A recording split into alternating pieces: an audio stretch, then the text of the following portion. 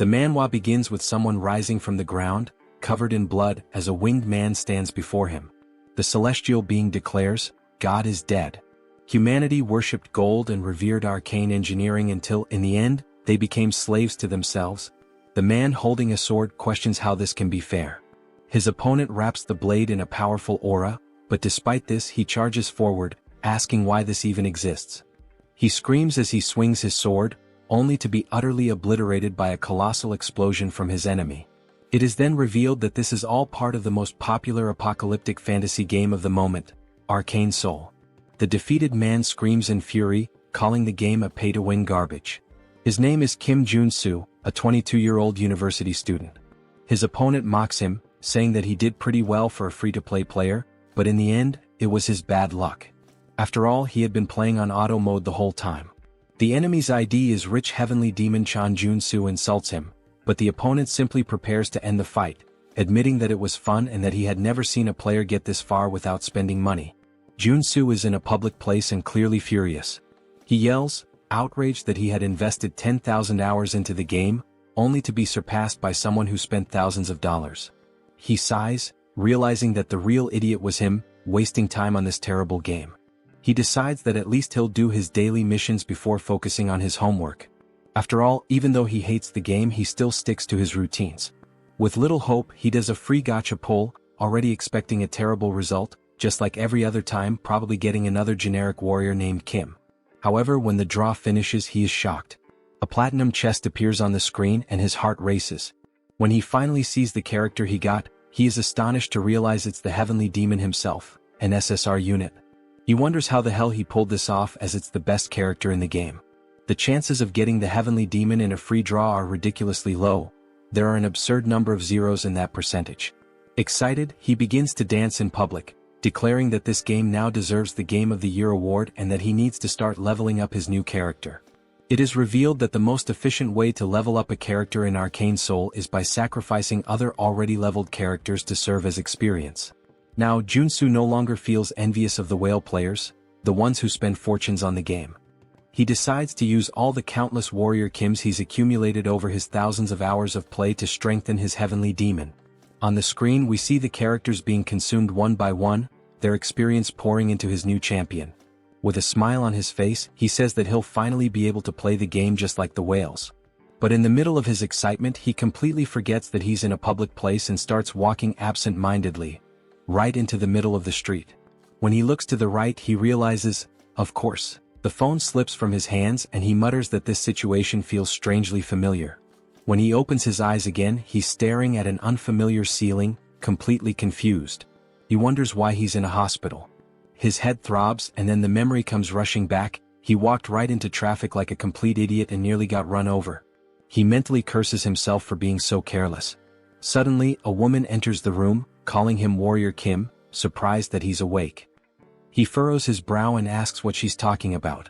The woman says she'll call the doctor and leaves in a hurry. Joonsoo is puzzled by the name she used, and when he looks at the clipboard with his information next to the bed, he's shocked. It clearly says Warrior Kim. Additionally, the report indicates that he suffered a dislocation and a concussion due to the accident. He wonders what kind of absurd mistake this is and lets out a long sigh. Perhaps, deep down, he really does feel guilty for sacrificing all his Warrior Kims to gain experience, but that still doesn't explain why his name on the clipboard says Warrior Kim. Trying to make sense of the situation, he attempts to get up, but the instant he puts weight on his leg, a searing pain shoots through his body, and he lets out a deafening scream. A nurse rushes into the room, telling him that he can't move yet. Still writhing in pain, he asks why it hurts so much. At that moment, the doctor enters the room and explains that he was hit by a truck and, considering the circumstances, got off with few injuries. Still completely confused, Joonsoo furrows his brow and asks what they're talking about. The doctor responds that they still need to do more tests and that he'll need an MRI and a magical vision test. He freezes when he hears the word magical and wonders what the hell they're saying. Is he having a stroke? Is he still dreaming? Meanwhile, at the reception, they're calculating the costs of his hospitalization, including the tests such as the CT scan and MRI. When they finally give him the total, his heart almost stops. 22.3 million won, around $16,000. Totally outraged, he retorts that he was there for just 4 days, so how can the bill be this absurd? The receptionist, with complete calm, answers that he doesn't have insurance and has to pay everything out of pocket. Confused, he asks what she's talking about. After all, every Korean has national health insurance. The woman looks at him as though he's delirious and responds with a question. What are you talking about? You don't have insurance from the Legion or the Magic Tower. A chill runs down Joonsoo's spine when he hears those names. He doesn't fully understand what's going on, but those words sound strangely familiar. Legion, Megacorp, Magic Tower, Sacred Order. Then it hits him. These are the 4 factions that dominate Arcane Seoul. The world where God abandoned humanity. Where arcane science advanced drastically. Where Earth was overrun by monsters. Where humans modified their own bodies to survive. His mind starts to fail him. He falls into denial. No. The summary? This world is a hell to live in. Hours later, he finds himself in a dark alley shouting at the top of his lungs. Why the hell did I end up in this game? He remembers how happy he was when he went to sleep that night, after finally getting the heavenly demon. But now he realizes the cruel irony of fate. He didn't reincarnate as a protagonist. He became a tutorial character. Maybe this is divine punishment for sacrificing all of his old characters. Finally, he arrives at Warrior Kim's house. Looking around, he lets out a heavy sigh. This crap is smaller than my bathroom. He can't believe this guy was so miserable. Exhausted, he throws himself onto the bed. His body is battered. He has no money. And now, what should he do? Then reality hits him like a punch to the stomach. If this is really the world of Arcane Seoul, events like nuclear wars, dimensional rifts, and even the rebirth of ancient gods are going to happen soon. And when that happens, this place will turn into a true hell on earth. He has no idea how he ended up here, but one thing is certain. If he stays still, he will definitely die. Then, suddenly, something occurs to him. His gaze locks on his own hands and he finally understands what this means. Without hesitation, he grabs a pen and raises it above his palm. Looking down, he murmurs that he needs to test this before it's too late. For a moment, he hesitates. But then, gathering all his courage, he stabs the pen into the top of his hand with all the strength he can muster. The pain explodes in his skin, and he lets out a loud scream as he pulls the pen out. It has pierced his hand completely. Immediately, a green aura begins to swirl around the wound, healing it before his eyes. A smile spreads across his face. I knew this would work. He has just obtained a trait called Wound Recovery. Now everything makes sense. The reason he created and sacrificed so many Warrior Kims was because this character is the only one without a base trait. However, this means it's possible to unlock and swap traits freely, allowing players to shape Warrior Kim however they want. For someone like him, who always played strategically and never had luck with rare characters, Warrior Kim was the best choice. And now, he is Warrior Kim. This means he can acquire any trait as long as he works to earn it. As he watches, his wounds start to fully heal, regenerating thanks to the newly acquired ability. He takes a deep breath and reflects. In Arcane Seoul, you die if you're poor, weak, or if your luck runs out. But he won't let that happen to him. He spent 10,000 hours playing this game. He knows all the shortcuts. He knows how to break the system. The scene cuts to his global ranking, which plummets from 115,000th place to the top 7,000. Then he climbs into the 3-digit ranks, finally reaching the top 9. Now he's above monsters, literally in the top 9. He doesn't know exactly what that means, but he'll figure it out. Plan change, make money. Now he walks confidently into a talent agency, muttering to himself. With Warrior Kim's body, this is a free pass to the top. Inside the player registration sector, a man reviews his file and raises an eyebrow. So, this is your first time at a player recruitment office? Joonsoo nods in confirmation. Yes. I want to enter the monopurification field. The recruiter stares at him, surprised. Monopurification? Joonsoo nods. He needs money to fund that pay-to-win gacha nonsense, and using his own body for work is the only option available. The man leans back in his chair, putting his feet on the table. He sighs, then looks at Joonsoo with an amused expression. They even call it monopurification, but do you have any idea what clearing a dungeon really means? The badge on the table reveals his name, Choi Seon-soo, Player Recruitment Director. Joonsoo crosses his arms and responds without hesitation. Of course I know. Seon-soo lets out a sarcastic laugh. Are you sure? Because honestly, your resume is completely empty. Joonsoo rolls his eyes and confidently responds. It's obvious that I understand how this damn game works. I know that the mana contained is what caused the monsters to overrun the world of Arcane Seoul. He continues explaining, clearing a dungeon isn't just about killing monsters and collecting loot. In the long run, prolonged exposure to the contained mana can erode someone's humanity, turning them into something else.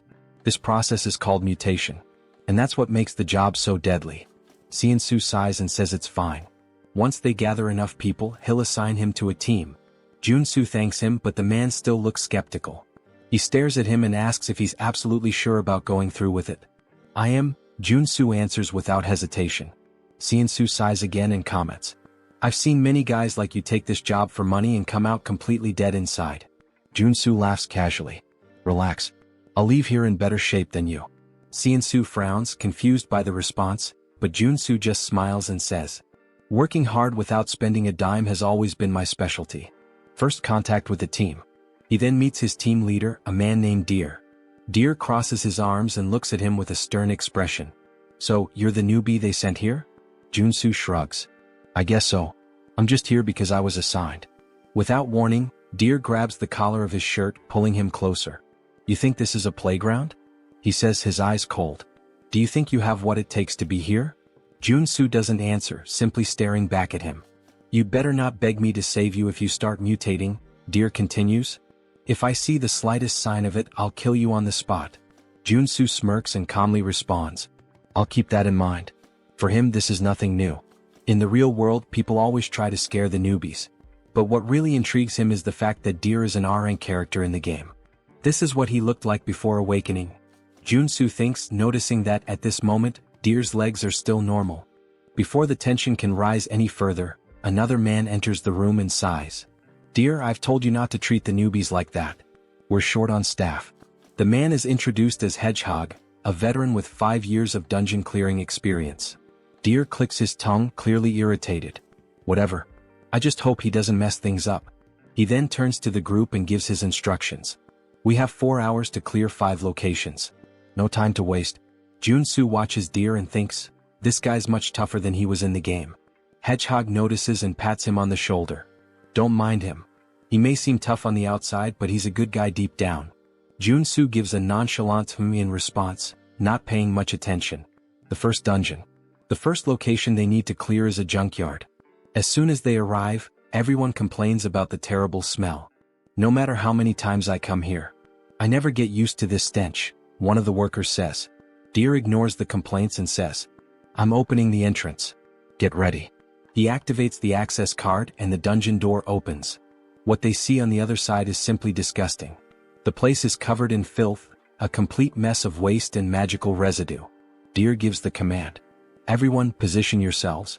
Inside the dungeon, there are low-level monsters known as contaminated slimes, creatures that feed on trash and residual mana. Joonsoo quickly assesses the situation and starts explaining to himself.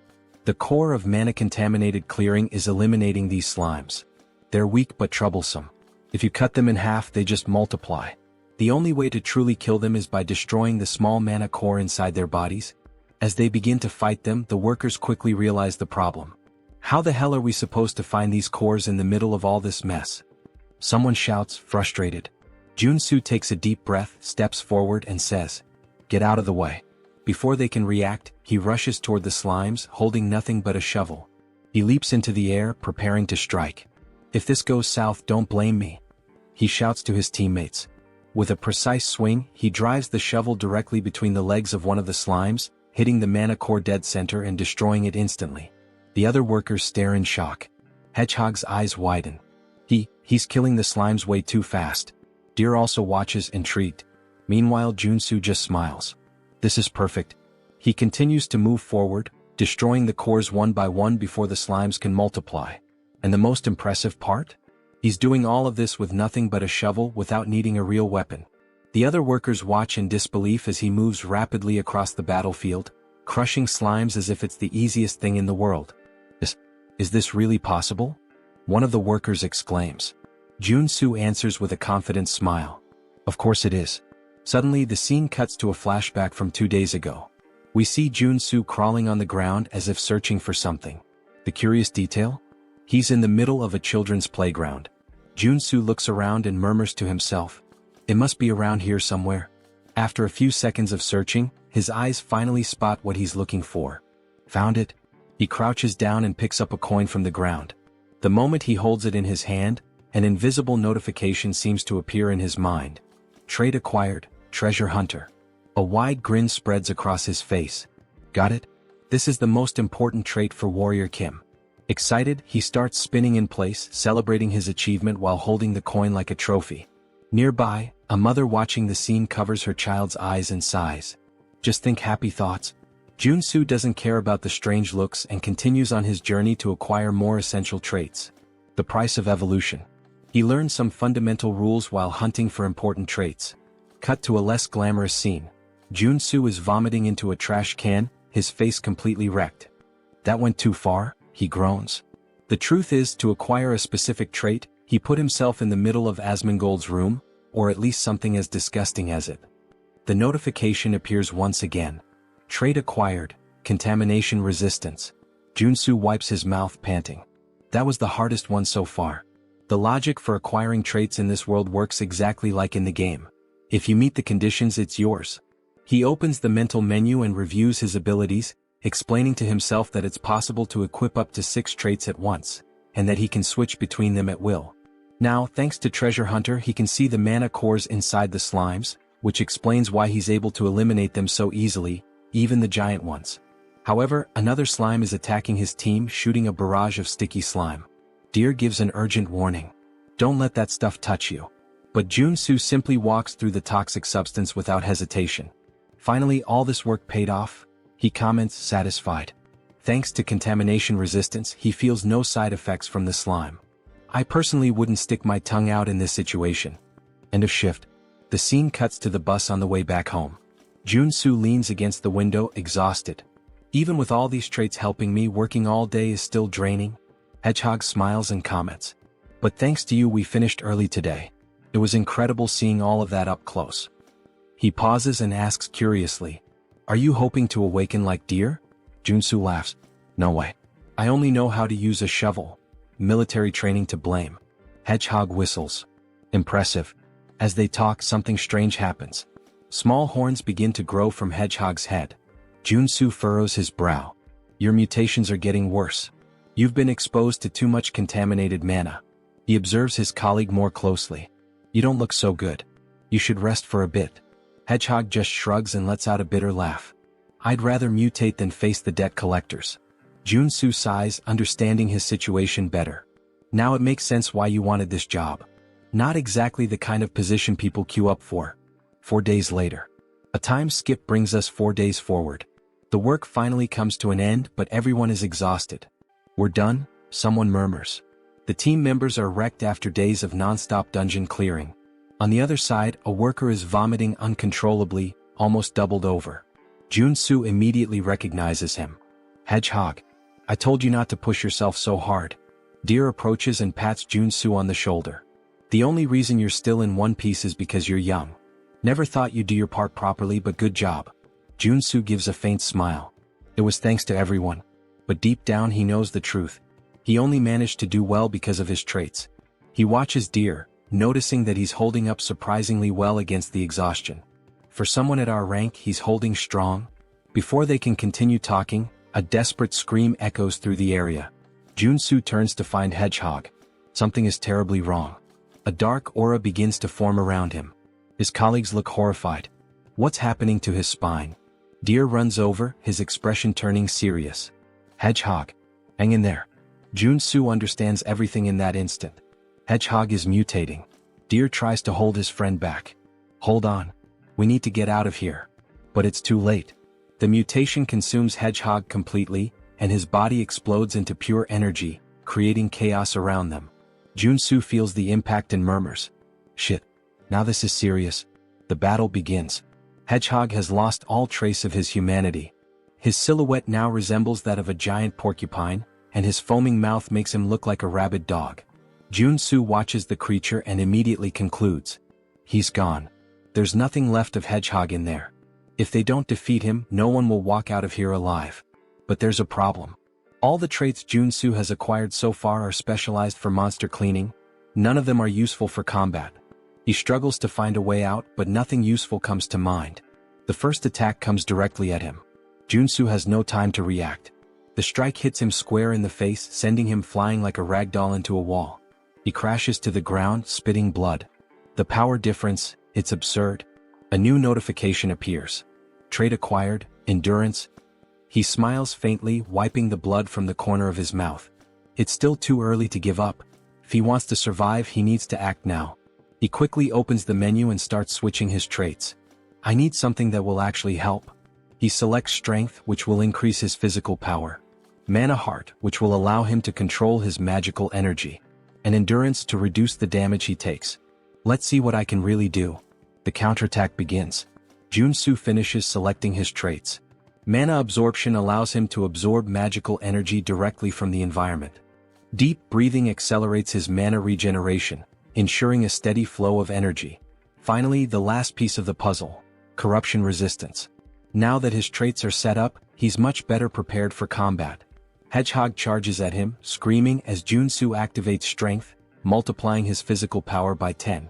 He swings his shovel back and roars, spinning his body with full force before delivering a crushing blow. The impact hits Hedgehog square on, launching him into the air. Joonsoo feels a flicker of hope. This is working. I can really win this. But then, in midair, Hedgehog starts spinning violently, turning into a deadly ball. Joonsoo's eyes widen. That should be illegal. Hedgehog launches himself at Joonsoo like a projectile, but at the last second he crashes into a rock, losing control and flying back up. Joonsoo yells, completely confused.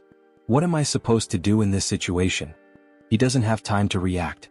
The attack hits him full force, smashing him brutally into the ground.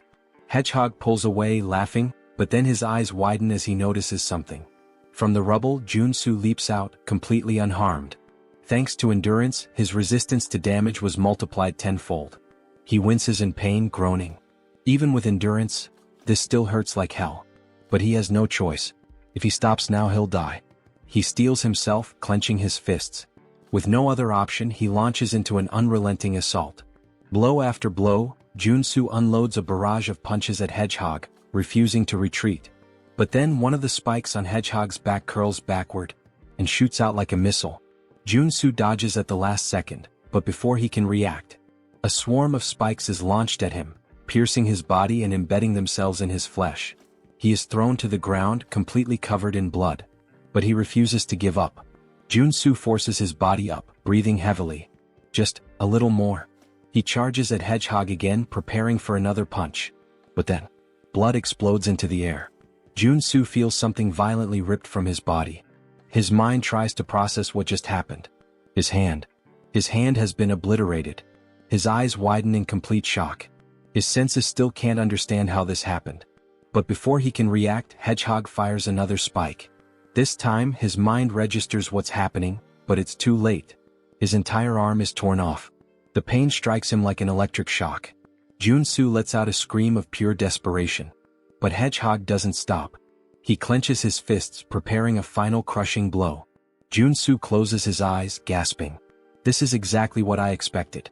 Hedgehog lands the blow. The ground shakes violently as the impact hits where Joonsoo had been lying. The price of victory. A flashback unfolds in his mind. He remembers when he used to play this game just as a mobile game. Back then, everything felt easy. All he had to do was press a single button to defeat monsters. He never stopped to think about what the character felt. He pushed it to the limit over and over under the guise of efficient training. But now he finally understands. He understands the pain. He understands the suffering required to earn even a mediocre trait.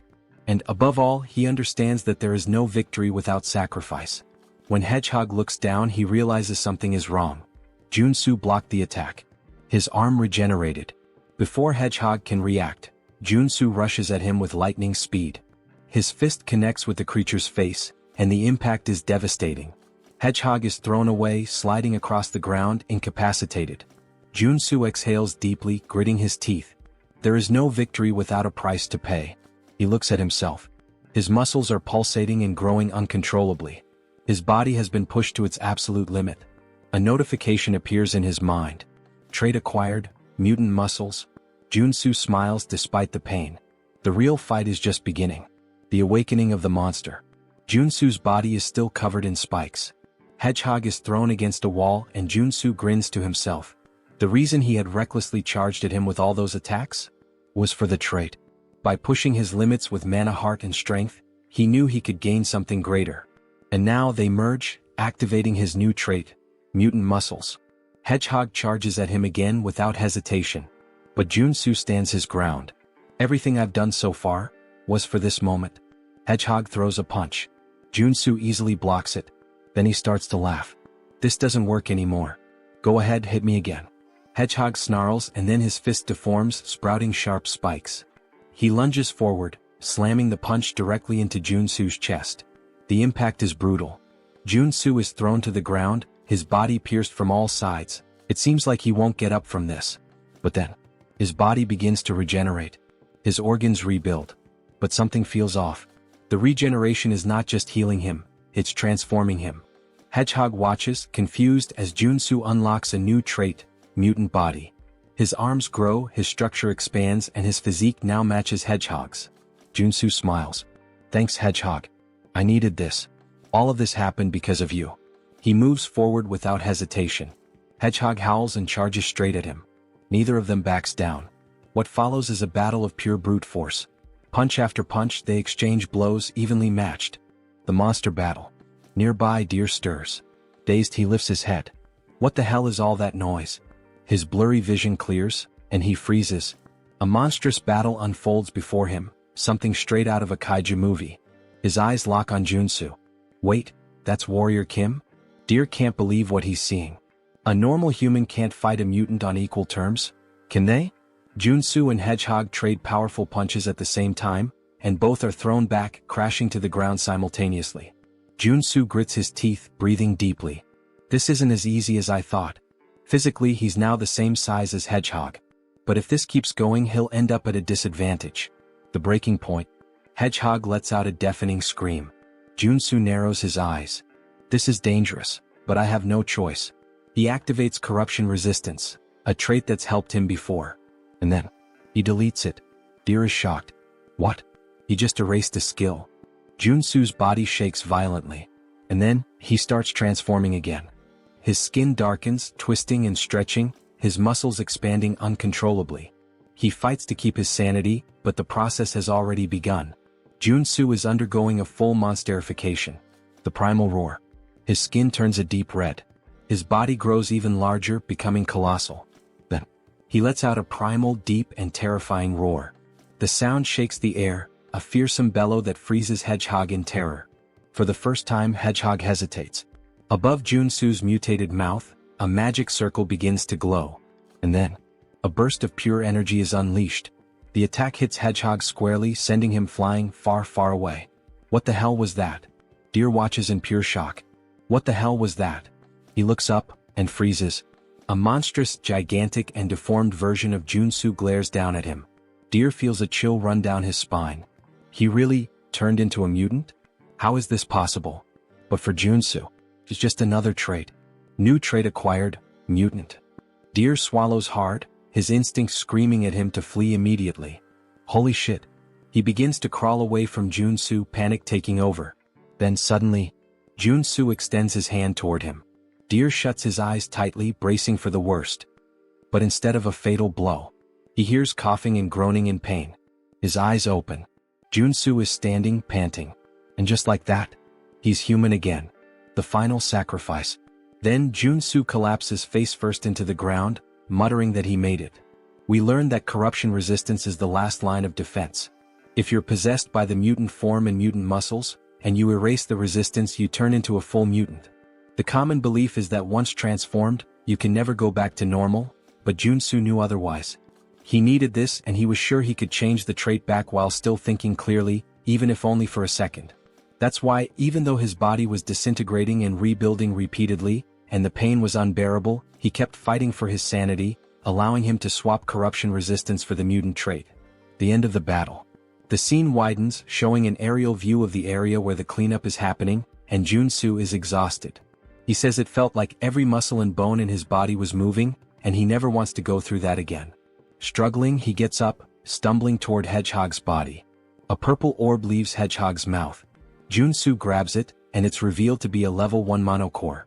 He starts to smile sarcastically, saying it was worth it. Soon he starts dancing, joking that clearing the field is really profitable. Deer approaches and asks if he's alright, commenting on his mutant transformation and asking what happened.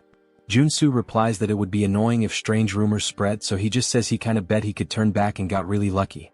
Deer is surprised, saying it was an insane risk, and Joonsoo hands him some level 0 mono cores since he now has a level 1 mono core. Joonsoo says he wants to head back now, breathe some fresh air, and everyone is surprised since he saved their lives and even gave mono cores, hoping they'll keep his secret. But Deer looks at him with suspicion. Back at Seonsoo's building, we see him starting to flatter Joonsoo heavily. Joonsoo wonders what all this flattery is about. Seonsoo responds that he should have said something if he were a superhuman, so they could have given him proper work instead. Now Joonsoo understands why all the praise. In the world of Arcane Seoul, a superhuman awakens a skill that grants them powerful mana. In a world like this, where strength equals power and authority, superhumans are practically the nobility.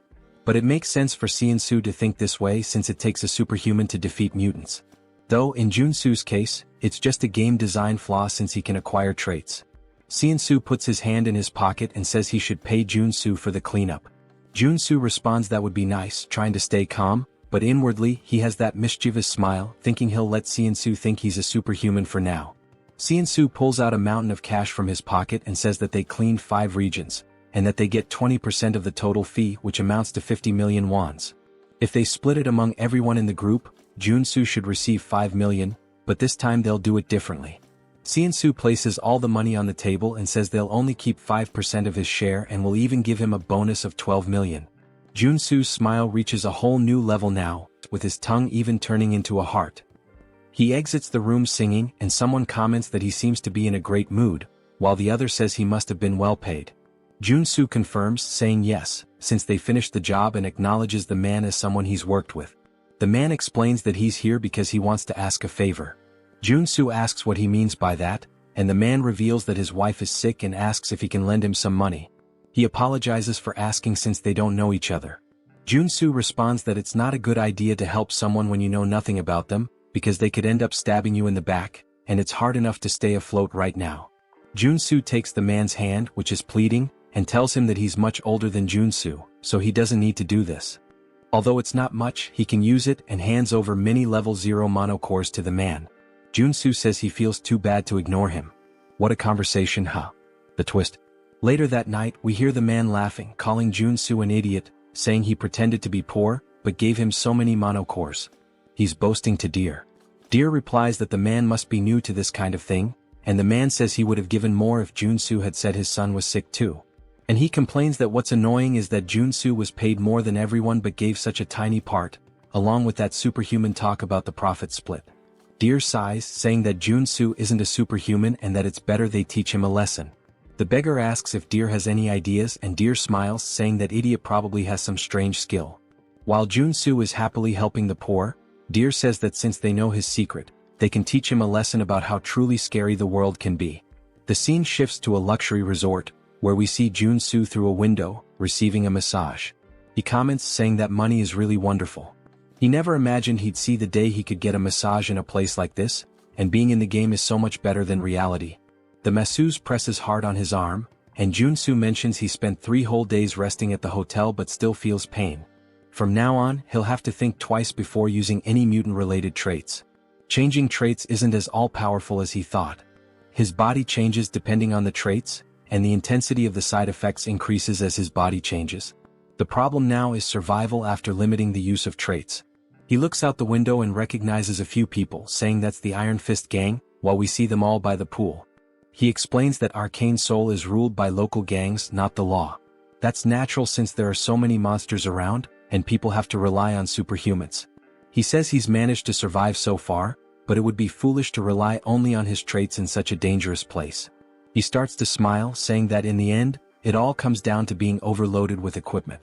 He goes to a miscellaneous goods store, and a woman asks if he's there to sell things. He says yes and mentions he has some monster byproducts. She looks at his clothes and warns that they don't buy level 0 mono cores since he's not dressed well. He replies that he already knew that. He pulls something out of his bag and says that this is what he would like to sell, revealing a blue mono core, which surprises her. She asks if it's a level 2 mono core, and he confirms, telling her to take a good look at it. He comments that it's nice to see she's surprised. He's really happy he managed to get a level 2 mono core, and the effort at the hotel was worth it. If he can sell it for the highest price, this will be the right path. He asks if she sells weapons and armor. She replies that she does and lets him into the back area. As he enters, he's surprised, saying that it looks like she has everything back there. He thinks the government should start keeping an eye on this woman since all the essential game items are there as well. She tells him to make himself comfortable. He responds affirmatively and then begins to get excited. He says that now is the time to get properly equipped. He starts putting various weapons into his backpack and says that now that he has weapons, it finally feels like he's playing Arcane Seoul. Then he hears a woman calling for him and turns around. She asks almost casually if he's a mercenary, saying she needs help. He replies that he's not a mercenary and suggests she should look for someone else, but she pulls out a little money, explaining that she's on a business trip and that the Iron Fist gang scared her. She asks if he could protect her until she reaches her lodging. He realizes she's trying to offer him at least 500,000 to be her bodyguard, and wonders if he should accept now that he's well equipped. He places a hand on her shoulder, saying that he can't ignore a lady in distress, and tells her it's time to go, looking ready for the situation. They start walking through some alleyways and she says they're almost there. He wonders why she's staying in such a shady place, saying that, forget about people, there isn't even an ant around there. She quickly dashes around a corner and when he turns, all he sees is darkness. She says they're nearly there and urges him to hurry. He replies that it's too dark and he can't see anything. Then his eyes begin to glow yellow as he acquires the night vision trait, and says that now he can see, but he didn't plan for this. In her hands there's a pistol aimed directly at him, and she remarks that he's a lot more cautious than she expected. He wonders who she is and if all of this was a trap, only for him to turn around and see Deer, who laughs and asks where he thinks he's going. Deer says it's good to see him again like this, asking if he agrees. Joonsoo asks what he did to deserve this and Deer responds that he didn't do anything, he just looks stupid. There's no other reason, calling him naive. Joonsoo lets his weapons drop, immediately rushing to knock the woman down. Deer asks why he would start a conversation just to run away. He tells the woman to shoot him and she fires her gun directly at him, hitting him in the back. He starts falling down the stairs. Then Deer asks, "What the hell?" saying she should have shot him in the leg, not the chest. She responds that it's better than him running away. Deer says, "Damn, I think he's dead. Honestly, I think the guy can just get up, he looks fine." The woman mentions that someone might want to buy his body since he came back from being a mutant. The beggar says it's time to loot his gear now. When Deer looks down again, he says there's no way and they should do this first, only to find that Joonsoo's body has disappeared. They all start wondering where the hell he went, growing uneasy. The street lamp breaks and the beggar is hit in the neck. The rest of them start panicking, wondering what's happening, and Deer says there's no way he's still alive. Joonsoo says that he can't die at the hands of someone who repays kindness with betrayal, and it's a good thing he left the store after putting on the bulletproof vest. Thanks to that, he acquired the trait of playing dead after being shot. Deer looks around in panic, saying he can't see anything since the street lamp broke, wondering where Joonsoo is. Joonsoo suddenly appears behind him, saying he's right there. He says he saved his life, so now he's going to take it, landing a punch directly to Deer's face. Joonsoo punches Deer in the face, sending blood flying everywhere. Deer falls to the ground but instantly gets back up, wiping his mouth. He stands up and kicks Joonsoo, who dodges. Joonsoo says he should be grateful for being saved in the first place, asking if Deer thinks trying to kill the person who saved his life is the right thing to do. As Deer is about to fall to the ground from the attack, Joonsoo tells him to bite the curb and is about to land a kick when the woman shoots her gun at Joonsoo, asking Deer if he's okay. She manages to hit Joonsoo in the arm with a shot, and he says he was too careless. In Arcane Seoul, the scariest thing isn't the monsters or mutants but the people. He was incredibly naive and trusted them too easily. He places his hand on his waistband and pulls out his weapon to avoid making the same mistake again. He shoots the gun out of the girl's hand and then shoots one of the men in the shoulder, telling them that's enough, as we see both of them on the ground, writhing in pain. Something bounces off the wall, and Joonsoo turns, thinking he should kill Deer to stay safe, only for Deer to launch a surprise attack. Joonsoo wasn't expecting that but manages to react just in time by blocking the kick, although he loses his weapon. We see that Deer's legs have now transformed, and he's awakened as a level 1 superhuman. Joonsoo says the game is poorly made, explaining that the superhuman awakening is something all playable characters can undergo. It's considered the basic growth system in the game. According to the world of Arcane Seoul, a level 1 superhuman is strong enough to threaten an ordinary civilian with an automatic rifle. Joonsoo starts backing away to create distance, while Deer declares he will kill him, and now Joonsoo has to deal with a superhuman with nothing but his body. Deer disappears instantly before Joonsoo, and he wonders where the hell he went. We learn that Deer has two unique traits: stereoscopic movement and kick. Stereoscopic movement allows him to use his incredible leg elasticity to move freely in any direction he wants. In his case, he's running on wall. Joonsoo looks up and sees him coming from above. He used stereoscopic movement to gain height and is now coming down with a kick, using both the momentum and the height. Joonsoo says he needs to dodge this, and he rolls to the side, letting the ground get completely smashed. Deer is surprised and irritated that he dodged, preparing to attack again, saying that this time Joonsoo won't be able to dodge. The impact happens and Deer starts to smile, thinking it's over. But Joonsoo says, "Sorry, but I didn't plan on dodging." As we see, he blocked the kick with a weapon, calling him a mutt who doesn't know his place. He knew buying that extendable baton was a great idea. A few hours ago in the girl's store, he was wondering if a weapon would really be worth it. Since Warrior Kim is a warrior class character, even though he gets stronger, there's a limit to how effectively he can use a weapon. That's why he decided to buy a close combat weapon, which turned out to be nothing other than this extendable baton. Each character has weapons and traits that are more effective for their class. We see Deer's leg trembling, and Joonsoo manages to push him back. To defeat Deer, he needed to use a close combat weapon and traits suited for a warrior like him. He swings the baton downward, hitting Deer and knocking him to the ground, then acquires a trait called Strike. This is a trait specific to the warrior class. He then starts spamming his attacks to acquire even more traits, using moves like a downward strike, uppercut, and even an advancing attack. He tries a side strike, though it's unclear if he gained a trait from that moment. Deer searches for an opening and as soon as he finds it, delivers a direct kick toward Joonsoo. Joonsoo hesitates, wondering whether to dodge or not, but decides he can't stop now after coming this far. He grits his teeth, saying that even if he has to break bones, he'll block the attack with his elbow, hitting Deer's leg. He tells himself he needs to keep attacking. The fight continues with blows exchanged one after the other. Then Joonsoo acquires a trait called Combo and starts smiling, saying, "That's it. The best trait build for the warrior class at the early stages is combining strike and combo." He uses his left hand for punches and his right hand to swing the baton, taking down Deer like it's a cut scene. Deer begs him to stop as he begins to lose consciousness, but Joonsoo throws the baton directly into Deer's chest, hitting him with the strike trait. Deer finally loses his strength and collapses to the ground. Joonsoo shouts, saying that he succeeded and defeated an awakened one. His arms begin to burn, as though the air itself is searing his skin. He wonders what this sensation is as he looks at them. His whole body starts to ache as a red aura begins to swirl around him. He says he can feel something about to overflow inside him, thinking he knows what's happening. There's a brilliant explosion from where he stands, and now, with a golden aura surrounding his fingers, he says, "This is the day I learned the cruel truth of the world of Arcane Seoul, and now I am awakened as a level 1 superhuman." Joonsoo clenches his fist with excitement and starts shouting, saying that the time has finally come. He then pulls the fiercest face he's ever made, resembling Lloyd, and is so pumped up that he does a handstand, announcing that he's about to start taking low-interest loans and landing high-paying jobs. A man approaches him, asking what he thinks he's doing. When Joonsoo turns around, he's shocked to see a giant, old man holding an enormous weapon. This man is Iron Fist Kim, the second basic character available in Arcane Seoul after Warrior Kim. He's a reinforced soldier class character who specializes in firearms, primarily using his prosthetic arm to shoot. The issue is Iron Fist Kim is the feared leader of the Iron Fist gang, and since Joonsoo fought within their territory, he's probably stirred up quite a mess. Iron Fist asks if Joonsoo checked where he was before all of this.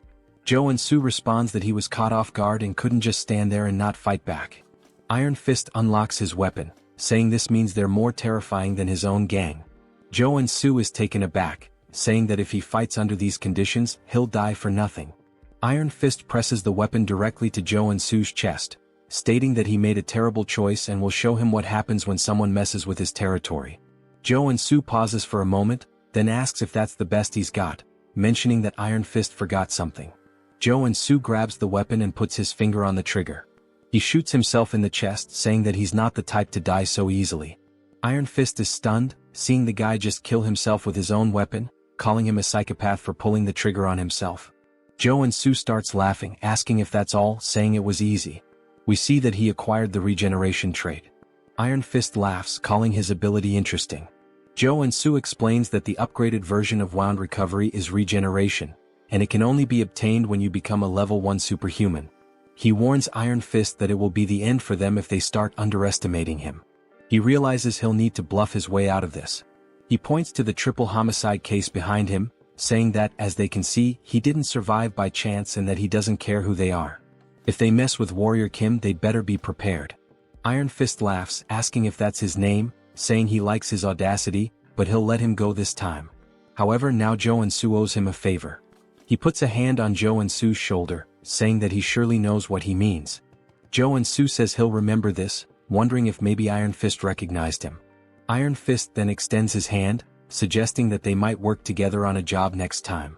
When Joonsoo looks at her hand, he thinks that Iron Fist is not the type of person who would betray him.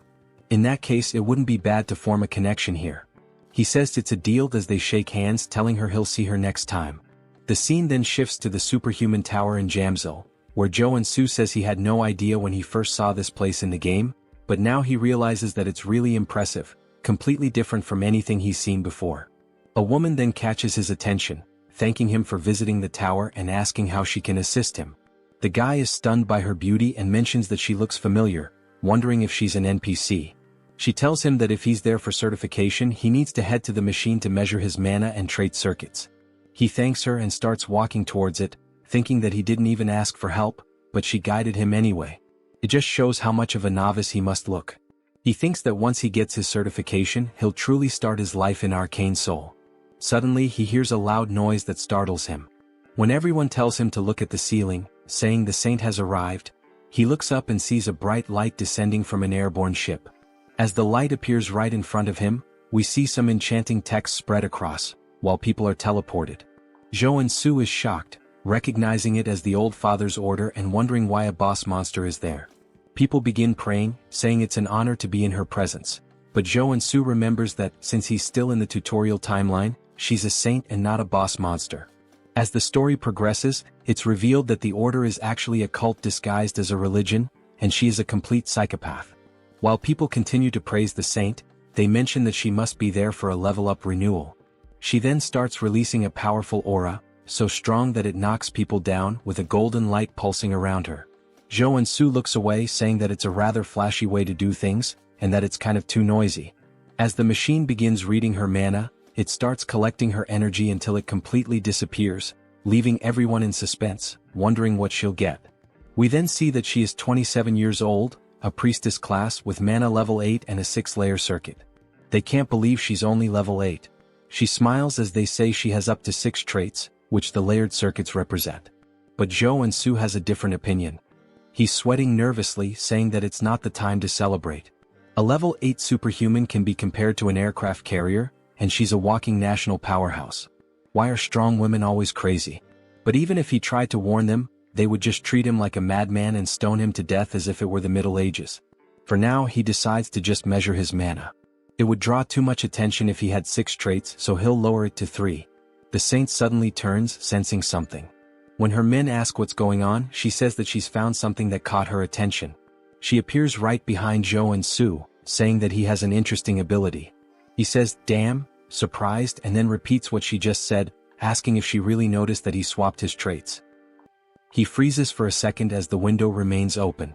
Everyone wonders why the saint is talking to him, saying he looks like a normal guy. She then takes his hands, asking what his name is. He says his name is Warrior Kim and comments that the only reason a priest would ask someone's name in Arcane Seoul is. Before he finishes his thought, he's interrupted as she declares that she represents the Old Father's order and baptizes him. Since the Old Father always desires powers like his, she tells him that he must submit and find peace in this hellish world, as the enchantment table begins moving across his arm. Everyone around him envies the fact that he's being baptized, especially because she is the Old Father's first daughter. Joonsoo, however, has a different perspective. He's extremely nervous, thinking that if he's baptized and gains the baptism trait, he will have no choice but to become a paladin of the order. However, the Old Father's order loses to major figures in Arcane Seoul during the war with South Korea, and this figure is none other than the Celestial Demon. As she continues with the baptism, he rips her hand off of him, saying it feels like being forced to invest in a stock that's about to crash. He kneels, refusing the baptism. We see her eyes turn completely psychopathic as she says that he must not have heard her correctly. He responds saying he's very serious despite being a little exhausted. She starts to control her anger, saying that it's anyone's right to serve or refuse. However, the old father has already set his eyes on him. She places her hand on his shoulder, warning him not to forget that a powerful divine energy is already rooted inside him, and that if he can't overcome such a small power, his fragile free will won't mean anything in the end. Then he begins to be enveloped by a yellow flame as he starts screaming in front of everyone. They question how someone like him can refuse the baptism, asking if he isn't religious or something. We see that he's being affected by divine fever, and that he will suffer a burning, endless pain as punishment for refusing the baptism.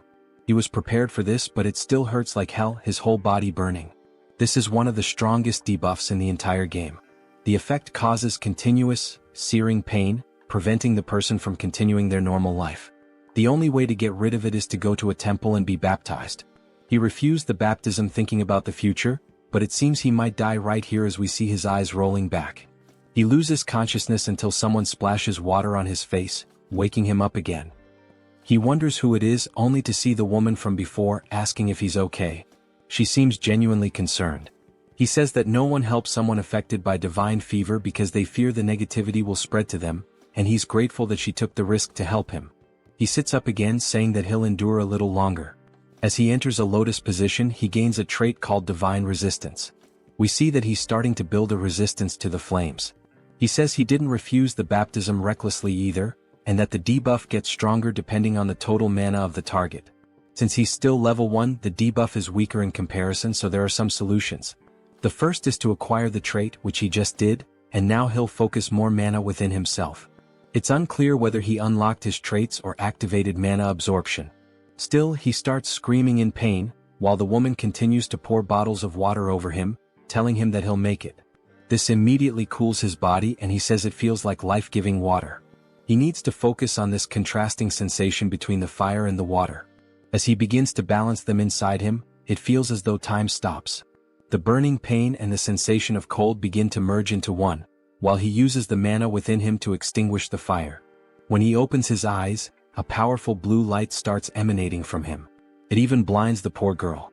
We then see that he has gained another trait called Mana Barrier, as the flames can no longer harm him. He smiles, saying that this is the common level 1 skill that a defender warrior should acquire. The woman asks if he's okay, and he replies that he's fine now, thanks to her. But everyone is in disbelief that he managed to overcome the divine fever, asking if that's really possible. Of course, he hasn't fully overcome it, and this is just a temporary measure against the fever, using the barrier. But at least he's free from the burning pain, and the black flame even makes him look cool. Now it's his turn to measure his mana as he steps onto the magical device. He begins to charge up, rising higher and higher. He smiles, awaiting the measurement, and we see that the device reports he is level 1 but has a 6-layer circuit. They can't believe he has 6 traits, saying this is the birth of a super newbie. It must be why the holy figure had her eyes on him. Joonsoo says that he has attracted a lot of attention, and that his goal is to be the overpowered protagonist, but hidden in the shadows. The woman then congratulates him, saying she's never seen anyone start with a 6-layer circuit and that they can now issue his license. They move to another part of the tower, where she places it on the table, congratulating him for being officially certified as a superhuman. He starts crying tears of joy, saying that he worked so hard to achieve this, and she says she'll explain all the privileges. He replies that he doesn't need an explanation as he already knows everything. He begins to list the privileges, and she's surprised at how well he knows them. He says that he's addicted to games, or rather, a doctor in superhumanology. He then warns her that he doesn't like to waste time. While we see a crowd watching them, he asks if there's a way to leave discreetly. She laughs, saying of course she's already prepared a way. We see him blush as she stands up, asking him to follow her, smiling. They both appear cloaked, and he thanks her for taking such good care of him. She even provided him with a secret passage, along with a cloak, saying that it was nothing as everyone should help each other in the end. Just by wearing the cloak he acquires the stealth trait. The guy is broken. The woman then points to the exit, saying that he just needs to walk there as she can only guide him to that point due to the rules. He bows, saying that this is more than enough and thanks her for everything she did. She wishes him a good journey back. As he watches her walk away, he says he didn't know such a kind person existed in Arcane Seoul. She's also beautiful, and once he becomes stronger, he'll have to repay the favor. Then he wonders what her name is. When he looks at the business card, he's completely incredulous. We see that her name is Baek Soren. He says this is the name of one of the 3 strongest warriors in the SSR class in the game. She's a berserker and has always had a rather intimidating appearance. He finds it strange that her face looks familiar and never would have imagined she once had such a calm demeanor. He wonders what happened to her between then and now. The scene shifts to him working as he cuts a slime in half. He says that he takes back everything he said about being cool as a superhuman, mentioning that he's been cleaning these monsters for a whole week and is about to die from exhaustion. Me too, man, me too. He then sits down, sighing, saying he's only finished 1 cave, but he's so tired that he can't go on. His efficiency is terrible. All of this happened because he focused his traits on maintaining the mana barrier. If he could customize them to specialize more in monster cleaning, he'd have been done hours ago, but now he can't do any other work because of that damn debuff. He needs a rare potion called Nectar to get rid of the divine fever, but it's so expensive that this monster cleaning job isn't worth it, and he starts feeling incredibly depressed. His phone starts ringing and we see it's none other than Seonsu. He wonders how many times this guy is going to call him, saying that Seonsu is persistent. Before he can reject the call, thinking he's tired of this guy, an idea pops into his head, and he starts grinning wickedly. At Seonsu's agency, he's thrilled to see him and says he can't believe he managed to overcome the divine fever without being baptized, starting to turn into a big brown noser. Joonsoo says that things have ended like this and asks if Seonsu has found the job he requested. Seonsu tells him not to even mention it, saying it was so difficult because nectar is a medicine that can only be obtained through level 5 or higher requests. Joonsoo says that if he hasn't gotten the nectar, he'll leave, but Seonsu tells him to wait, explaining that it involves their exclusive contract, and he needs to secure it at all costs. And of course he did. Joonsoo starts smiling, saying that since Seonsu is so desperate for a superhuman contract, he knew he would do anything to ensure the request was fulfilled. He then sits back asking what the content of the request is. As Seonsu hands him the paper, he asks if Joonsoo has heard of Security Number 1. Joonsoo says this is the first time he's hearing about it, wondering if it's a security company. Seonsu explains that it's a private military company, one of the top 10 in the sector. The CEO and the vice CEO are a married couple, both come from traditional martial arts families, which makes their foundation very solid. Joonsoo asks what they might be lacking that would require them to make such a request. Seonsu replies that the issue is their son. He's already over 20, but still hasn't awakened as a superhuman. Joonsoo finds this surprising, given that both parents come from martial arts families. Seonsu says the rumor is that he's already accumulated level 8 mana, but simply can't awaken, which is a mystery. Their condition was for a warrior-type superhuman, level 1 or higher. So, it seems to fit perfectly. Joonsoo then starts smiling, saying that he'll go see them right away. As he heads to their property, we see Seonsu's legs shaking uncontrollably. He says that they're quite busy as they aren't the type to be late. Joonsoo just looks around the house, commenting that it's very expensive. We hear a woman apologizing, saying she's very sorry for making them wait so long. The guy's about to have a heart attack. Finally, we are introduced to them. She says they are the clients. The husband's name is Seo Youngju, and the wife's name is Lee Miria. Seonsu bows, saying it's nothing, thanking them for the time they've spent with them. Joonsoo does the same, saying they must be superhumans of at least level 6, as both have a considerable amount of aura. Youngju sighs and says he can tell this one is weak just by looking at him. Miria tells him not to be like that, and if he's going to act that way he should go back to his room. He sits on the couch, saying he can't do that, and she says he's so stubborn before asking both Joonsoo and Seonsu to take a seat. They thank her, and Miria says that since they've come all the way here, it means they intend to accept their request.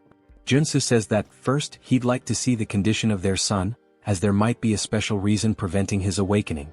Youngju bangs his fist on the table, asking if he really thinks he'd share that with a novice like him, and he's absolutely furious. Miria tells him to calm down and apologizes, saying he gets worked up easily about anything concerning their son. She says this isn't something they can tell a stranger, but if he accepts the request, they'll call the son in and explain the situation. They're sure he's also desperately in need of the nectar, as they can tell the divine fever is affecting him. Joonsoo says that if it's a confidential matter, but they know exactly what he needs, it only makes him more certain that he will accept the request. He says he'll accept it and asks them to call the son in. While they do, he opens the door. He introduces himself as a Woojin. Joonsoo says it's a pleasure to meet him and shakes his hand, noting that he doesn't feel any mana coming from him. Then he notices something and tells the guy that his cloak is really cool. The guy responds that it's more than he deserves, but he always wears it with gratitude. Joonsoo says he imagines he needs it to seal his mana. The entire family is surprised and Joonsoo smiles, saying that the moment he saw the gloves he was sure of it. Although it's a matter involving a noble family, he deliberately set the conditions for a level 1 superhuman and used the nectar debuff to summon him. He was baptized under the order of the old father. The reason their son couldn't awaken is because he rejected the baptism and sealed his mana to avoid the divine fever. While they couldn't announce this publicly and were struggling with the situation, they must have heard the recent rumors about him overcoming the baptism. So they decided to seek him out.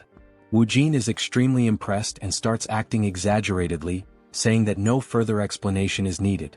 He almost thought Joonsoo was the protagonist of a detective novel.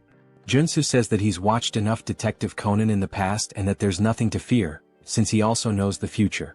The moment he saw the photo he understood everything because in the future, Woojin becomes the vanguard paladin of the old father's order.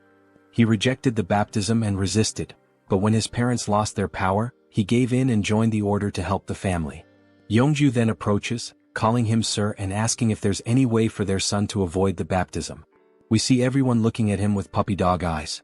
Joonsoo remarks that he was so arrogant just a moment ago, but now he's acting all polite, saying that of course there's a solution. He says that since he's spent 10,000 hours in Arcane Seoul, it's obvious that he knows how to handle this. He places a hand on Woojin's shoulder, saying that he understands the pain he's feeling because he's been through it too, and that he'll get him out of this situation. Woojin begins to cry and hugs him, while Joonsoo says it doesn't matter whether she's a saint or not. She tried to pull him into some low-level cult, and now his future subordinate is by his side, showing yet another expression of loyalty. He then starts pushing Woojin away, saying that before they proceed, he'd like to add a condition. Yeongju asks what he wants. Joonsoo says that since the difficulty of the request has increased, it means he should be entitled to something more. Miria agrees, saying it makes sense because now it's not just about awakening their son, but about overcoming the divine fever. They'll do whatever it takes if he can cure their son. Joonsoo says that as an additional condition, he'd like them to teach him the sword capable of breaking mountains. Both are surprised by this request. While Joonsoo smiles, Woojin looks scared. Seonsa strikes the "oh, I'm in danger" pose. It's not Yeongju but Miria who steps forward, releasing a strong aura of murderous intent, saying that he surely understands what he just asked for. He looks up, startled, wondering what's up with her murderous aura. It's far more terrifying than her husband's. He realizes she would be furious because the sword capable of breaking mountains. He explains that people might doubt his decision to learn swordsmanship in the 21st century, but in Arcane Seoul, it's a different story, where strength equals authority. As we see a woman slicing through a tank with a sword, he explains that a superhuman swordsman can easily destroy modern weapons, and high-level martial arts are traded for fighter jet squads. If a level 1 superhuman learns and continuously trains in the sword capable of breaking mountains, they can easily reach level 4, which is essentially a cheat code for the early game. He recalls that it was said that only elites could learn this technique, and he wonders if he has crossed the line. He tells her that he would only ask for this as an exchange if he truly completes the request. Woojin then calls her, which snaps her back to reality, and she stops releasing the murderous intent. She says it's fine, and if he succeeds she will give him a memory chip containing the sword, along with the nectar. Joonsoo is surprised that it actually worked, and he thanks her while once again showing his sinister smile. He thought she was going to kill him but now he might be able to get the sword, which is great. She tells him that if he fails, both she and her husband will be genuinely disappointed, even angry. He responds that that won't happen, and that they should start as soon as possible. As we see them heading towards a warehouse, Miria says that a room with a mana focus circle and 200 intermediate grade mana potions have all been prepared, just as he requested. He says that should be more than enough, and that he would prefer to be alone with the patient during the treatment. She apologizes for what happened earlier, explaining that Woojin was forcibly baptized before he even had a chance to start school. He never got the chance to make friends, let alone go out as a family. He had to suffer being forced to stay in his room. It seems that she was being overly sensitive due to the situation, so she will trust him completely now. Joonsoo comments that everyone had to suffer because of the saint's trap, and Woojin tells his mother that it's okay. Joonsoo notes that in the game, Woojin ends up opposing his family, even though they were the reason he joined the order. It makes sense that he became so cold in the future, but he feels sorry for them. He says that he will succeed at any cost, and now that it's just the two of them they can begin. We see Woojin trembling and Joonsoo tells him to take it easy, asking what he's afraid of. Woojin replies that he thought Joonsoo was going to torture him, forcing him to awaken using electric shocks or something like that. Joonsoo asks what the hell they've done to him so far, and explains that the general treatment for curing divine fever is to drink nectar after awakening. However, since he had too much mana in his body, the divine fever was so severe that he couldn't awaken, and he failed. Joonsoo then tells him not to worry but to remember one thing. Everything he sees today is a secret. Joonsoo says he's about to begin. First, he needs to expand the mana barrier to its absolute limit. Then the barrier will weaken. As we see the divine fever starting to consume Woojin once more, he removes the caps from the healing potions, pouring them into his throat, saying that now is the time. Woojin is confused as the cycle repeats relentlessly, and he continues drinking the potions. He comments that it tastes awful. After several bottles fall to the floor, he finally acquires the drug addiction trait. The damage taken and mana consumption increase, but the effects of the drugs are amplified. He says that now, if he focuses on the mana shield with the drugs, he can level it up, transforming it into an area shield. After configuring the shield around him, he wipes his mouth, saying that the divine fever has been completely expelled from the barrier. Woojin says that was amazing, and Joonsoo responds that it's still too early to be impressed, asking him to take off the glove. Woojin is confused, asking if he heard correctly, and Joonsoo explains that he needs to push his hand through the barrier, and then he just needs to grab his hand. Woojin says that the two divine fevers will create a resonant reaction. Joonsoo begins to step out of the barrier while the divine fever starts to burn him again. He says that the pain will be bearable as he stays inside the barrier, and asks him not to question why, just follow the orders. Woojin's heart starts to race because it's the first time he's taking off the glove since he was baptized. He places his hand through the barrier and it starts to burn intensely. It's even more painful than Joonsoo's divine fever, even though it's only his hand. Joonsoo wonders how much mana this guy has in his body, to the point of being terrifying, but he grabs his hand because there's no other choice. Then he experiences one of the most unbearable pains he's ever faced, as if his entire body is burning. He screams in agony, saying it hurts much more than when he was originally baptized. Joonsoo's eyes start to roll back and he says it feels like his bones are being shattered into pieces. He bites his lip, saying that he needs to stay focused and endure it. Then he hears the notification of a new trait appearing, and he immediately jumps back into the barrier toward Woojin, and the two of them fall to the ground. Joonsoo starts to pant, and we see that he's still holding Woojin's arm, while Woojin acquires the damage absorption trait, meaning he can absorb damage from others. Joonsoo says that this was a success, and Woojin is staring at his hand, now gloveless, saying that he can't believe it's still bearable. Joonsoo says that everything was planned to go this way. Besides the barrier, he used damage absorption to take some of his divine fever for himself, which means his fever is severely weakened, and now it's the final stage. He hands a wooden sword to Woojin, saying that he can't stop and that he needs to attack him until he awakens. Woojin says he understands, and that it's time to use the swordsmanship he's been training since childhood. He then takes his stance and attacks Joonsoo, who we see getting hit in the forearms. While using the armor to block the attack, Woojin runs behind him, and Joonsoo just looks at his guards, armed with fear, since they're made of iron and were broken by a wooden sword. This means the situation is going to get bad. He acquires the protection trait and says that even with this trait, he'll be in a critical state if he's hit even once by these attacks. And to think that this is coming from a guy who hasn't even awakened yet is pretty terrifying. When Woojin begins to attack again, Joonsoo extends his hand, dodging the strike. He places his hand on Woojin's shoulder, spinning in the air, wondering what on earth they've taught this boy. He's struggling even to dodge the attacks. When he lands, he turns around and notices a small aura starting to leak from Woojin, and he's also acquired the evasion trait. Joonsoo smiles, saying that this means Woojin is about to awaken. As Woojin releases more aura than before, Joonsoo remarks that this is bad because the sword also starts to glow, and Woojin is now ranked SSR. It seems like he's unlocked a powerful trait, one with the sword, a state where the sword becomes the person themselves. That's an insanely powerful trait for a warrior class. But it's not the time to get excited as the guy is completely in a trance, firing a wave of aura directly at Joonsoo. He watches it approach and says that if he gets hit, he'll definitely be dead. Joonsoo says he needs to use all possible defensive traits and focus the barrier on his arms. With the help of the mana focus circle in the room, he might actually have a chance, and he begins using them together. The attack closes in and explodes, and the impact alone destroys the ground beneath him, sending out a powerful shockwave. We see a shield forming from the smoke as he acquires the mana shield trait. He says he's glad he managed to pull it off, and that when you combine mana barrier with protection, this is the result. He comments that he really almost died there. Woojin starts to stagger, which surprises Joonsoo as he watches the guy fall unconscious.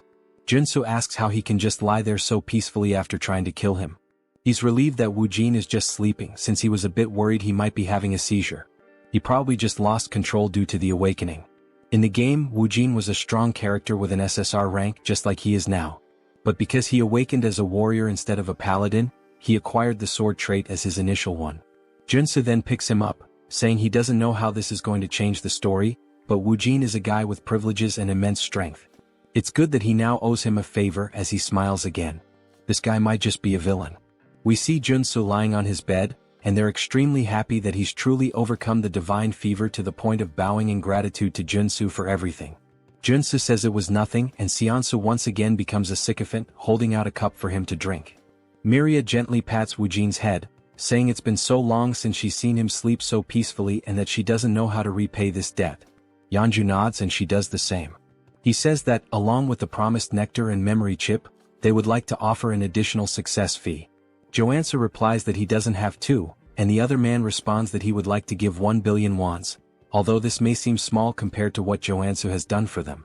Joansoo nearly dies on the spot and forces a smile, saying that it would be painful for his heart to refuse, but of course he's actually overjoyed to hear this. That night, while he and Seonsu are on their way back, Seonsu says it was truly a lottery win. Joansoo looks at the reward saying that it looks great. Seonsu asks if he's going to drink the nectar immediately, and Joansoo says yes, since he has to do it anyway. He plans to take a break for a while. Seonsu says he understands, as Joansoo doesn't want to attract attention from the Order or anyone else who might hear about the rewards and try to pursue him. But it's a shame because if he refined the nectar and consumed it, it would significantly increase his mana. Joansoo agrees, saying that if he refined it, his superhuman level would increase a lot instead of spending it on treating the divine fever. They head to a hotel, and when Joansoo steps out, Seonsu says he'll see if he can find the necessary equipment to refine the nectar, so Joansoo should hold on to the drink. Joansoo says he'll think about it, but he's not thinking anything of it and he tears off the label. He decides to drink it as quickly as possible. He learned how cruel Arcane Seoul can be during the incident with the deer, and he can't guarantee Seonsu won't betray him. He also has traits that can maximize the effect now, as he's a drug addict with mana absorption and potion dependency. These are just traits. He begins drinking the nectar and drops the bottle due to the pain he feels, describing it as if every fiber of his muscles were being dismantled and reassembled. He closes his eyes trying to focus, saying there's an incredible amount of mana inside him. His eyes begin to glow yellow as he shoots a brilliantly bright beam through the window. He's now reached level 2, but the divine fever still seems to be present. He says this is one of the best tier 1 traits in the entire game, and since it was added to his traits along with the mountain sword, he's relieved as he can now focus on training these two traits without any problems. His phone starts ringing and when he checks, it's Seonsu who says he has something to tell him. Joansoo ignores it, saying he'll just train, but the phone keeps ringing several times until he answers, asking why the hell Seonsu is bombarding him with messages. He looks at the phone and sees that it's actually a strange message. He starts decoding the letters and reads between the lines, saying it's telling him to run from the Dagger Gang. He says he can't believe he found a secret message in the text and that the Dagger Gang is one of the rival gangs to the Iron Fist. If Seonsu had wanted to betray him, he would have called as usual to buy time. Considering that he sent the secret message, it must mean he was captured first, and it looks like the information was leaked while Seonsu was trying to prepare the equipment. Joansa starts to feel a little guilty but decides to ignore it since he got the nectar he needed, and everyone is responsible for their own life in Arcane Seoul. Then the scene shifts to Seonsu screaming as loud as possible, and we see him sitting in a chair surrounded by 3 men. They say he's a stubborn man, and despite an entire night of interrogation, he still hasn't said anything about the superhuman rookie. Seonsu says he signed a contract because he trusted him, and he won't reveal anything no matter what they do to him. The man says he didn't want to resort to this but he had no choice. A man starts walking toward him menacingly, holding an axe, asking if he's going to use his right hand or left. Seonsu doesn't answer, and the man raises the axe, laughing, saying he doesn't care and that he's going to cut off Seonsu's right hand. But just before the axe comes down, an explosion happens behind them and they turn, wondering what it was. Then a man starts crawling forward, calling for his boss, saying that a madman is attacking them. It seems like he wasn't lying, as we see someone aiming and firing rocket launchers at their building. He says they're about to face the consequences of messing with him. He can't just let someone who keeps their promises in this cruel world of Arcane Seoul be left alone. He pulls the trigger, saying that, with any luck, this will be a good lesson to show them that the war has just begun. The rocket strikes the side of the building, exploding violently and sending armed men rushing out in a panic. They look around frantically, trying to pinpoint the source of the shot, saying they need to find the shooter first. Joonsoo chuckles, commenting that, just as expected, they're spilling out of the building like a bunch of cockroaches. Even though the structure looks like a regular residential complex, he knows for a fact that they were all inside. This is the hideout of the Dagger Gang, a place he's cleared so many times that he's honestly sick of it. It's a complicated dungeon, made up of 6 different buildings.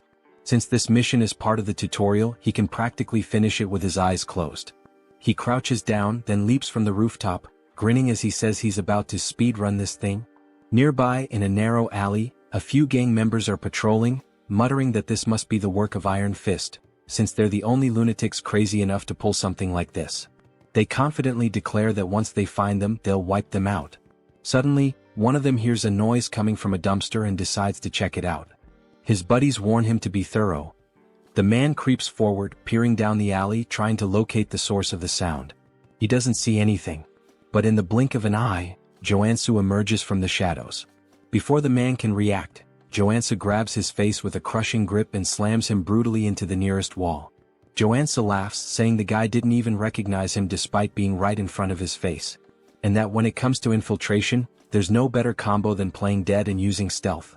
With the henchmen stumbling around outside like fools, he takes the opportunity to slip into the main building. He lifts the lid of a dumpster and begins descending a hidden staircase, commenting that this is one of the gang's secret entrances. Moving swiftly and silently through the corridors, he takes pride in the fact that he's avoided combat so far.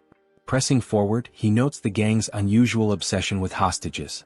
He remembers that the boss's room is on the 5th floor, which means he still has a long way to go. Because of that, he decides to advance as stealthily as possible, making sure no one notices him. Suddenly, the building's loudspeaker crackles to life, blaring an urgent announcement. Enemy infiltrated the building. All members, arm yourselves and assemble at the rendezvous point immediately. Joonsoo stands before a door, murmuring to himself that he needs to make a decision. If he exits through here, he'll be in the lobby, which is the most efficient route. The central staircase leads directly upstairs. However, there's a problem. Now that the gang has detected an intruder, they've barricaded the lobby to create a defensive line. The moment he opens the door, he'll be shredded by gunfire. Even so, he decides to press forward. A wicked grin spreads across his face as he steps directly into the middle of the enemy formation. Without hesitation, he pulls a Gatling gun from his inventory and unleashes hell. Chaos erupts. The enemies panic, scrambling to retaliate, but the front line is obliterated under the relentless storm of bullets. The rear guards manage to recover and open fire on him. Joonsoo decides he's had enough of this game. He pulls the pin on a grenade and tosses it. The gangsters freeze, watching in horror as the grenade arcs through the air, before detonating right in their faces. Laughing, Joonsoo ducks back behind the door, muttering that stealth was never his thing. Then, lowering his gaze, he reveals a fistful of explosives, grinning as he says he knew one grenade wouldn't be enough. Without hesitation, he hurls 8 more into the room and slams the door shut. Screams of terror echo from the other side. Joonsoo simply smirks. "Hope you guys enjoy the show," he muses. Moments later, silence. Stepping back out, he surveys the scene. Bodies litter the ground. He wonders if he managed to wipe out the entire group in one go, but he knows better than to lower his guard. And sure enough, as if on cue, one of the enemies suddenly staggers to his feet, gun raised, screaming that Joonsoo is going to die. Joonsoo watches calmly. Then, at the very last moment, he sidesteps the shot. A notification pops into his mind. New trait unlocked. Sensory awareness. He chuckles. This was exactly the trait he needed from this dungeon. And now, there's not much left to gain here. Joonsoo stares down the enemy, letting out a cold, sharp laugh before stating flatly that the only one dying here is him. The only sound that follows is the man's scream, cut short by dead silence. When the scene is revealed, a bullet hole is cleaned through the unfortunate man's skull. With the henchman out of the way, Joonsoo announces that it's time to move up. He may have reached the 4th floor without much trouble, but he knows the real danger begins now. The fourth floor houses the gang's gambling den, and directly above it on the fifth floor is the boss's room. Moving cautiously, he edges toward a corner and peeks around, expecting enemies. But to his surprise, there's no one there. His brow furrows. Keeping his guard up, he advances to the game room's door and carefully pushes it open. Empty. Something's wrong. He can feel the air itself thick with danger. At that moment, a notification flashes. New trait unlocked. Focus. Suddenly, a sound from above catches his attention. He snaps his gaze upward. It's not an enemy. It's a drone. And worse, it's dropping a grenade. His eyes recognize it instantly, a flashbang. The grenade detonates. For a moment, Joonsoo is left blind, deaf, and completely vulnerable. Taking advantage of the opening, a man bursts from one of the side rooms, sprinting toward Joonsoo from behind, knife raised high. The impact lands. The attacker laughs, convinced he's caught a rat in a trap. And just like that, the boss of the Dagger Gang makes his entrance, a level 2 assassin named Tung. But Joonsoo remains unfazed. He smirks and tells Tung he really shouldn't be so excited. Tung, confused, notices something's wrong. His blade didn't pierce. What? Why the hell didn't it go through? He instinctively steps back, creating distance, still struggling to process what just happened. Joonsoo eyes his stance and scoffs. Who's the real rat here? He mocks. You sure it's not just your own insecurities talking? Joonsoo hadn't expected the gang boss to show up on the fourth floor. That complicates things. This wasn't in the original game. But even so, he had anticipated the attack pattern. The flashbang was part of a chained ambush triggered as soon as the player stepped into the boss room. If he hadn't unlocked sensory awareness and focus before this point, he would have walked straight into the trap. Tung may be a skilled assassin, but Joonsoo knows that the key to defeating him is to predict where the attacks will come from. Tung, in disbelief, asks how Joonsoo managed to block his ambush. Joonsoo simply smiles and replies that it's the bare minimum. Without wasting any time, he draws his blade and warns Tung that he's going to regret picking him as a target. He moves swiftly, launching an attack, but Tung dodges at the last moment. In the blink of an eye, the assassin disappears and reappears behind him. You're acting pretty tough for someone so slow, Tung taunts. Tung throws a dagger directly at Joonsoo. He notices the movement, spins his blade, and deflects the projectile in midair. As expected from an assassin. You're damn fast, Joonsoo acknowledges. He quickly realizes that the dagger was enchanted with poison. One simple touch and it would be lethal. The longer the fight drags on, the worse it'll be for him. Tung grins maliciously. You're pretty lucky, huh? How about making a deal? If you surrender now, I'll only cut off one of your arms. Joonsoo rolls his eyes. Less talking, more fighting? Tung laughs and mocks him. I can tell from a mile away that you're a gunman just by how terribly you hold that sword. And you talk too much. Joonsoo wonders why Tung is so confident about that. Maybe it's because until now he's only used firearms. The gang leader charges at him, declaring that he's going to make his death painful. Joonsoo raises his sword above his head. I only have one shot, and it's now. He strikes, but Tung easily evades and laughs. Too slow? But that's exactly what Joonsoo wanted. In the middle of the swing, he twists his body, spins the sword, and redirects the strike straight at Tung's head. The assassin's eyes widen in shock, realizing too late the mistake he made. What? A marksman using a combo attack? Tung falls to the ground but manages to block the blade at the last moment. Joonsoo smiles, shaking his head. I hate to break it to you, but as soon as I switch traits, I stop being a marksman. He releases a faint aura around his body and declares, Now I'm a classic warrior trained in fencing. He adjusts his stance and activates the Mountain Crusher style. His blade descends with overwhelming force. Blood flies. Tung lets out a scream of pain as the blade tears through his chest. Joonsoo laughs. You dropped your guard. That's why you lost. Tung, on the verge of death, grips his knife tightly and throws it forward, shouting that he won't fall so easily. Joonsoo, completely caught off guard, didn't expect anything more from someone who was already defeated. The impact happens. Blood sprays through the air. Tung is sprawled on the ground, motionless, but Joonsoo looks to his side and sees the blade lodged in his own body. Damn it. I dropped my guard. Amateur move. He feels the poison spreading quickly through his veins. Without wasting any time, he reshuffles his traits to counteract the toxin. He manages to hold on, but the pain is intense. Outside he hears voices. Hurry. We need to get in. There's an intruder in the building. Joonsoo looks around. His vision begins to blur. He feels his energy draining from his body. No time to waste. I need to get out of here. On the 5th floor we see Joonsoo tied to a chair. He struggles until he falls to the floor trying to reach a shard of glass. I need to get out of here fast. He hears footsteps approaching. He looks up and sees none other than himself. The other Joonsoo crosses his arms and asks, "How the hell were you captured?" Without waiting for an answer, he crouches down and begins to untie him. Once Joonsoo is free, he can't hold back his tears. "You came all the way here, to save me?" The other Joonsoo merely sighs. "We'll talk later. We need to get out of here. They're coming." Now free, Shinsu tries to stand but can barely walk. Joonsoo watches him and clenches his fists, frustrated. "I can't believe they did this to you."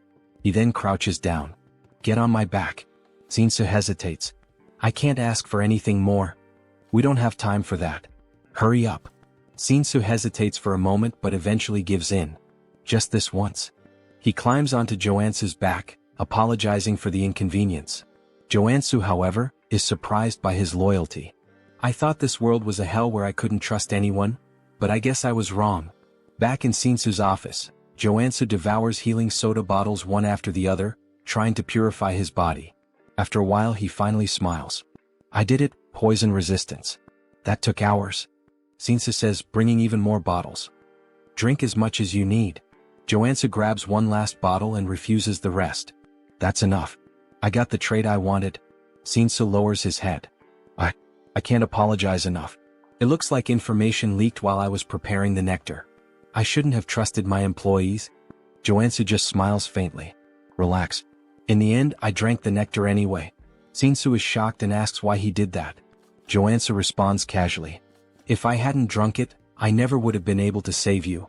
Shinsu starts to feel incredibly guilty. "I can't believe you wasted the precious nectar just to save me." Of course, that wasn't the real reason, but Joonsoo prefers he thinks that way. Suddenly, someone starts banging loudly on the door. Shinsu panics. "Is it the Dagger Gang? What do we do?" Joonsoo smiles. "Let's welcome them."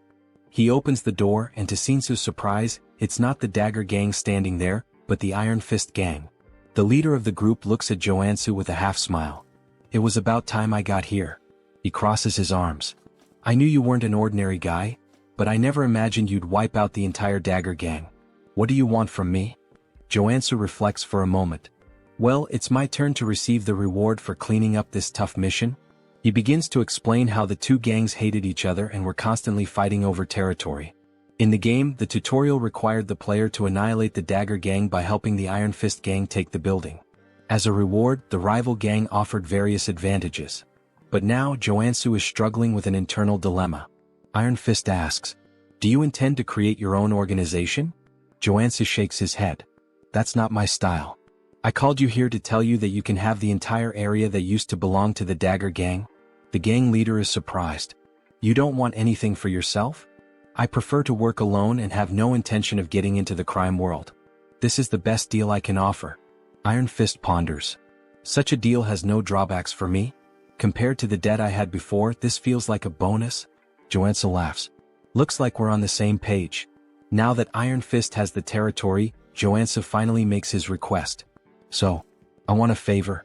"What do you want?" Just thinking about it, Joonsoo starts laughing darkly, but at the same time he smiles genuinely. "I want a house." Iron Fist is taken aback by the request. "A house?" Joonsoo explains.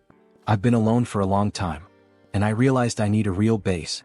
He then begins clutching his stomach, pretending to be gravely wounded. Shinsu panics. "Joonsoo, are you okay?" Iron Fist clears his throat. "You wiped out those bastards? Then it's a deal." Joonsoo smiles. "I like direct people." Inside he's buzzing with excitement. "What kind of house are you looking for? A villa? An apartment?" Joonsoo shakes his head. "None of those. I need a secluded house with security, soundproofing, and an underground training center." Iron Fist thinks for a moment, then starts listing some options. Joonsoo bites his lip, hoping he'll mention exactly what he's waiting for. Then, finally, Iron Fist mentions a place. "There's a house on the outskirts of the area, on the Jenyabang slope." Bingo. Joonsoo feigns indifference, but inside he's ecstatic. That's the first house the player gets in the game. The main base in Arcane Seoul? He heads to the location and upon arriving, can barely contain his excitement. Finally, he takes in the view and laughs to himself. This house is way better than I imagined. Memories flood his mind. When he first fell into Arcane Seoul, he had no idea what to do.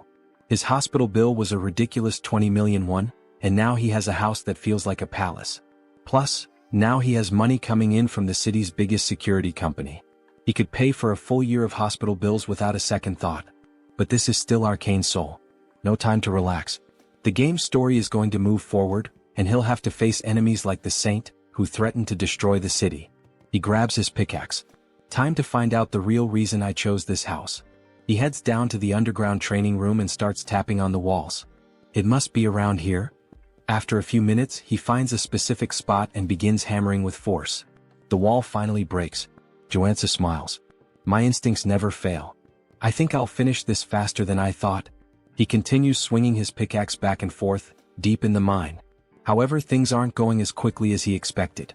Man, I had no idea this was so deep when I played. Even so, he's determined to continue. There's no turning back now. He keeps breaking the rocks until, suddenly, he hits a water source. Water begins pouring out, and without hesitation he takes a drink. Immediately, he feels a wave of revitalization course through his body. This is perfect. Along with the refreshing feeling, his body also starts to warm up. So this is it. A mana spring. As the name suggests, this spring is filled with pure mana. Even characters whose HP has reached 0 can fully recover by immersing themselves in it. Additionally, most debuffs disappear, showcasing its incredible therapeutic power. And guess where one of these free springs is located? That's right, in the house Iron Fist Gang gave him. This was one of the main reasons why this house was essential for his progress. Without wasting any time, he prepares a bath. In the game, I handled this with a click. Here it's much more labor-intensive. But it was worth it. He feels the energy flowing through his body, confirming just how powerful this spring really is. He grabs his blade and holds it firmly. This place is perfect for training. Here he can fully heal whenever he runs out of energy. So there's no excuse not to give his absolute best. 2 weeks pass. Throughout this entire time, he's been locked in the training room. Now he can activate the black flame whenever he wants while wielding the Mountain Breaker sword. He lifts his blade and strikes downward. Mountain Crusher. In a fluid motion, he moves into the second stage. Mountain Divider. Finally, he finishes with the third stage. Mountain Piercer. With a precise strike, he drives his sword forward.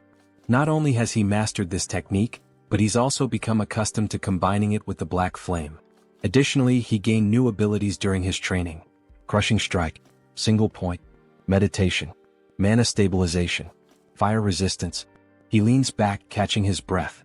Now that I've completed my training goal, there's just one thing left. The Mana Cultivation Technique. Unlike other skills, this one can't be acquired simply by training. Had he refined the nectar properly, he would have already reached level 3. But since he's only at level 2, there's still residual mana in his body. To fully absorb the mana from the nectar and level up, he needs this technique. The problem? It costs tens of billions of won. But he already knows where he can find a copy without spending that fortune. He heads to an antique shop. The shopkeeper eyes him, confused. Are you sure you want to buy this? It's been sitting in the back for over a decade. At that moment, a memory floods his mind. He recalls when he played Arcane Seoul and discovered this secret. He's probably the only person in the world who knows that this technique is hidden in this shop. He makes his way to the market where the shop is located, walking casually. Time to level up. Upon arriving, he notices something strange. The shop's door is locked, and surrounded by a blue mana barrier. He touches the barrier, feeling the energy pulse. Not only is the door closed, but there's a mana seal blocking the entrance. Looking around, he takes in the vastness of the area. This is the market with the most shops in the city. You can buy anything here, but what he needs is locked behind that barrier, and he's going to find a way in. In the game, this shop would be open at any time during business hours. But now in real life it's closed. And not just that. All the other shops around it are closed, leaving only this one standing. This is the complete opposite of how it was in the game. He narrows his eyes, feeling a chill run down his spine. This means that the world of Arcane Seoul isn't exactly as I knew it. He finally spots a store with its lights still on in the market and heads over, asking the man inside if things are going badly. He remarks that even the owner of one of the few shops still open doesn't seem to be doing well. The man responds that it's obvious just by looking at him. He's not in a good situation and has to fight off thugs every single day. How could customers possibly come under these conditions? Joonsoo comments that he thought the Iron Fist gang was the only one around. The man tells him he's dead wrong. Ever since the Dagger gang was wiped out, several other groups have been battling each other daily. There's the Iron Fist gang, the Venom gang, and the Naked gang. Who in their right mind would want to step into this mess? Now Joonsoo understands why all the markets are closed. According to the original story, the Iron Fist gang destroyed the Dagger gang and rightfully claimed the territory, naturally bringing the market under their control. But this time he was the one who took down the Dagger gang. Because of that, the market has turned into a battlefield with other gangs fighting to claim it. Joonsoo is considering his next move when he suddenly hears people shouting, telling someone to take them down. The old man says they're at it again, and Joonsoo decides to check out what the thugs are up to. Rounding a corner, he sees a man being thrown into a small tent. A woman confronts him, reminding him that she already told him this was Venom gang territory. She's talking to a member of the Iron Fist gang, flipping him off as she orders him to go back to his own turf. And that's when we're introduced to Steel Scorpion, the sub-boss of the Venom gang. The Iron Fist gang member is bleeding from the mouth. Then, the most elegant voice ever is heard, asking what all the commotion is about. Everyone turns to see none other than our Lord and Savior, Captain Underpants, arriving on the scene with his allies. Scorpion immediately starts yelling that the perverts have arrived. The leader of the Naked gang, known as the Exhibitionist, though I'd rather just call him Captain Underpants, declares that this three-way intersection belongs to him and orders everyone to clear out. If you really want to keep fighting, he warns. The Iron Fist gang members start backing off, calling them lunatics and saying they should take this chance to get the hell out. But one of them accidentally bumps into Joonsoo, who sighs, saying this whole thing is a complete mess. The Iron Fist guy recognizes him and Joonsoo helps him up, telling him to focus on his job. Then he shouts, ordering both Captain Underpants and Scorpion to stop fooling around and come to him. The guy he just saved asks what the hell he's doing, and Joonsoo calmly replies that he's here to help. If he wants the market to return to normal, he needs to establish a clear hierarchy. Scorpion barks at him, demanding to know how he dares to tell her what to do. Captain Underpants chimes in, asking if he's trying to make an offering. Joonsoo explains that if he fought at full power he would probably win. But that would only cause unnecessary damage to the merchants. So he's come to a decision. There's only one way to settle this. He's going to unleash everything from the very start and show them his true strength. Both of them recognize the black flames in his swordplay, realizing that he's the same warrior who single-handedly annihilated the Dagger gang. Joonsoo confirms this and adds that this time he's feeling generous. He's offering them a deal they can't refuse. He doesn't want to drag this out, he'd rather settle it with a one-on-one duel. So what do you say, he asks. Scorpion scoffs, laughing with disdain. Do you seriously think we're dumb enough to agree to a direct fight against a warrior? Joonsoo smirks. Don't worry. We'll compete in the area you have the most confidence in. Sometime later, after a bit of negotiation, we hear Joonsoo talking with Captain Underpants. The so-called leader smirks and declares that his specialty is mind control. If Joonsoo can resist it, he wins. Captain Underpants then gets excited, saying it's an honor for such a handsome man to know so much about him. Scorpion looks like she can't believe what she's hearing, while Captain Underpants continues, insisting that they don't even have to go through with this competition. Joonsoo can just join his religion instead. Joonsoo replies, "Nah bro, I'm good," and tells him to think for a second. His religion isn't even one of the 7 major ones or even one of the lesser ones, it's literally an unnamed backyard cult. Why would he join a random sect that isn't even listed anywhere? Captain Underpants sighs and says that, as expected from a non-believer, Joonsoo will have to be enlightened by the love and mercy of his goddess. He then stretches out his hand and a green aura begins to form around him. He commands Joonsoo to kneel before him so that he may grant him the privilege of meeting his goddess. As the aura starts wrapping around him, Joonsoo immediately recognizes that the mind control ability of a combat priest is no joke. He struggles against the influence, admitting that he feels the urge to kneel, but his traits are far too strong to let that happen. Then, without warning, he delivers a brutal uppercut, sending Captain Underpants flying. As the cult leader crashes to the ground, Joonsoo casually apologizes but warns him that not even a saint could manipulate him. His divine resistance is too high. Captain Underpants' followers rush to carry him away, muttering that it was one hell of a fight. Joonsoo then turns to Scorpion and says it's her turn now. She folds her arms and smirks. Not bad, I'll give you that. But the Venom gang is on a whole different level compared to the perverts you just dealt with. Joonsoo grins. Yeah, I don't think so. But I guess we'll find out soon enough. He tilts his head toward her. Your specialty is obviously poisons, right? Then go ahead, prepare the strongest one you've got. He gestures at himself. I'll drink it. She laughs. If you're that eager to die, I'll be more than happy to help. The Iron Fist guy starts begging, saying he knows Joonsoo is strong, but drinking poison is literally suicide. Joonsoo waves him off. Relax. I got this. Scorpion extends her hand, holding out a small vial. Drink it. If you survive, you win. If not, well, obviously you die and that means I win. He takes the vial and examines it. As expected. You gave me picnic knockout, the most painful poison among all the gangs. He sniffs it and grimaces. Ugh. Smells like ass. Just so you know, if I survive, I'm punching you in the face. She cackles. Then don't come crying for the antidote later. That never even crossed my mind, he replies before downing the entire vial in one go. The pain hits instantly like a thunderclap. His knees buckle, his face turns purple. It feels like his blood is boiling. Scorpion places a foot on his back, grinning in triumph. You're feeling it now, huh? If you beg for your life like a good little dog, maybe, just maybe, I'll consider helping you. Woof woof. But Joonsoo isn't here to play games. He grits his teeth and forces himself to focus. The poison was created using a mix of special medicines. Ordinary resistance won't be enough. He needs to take control of the venom inside him.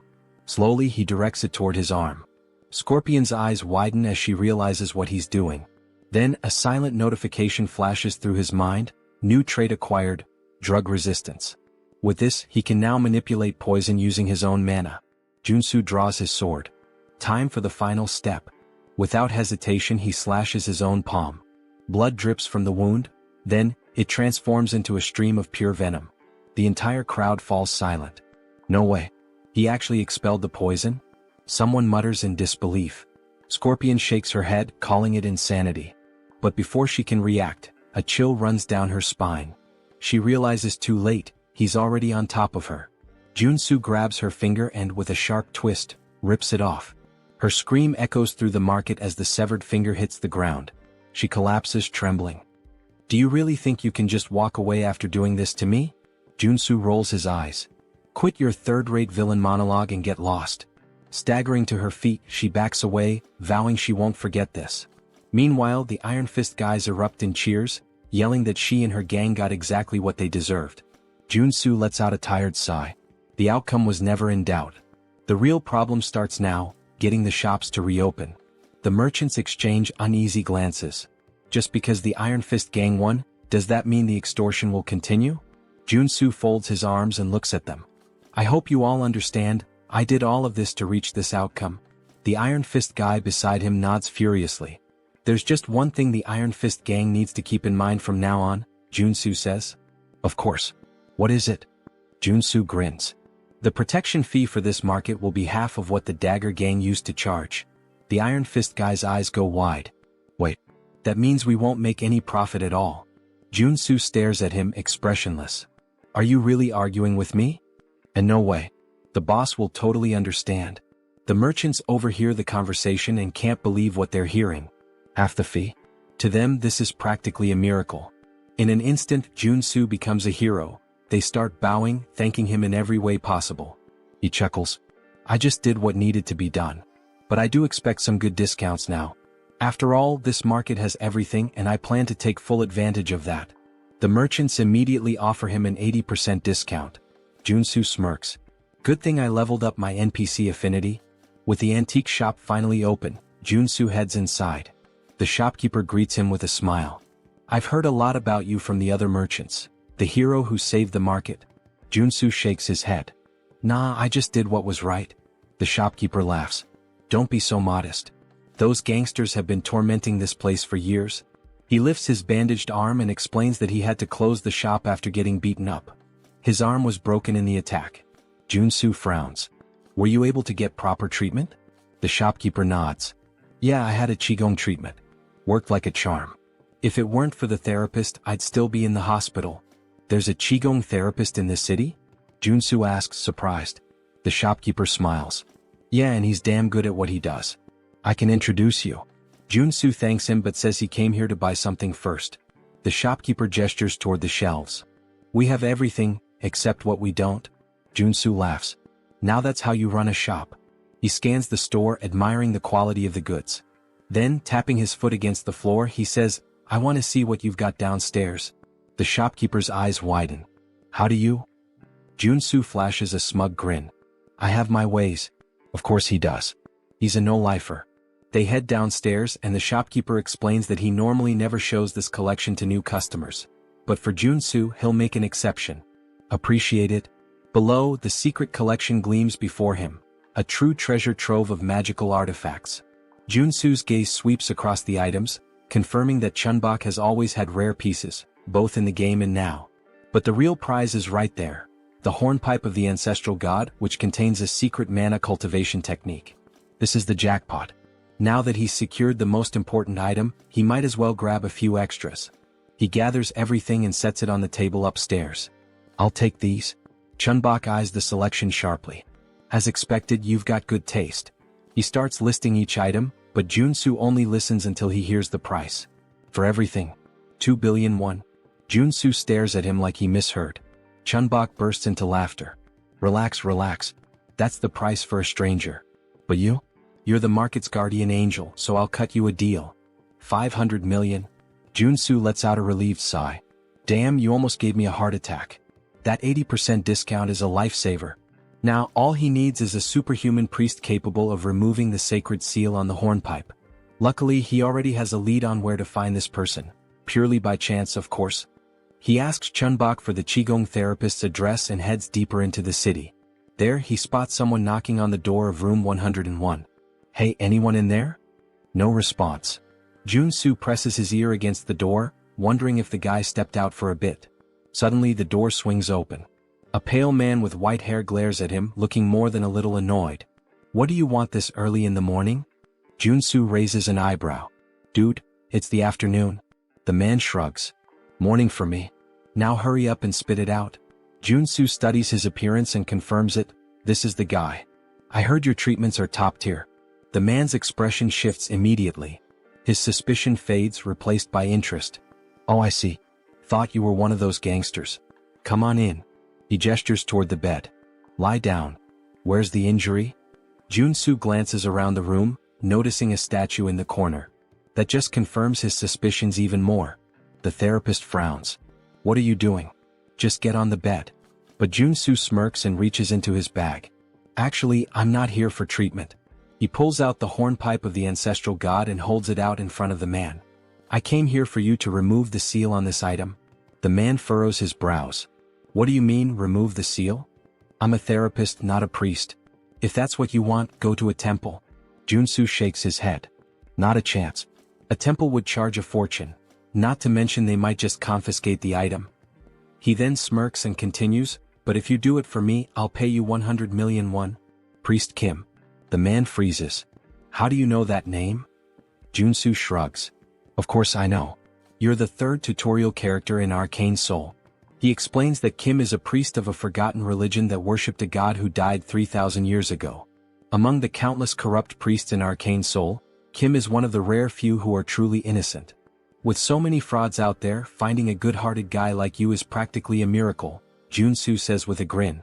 And that means you're going to be very useful to me? He leans in slightly. But let's keep this between us, yeah? The priest sighs, scratches his head and replies, this won't be easy, but I'll try. Joonsoo smiles. I knew you were a good guy. The two sit down on the floor. Kim places the hornpipe of the ancestral god between them, closes his eyes and takes a deep breath. Slowly, a divine aura begins to surround the artifact. The seal weakens bit by bit and he murmurs, it's working. The sacred ribbon wrapped around the artifact starts unraveling, then snaps entirely, revealing its true nature. Just as expected, the hornpipe holds within it the Einherjar cultivation technique. Kim stares at the item in awe. I actually did it? Joonsoo nods. As expected, you've got incredible talent. Kim keeps his gaze fixed on the hornpipe. This is a mana cultivation technique? Joonsoo confirms and thanks him. Then, without hesitation, he brings the hornpipe to his lips and blows. A powerful energy field spreads through the room, hitting him like a tidal wave. His mana circuits start purifying. The bad mana inside me, it's being completely absorbed. A deep sense of tranquility washes over him, as if he's reached a new level of serenity. If he keeps this up, in 2 weeks he'll reach level 3. Kim claps his hands impressed. This is the first time I've ever seen a warrior using a mana cultivation technique. It's a rare sight for sure, Joonsoo replies. Kim grins. You must be exhausted. Lie down for a bit. Joonsoo shivers slightly. I just got hit with too much information at once. I'm fried. He lets out a deep sigh and collapses onto the floor. I'll rest for a while. I'm in your care. Kim chuckles. For what you paid me, you can stay as long as you want. As Joonsoo drifts into deep sleep, a thought lingers in his mind. This guy is really reliable, just like in the game. Having a trustworthy priest around is going to be a huge advantage later on. Sometime later, a sound wakes Joonsoo. Something is being poured. He opens his eyes, confused. What the hell? The strong smell of gasoline floods his nostrils. He turns and sees Kim pouring gasoline over the bag full of money. Joonsoo's eyes widen. What the hell are you doing? Kim sets the gas can down and pulls out a lighter. Oh, forgotten god, accept my offering and rise once more. He drops the lighter. The fire devours the bills instantly. Joonsoo can only think, what the hell is happening? Without hesitation, he lunges forward and grabs Kim's wrists. Are you insane? He pushes the priest to the floor, pinning him by the shoulders. What the hell is wrong with you? Why are you burning the money I just gave you? Kim, his eyes glowing with devotion, responds, it's an offering to my god. Joonsoo clenches his jaw. And why the hell would a god need money? Kim answers as if it's obvious. Because my god only accepts cash offerings. It's the only way to obtain divine power. Joonsoo sighs. Ah, so this is that phase where you still believed in this nonsense. He crosses his arms and continues, the god you worship has been dead for 3,000 years. Even in the game, your religion was weak and had no influence, until you resurrected him. Which means, you clearly didn't know how to worship him properly. And you know what? Your method is wrong. Kim furrows his brows. Wrong? Yes, Joonsoo states firmly. You're not supposed to burn cash. What you actually need to burn is gold. You have to melt it down and vaporize it. Kim's eyes widen in outrage. Only a heretic would say that. Joonsoo shrugs. Or maybe it's something only someone who actually knows what they're doing would say. I bet you've never even tried it before. Kim scoffs. Don't talk nonsense so confidently. The Order has practiced this method for thousands of years. Oh yeah. Joonsoo smirks. Then why is your god still dead? The argument hits so hard it practically leaves a bruise. Kim is speechless. Joonsoo stands up and dusts himself off. Melting gold is kind of complicated these days. But I have another solution. Kim eyes him suspiciously. What solution? Well, Joonsoo grins.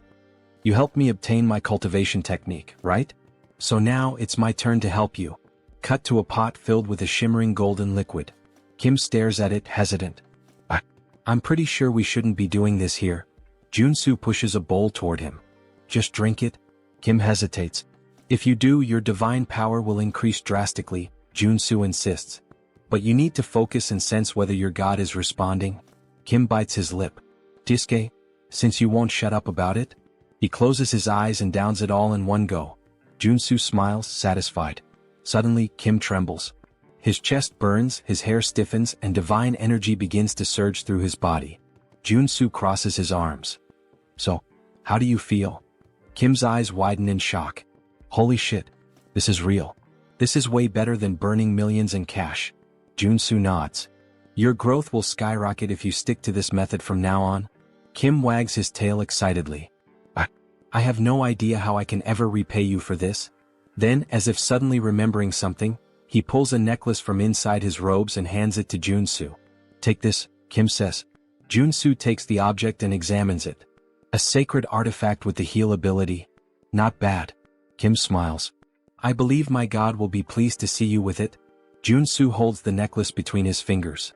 Well, since you're offering, it would be rude to refuse. Then he thinks to himself, this turned out to be even more profitable than I expected. In fact, Kim's order also provided incredible quests in the game. He suddenly grabs Kim's hands, looking him straight in the eyes. Let's pray together. Kim blinks, confused. What? Why? Joonsoo grins. Because I want to repay you. And just like that, in true Pokemon fashion, Joonsoo captured Priest Kim. 1 week later, the room is filled with bottles of shimmering golden liquid. Kim is pleading. Please, no more. If I keep drinking this, I'll turn into gold. Joonsoo crosses his arms. Until you become Midas himself, you have to keep drinking. Kim trembles. I am going to die of mana poisoning. Joonsoo's eyes shine like a shoujo anime protagonist. Do you really think so? He smiles. I guarantee that won't happen. Kim swallows hard. Joonsoo picks up another bottle, grabs Kim's face, and pours the entire contents into his mouth. Now just pray. Kim thrashes in protest, but Joonsoo keeps smiling. Oh, and one more thing, he adds. The 4 tutorial characters each have unique traits. He watches as Kim writhes on the ground.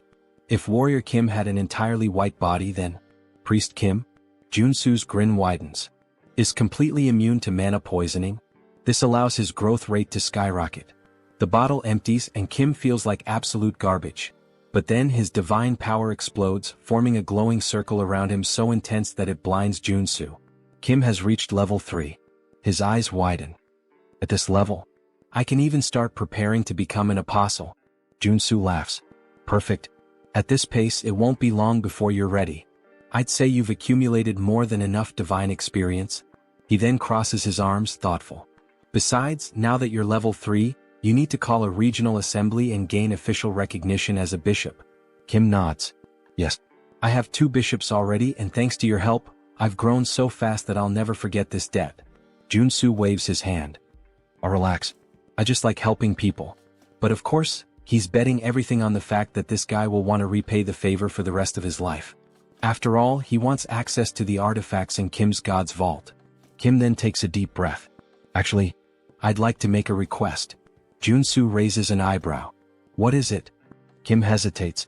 I need to call a regional assembly, but I'm worried about going alone. Could you be my bodyguard until the meeting? The other bishop will be there too. Joonsoo smiles. Of course. That's easy. Now that Kim has completed his growth, it's time to start the mission line. The next day, the church is still under reconstruction. The faithful surround Kim, congratulating him for reaching level 3. Kim thanks them, but Joonsoo just watches disappointed. What's this? The scale is so small.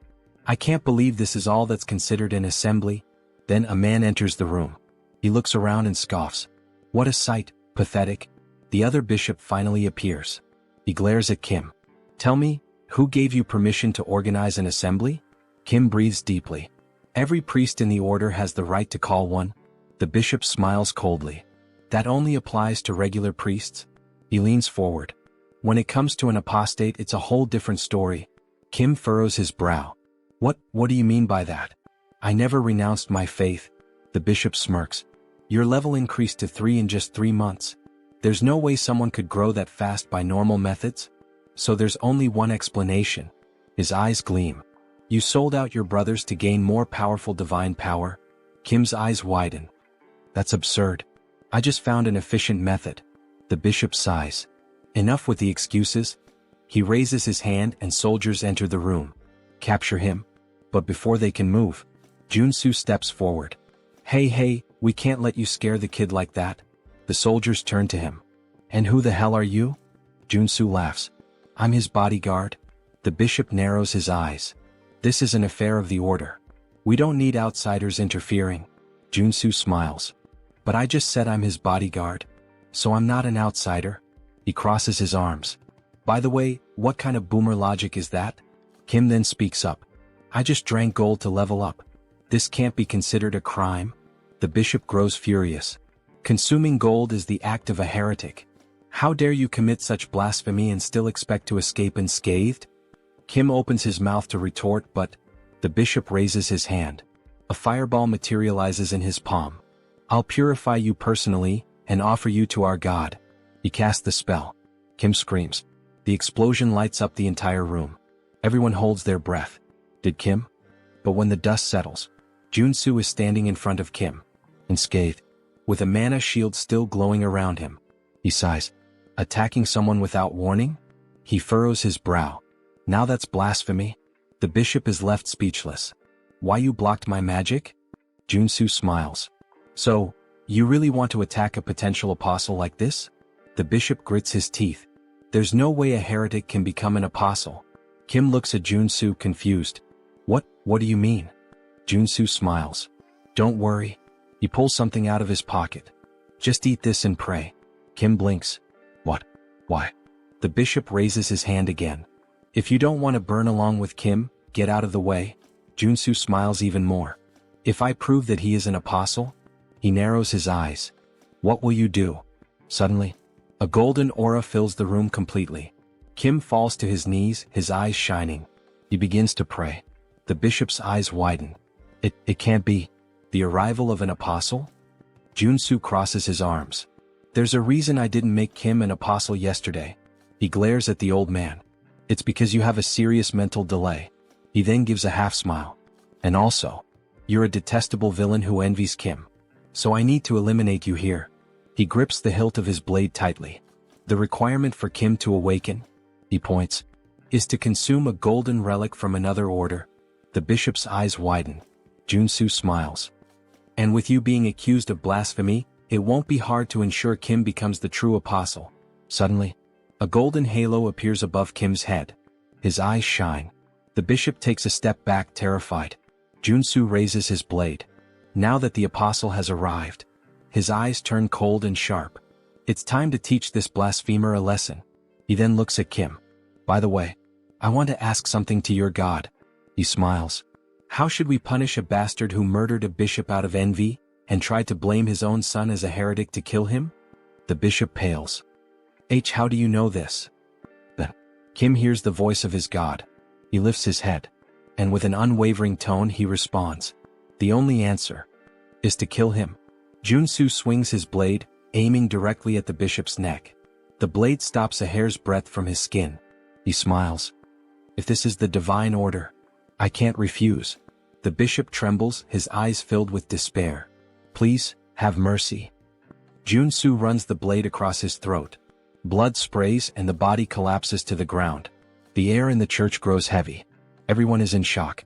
Someone has just died in the house of their god. Joonsoo then smiles indifferently. The problem was solved before this worm could cause any more damage. Even Priest Kim seems stunned. Still, he was one of our bishops. Joonsoo shrugs. No reason to feel sorry for him. He deserved this. He then looks at Kim. And now, what is your god commanding you to do?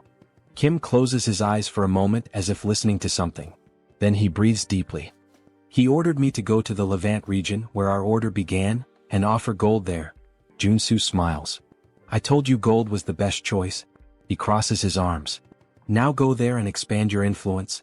Kim bows deeply. I don't know how I can repay you for all of this. Joonsoo pats him on the shoulder. You don't have to. I already planned to take advantage of it. Sometime later, Joonsoo arrives home. He stops in front of the statue of Kim.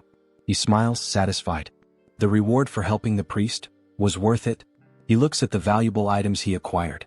Among them, his first holy sword of rank or worth billions. But the most interesting thing is the divine statue, which creates a sanctuary around it. The sanctuary effect turns an area into a safe zone, protected by the will of its owner. If an enemy tries to invade, they suffer an expulsion or suppression effect.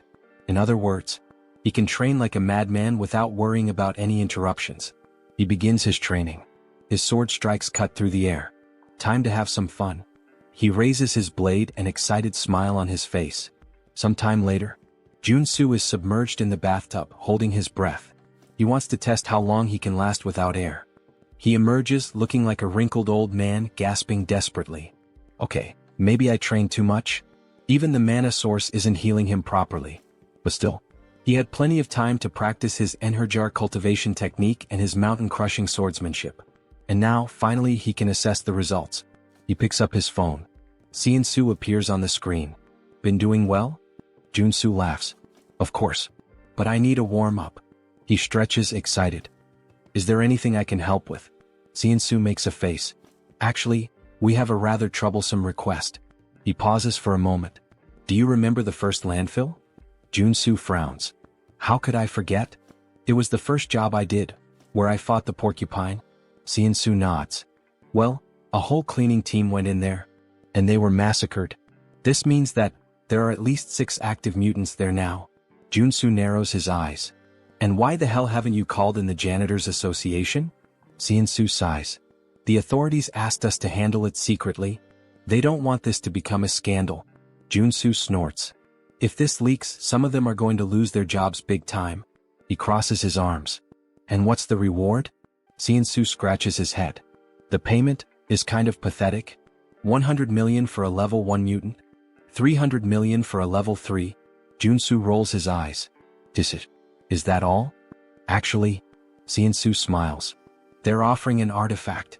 An arcane rifle with a cursed debuff. Joonsoo raises an eyebrow. What kind of debuff? Joonsoo hesitates then smiles. It's an item that's related to you.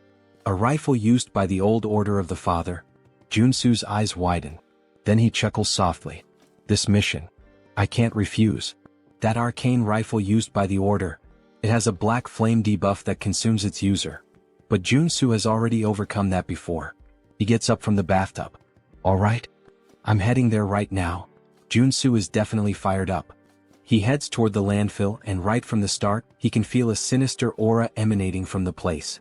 As he moves forward, holding his rifle, he mutters. They haven't cleaned this place for just a few days, and it's already this chaotic? Something's very wrong here. His senses are scrambled, he can barely see properly. He needs to prepare for a surprise attack. With a quick movement, he activates his sensory focus. Almost like an immediate warning, he feels something moving fast in the mist. He looks around, tense. The sounds of the creature come from multiple directions. He can't pinpoint exactly where the enemy is. A strong wind blows behind him. He spins around immediately. And there it is, something like a gargoyle bat leaping straight at him. Joonsoo pulls the trigger. Die. The monster is riddled with bullets, but instead of falling, it flies away only wounded. Joonsoo frowns. Is that it? He keeps firing but soon realizes the bullets are ricocheting off the creature's wings. The beast loops through the air and launches back at him. Joonsoo rolls to the side, sliding to avoid the strike. Oh shit. If he hadn't switched to the evasion trait, he would have been torn in half just now. A flying bulletproof enemy? If I keep this up, the longer this fight lasts, the worse it'll get. There's only one solution. He lowers the weapon, aiming directly ahead. The monster charges toward him. I need to end this with a single shot. The enemy gets closer and closer. Bang. The shot hits directly between the eyes. With its last breath, the creature screams, crashing down on him, blood pouring from its head. Joonsoo laughs, still lying on the ground. I won. And on top of that, he unlocked a high-level shooting trait. Then he hears footsteps. The sounds of the fight have attracted more mutants. There are too many. He wouldn't be able to handle them all. But then, he smiles. Or maybe, he would. He activates stealth and hides behind a pillar, near the monster's corpse. I'll wait for them to show up first. In the next moment, a group of ridiculous-looking guys starts advancing.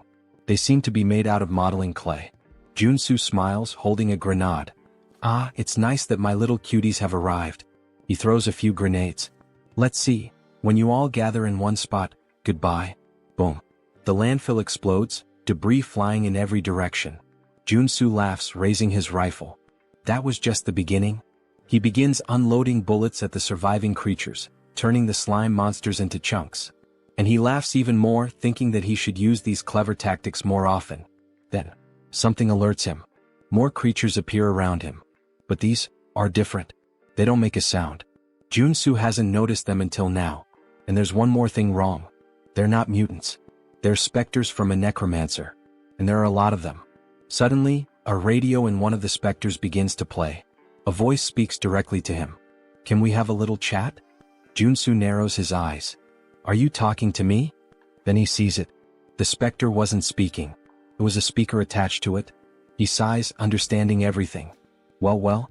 So you're using these specters to communicate, huh? This means you're the necromancer who created them. The voice responds. Why are you causing destruction in my territory? Joonsoo scoffs. Your territory? This is a contaminated landfill, my friend. But then, something clicks in his mind. The truth hits him like a weight. The Cleaners Association on the surface seems like a benevolent organization. They clean contaminated mana, bringing safety. But in reality, they're one of the most dangerous groups in Arcane Seoul. Ah, I get it. The mana cleaning is just a cover. Behind the scenes, the organization is involved in all kinds of crime, expanding its influence. And this This is probably yet another one of their schemes. They created this situation on purpose. The government would have no choice but to ask for their help.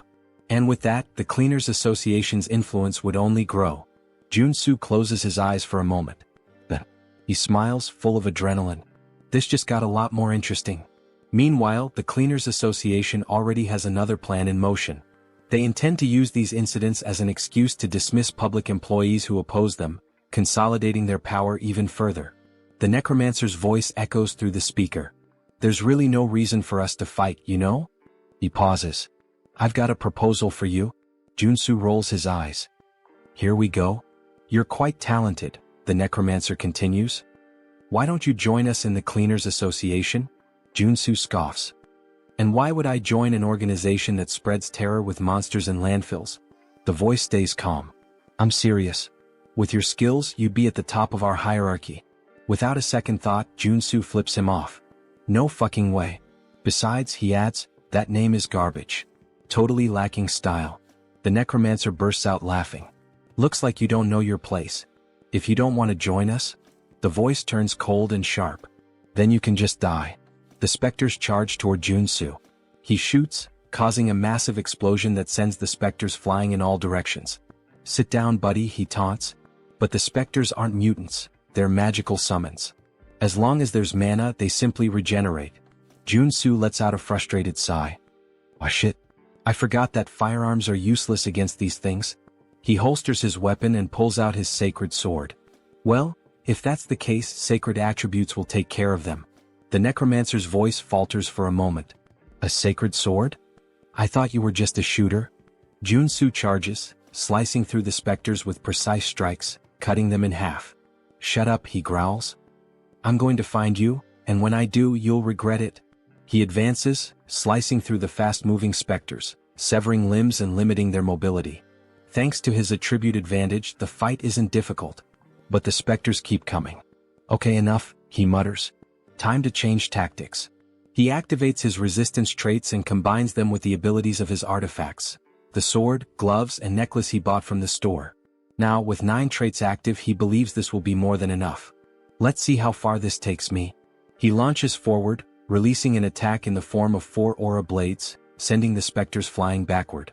It works, but it's draining my energy pretty fast. He fires another attack, destroying even more of them. But some simply ignore the damage. The world around him begins to spin. Shit. I'm getting dizzy. But, just one more attack. His body starts to glow blue. He takes a step forward, and in the blink of an eye, he surges straight ahead like lightning. The ability he just unlocked is called Charge. A trait that allows him to move at high speed, dealing damage to everything in his path. He grins excited. I didn't expect to get this, but I'm glad I did. As he cuts through the specters like a rocket, he's already thinking ahead. If I can unlock another skill now, that'd be perfect. He bends his knees and leaps into the air, unlocking another trait called Jump. Yeah, it's exactly what it sounds like, he laughs. With Charge and Jump combined, escaping or attacking becomes a breeze. As he descends at high speed, he mocks. Now these idiots won't even know what hit them. He leaps and charges repeatedly, bouncing across the battlefield like a human projectile.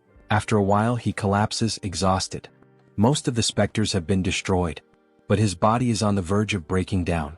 The necromancer's laughter echoes from the speaker. I didn't expect you to be a paladin. Now, I want you even more. Joonsoo struggles to get back on his feet. If you're so confident, why don't you show yourself? The necromancer responds with contempt. What kind of idiot mage would face a warrior in direct combat? Instead, accept my gift. Before him, a corpse begins to move. It's a shield bearer, a level 2 undead. Joonsoo clicks his tongue. This is going to be a problem? He still hasn't fully healed. The shield bearer raises its weapon and brings it down violently toward him. Joonsoo narrowly dodges. But before he can react, a purple arrow soaked in dark mana cuts through the air, and it strikes him in the back. He spins quickly, trying to understand what's happening. The necromancer's voice comes through again. Your moves are pretty decent. I can't wait to turn you into a death knight. Joonsoo narrows his eyes. This reminds me of a rule in Arcane Seoul. When you fight a necromancer, you should never focus on their servant. He leaps into the air, pretending to prepare an attack, but it's a feint. Instead, he dives straight to the ground, sliding beneath the undead's shield. His eyes scan the area, searching for the origin of the shot, until he finally spots it. Up high in the balconies, a silhouette stands out. So, it's you? Joonsoo activates charge, dodging the shield-bearer's attack and rushing directly toward the necromancer. He propels himself off the ground, soaring through the air. Time to finish off this coward. He draws his sacred sword, pointing it at the enemy. You made a fatal mistake by revealing yourself. Karen, the necromancer, smiles with disdain. So, you have a brain after all? Joonsoo narrows his eyes. Now that I see your face, I recognize you. You're Karen, a Reincarned necromancer. One of the directors of the Association of Cleaners, and the final boss of this damn landfill. Superhuman level 3. Karen raises his hand indifferently. Things aren't going to go the way you expect. Suddenly, spectral purple hands shoot out from his back, grabbing Joonsoo from all sides. He struggles trying to break free. Karen simply laughs. You'll never catch me. Then he fires magical arrows and releases a devastating electrical discharge. Joonsoo screams in pain while Karen watches, satisfied. That scream? It's beautiful. He laughs loudly. You should have known your place. Joonsoo, still trapped, smiles. Actually, this is my ultimate technique. He raises his hand, conjuring a massive black fireball. Black flame. Karen's eyes widen. What? Joonsoo forces his arm to break free. This is the end of the game. Karen tilts his head. Why are you trying so hard? It's actually adorable. Joonsoo grins slyly. You really think so? From the very beginning, I never intended to finish the fight quickly. Karen furrows his brow. Joonsoo continues. When a boss uses their ultimate attack, if you equip the right traits, something fun happens. Karen rolls his eyes. Enough with the small talk. He shoots the black flame directly at Joonsoo. The black sphere, roaring with malevolent flames, advances rapidly. The spectral hands still hold him in place. Joonsoo smiles. It's now. When the three pillars, sword, magic, and physical power, align in perfect harmony, a supreme technique manifests in the face of certain death. It's the ultimate technique. The blade that cuts through everything, both the tangible and the intangible. Joonsoo raises his sword and brings it down. A massive golden burst erupts from the blade, slicing the black flame in half. The light illuminates the battlefield. Karen trembles. It can't be. The name of this trait? Cutting lightning. Karen watches in panic as the golden cut heads straight for him. And then, it cuts through his body, splitting him in half. The explosion of the black flame happens shortly afterward. The shockwave hurls Joonsoo back. He crashes to the ground, gasping for breath. Almost died. He lets out a sigh of relief. But a smile forms on his face. He won. Karen, the dungeon boss, was defeated. In the game, if you want to defeat this boss on level 2, you need an entire group. Even at level 3, winning alone with common traits and basic equipment would be impossible. He only managed it because he's been playing this game for way too long. But now, time for the loot. And since he did everything alone, he doesn't have to share anything with anyone. Cut to Seonsoo's office.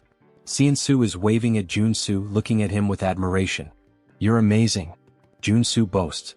Oh, it was nothing. Seonsoo lightly touches his shoulder. Joonsoo winces in pain. Hey, be careful. That's where I got hurt. Seonsoo apologizes. Meanwhile, the others around them are just staring, trying to understand. What the hell did they just witness? They thank Joonsoo, still in disbelief. I can't believe you did it all alone. Joonsoo just shrugs. I was just doing my job. He pauses. But there's one problem. He looks around at everyone. When I entered the landfill, something very different from what you asked for happened. Joonsoo slams Karen's equipment onto the table. Do you recognize this? The others look at it, confused. He points to the pieces. They're mana equipment, used to create specters. Equipment that belongs to Karen from the Association of Cleaners. A heavy silence falls over the room. Then Joonsoo confirms. That's right. This incident wasn't an accident. It was planned. The man slams his fist onto the table, his face red with anger. I can't believe those bastards did this. Joonsoo crosses his arms. Looks like they never liked you from the start. The man grinds his teeth. They always charged us ridiculous fees. We've had our own conflicts before, but I never imagined they'd take it this far. Turning innocent people into mutants? Joonsoo observes his reaction. Did he really not know? But thinking about it, it makes sense. In the game, The reality of the association is only revealed after the player completes this mission. The man lowers his head, ashamed. I'm sorry we put you in unnecessary danger because of this. Joonsoo shrugs. I just did what I had to do to blow up the bad guys. He smirks. But, of course. I hope there's a good compensation, not just a simple apology. The man nods, picking up 2 boxes and placing them on the table. This is the reward we promised. Joonsoo furrows his brow. Wait a minute. Why are there 2 boxes instead of 1? The man explains. One contains the arcane pistol we promised. The other is an extra reward for you taking on such a dangerous task. Joonsoo opens the second box, his eyes widening. Wait, is this sacred water? He nearly freaks out but quickly hides his excitement. This is an essential potion and I always have to buy it at the temple. Are they giving it to me for free? The man gives him a final warning. Stay safe. We'll use this evidence to officially accuse the Association of Cleaners. Joonsoo clicks his tongue. So that means they're going to retaliate against me, right? The man confirms with a nod. Exactly. But we can't just let this slide. Joonsoo smiles, confident. Don't worry. I'll find a way to survive. That night, Joonsoo and Siansoo are driving through the city center. Siansoo at the wheel sighs. Maybe it's a good idea for us to stay off the radar for a while. The Association of Cleaners won't let this go. Joonsoo shakes his head. I don't think hiding is the best plan. After completing the landfill mission, the player gets a chain of quests. Eventually we'll end up clashing with them again. It's natural. After all, I just killed one of their directors. He looks out the window, thoughtful. But the most important thing? The association's quest line splits into 2 routes. The worst one is doing nothing and just wasting time. Siansoo raises an eyebrow. And why is that? Joonsoo smiles bitterly. Because in that case, the president of the association attacks your house with dozens of superhumans. Siansoo swallows hard. Joonsoo continues. On the other hand, the easier route is the one I'm considering. He turns to Siansoo. Have you ever heard of Genubong? Siansoo goes serious. Of course. It's that restricted area south of the region. There's a huge poppy plantation there. If you're caught inside, you're screwed. Joonsoo smiles sideways. Exactly. And guess what? That place belongs to the Association of Cleaners. Siansoo's eyes widen. They have dealings with poppies? Joonsoo shakes his head. No. It's not about the poppies. They're conducting body modifications and human trafficking there. They're nothing but a luxury crime syndicate. Siansoo's eyes widen. Are they crazy? Joonsoo nods. Exactly. And that's why I'm going to strike first. Siansoo jerks the steering wheel abruptly, almost crashing the car. What? Say that again? Joonsoo ignores him and instead pulls out his phone, showing a list of supplies. Claymores. EMP bombs. Among other dangerous and expensive things. Siansoo blinks, confused. What the hell do you plan to do with all this? And, do you have any idea how much this is going to cost? Joonsoo smiles wryly. Money is something only amateurs worry about. These items? I got them while cleaning up the monsters at the landfill. Siansoo inspects the materials and nods, impressed. This should cover the costs. But, Joonsoo, even you couldn't take on the association alone. The president is level 4. The executives, level 3. Joonsoo leans back in his seat, looking at him with a confident smile. Who said I'm going to fight alone? For now, just focus on getting the items on the list. 2 days later, Poppy Farm hideout. The night was dark. Guards patrolled the perimeter. But they didn't notice the shadow creeping up from behind. Joonsoo, in stealth mode, holds a cloth and presses it against one of their faces. The guy trembles, his eyes widen until his body goes limp and crumples to the ground. High level, he's done. The other guard turns at the sound. Hey, what? Bang. A direct shot to the chest. The man falls dead immediately. Joonsoo deactivates his stealth and cracks his neck. I never get tired of infiltration. He smiles, satisfied. This should take care of the external security. And, to think I said I didn't like stealth before. Well, sometimes it's worth it. He moves away, grabbing his communicator. But before he could speak, crack. A man flies into the wall, his face deformed by the impact. And then he appears. Iron Fist. Thanks for clearing the way. We've taken control of the underground with no trouble. He spits on the ground, scanning the area. These guys are real monsters. They forced body modifications on both kids and adults. and then traffic them out of the country. Joonsoo nods. That's exactly why we need to put an end to them. He adjusts his earpiece. Did you finish checking the place? Iron Fist walks through the lab examining the machines. Yeah. This place is a legitimate modification workshop. Joonsoo smiles. Great. Once we're done, it's yours. I'll help you strengthen your men. Iron Fist crosses his arms, studying Joonsoo. This sounds good. But are you sure you can take on the association? If they get involved, it's going to be a problem for everyone. I don't want to deal with the fallout. Joonsoo laughs, pulling out his lighter. Have you ever seen me act without a reason? He lights the flame, watching it dance between his fingers.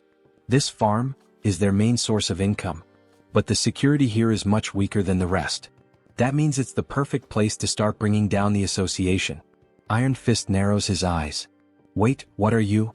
Joonsoo tosses the lighter. The next morning, Association Tower. A man runs down the corridor panting. He bursts into the presidential office. Mr. President, we have a problem.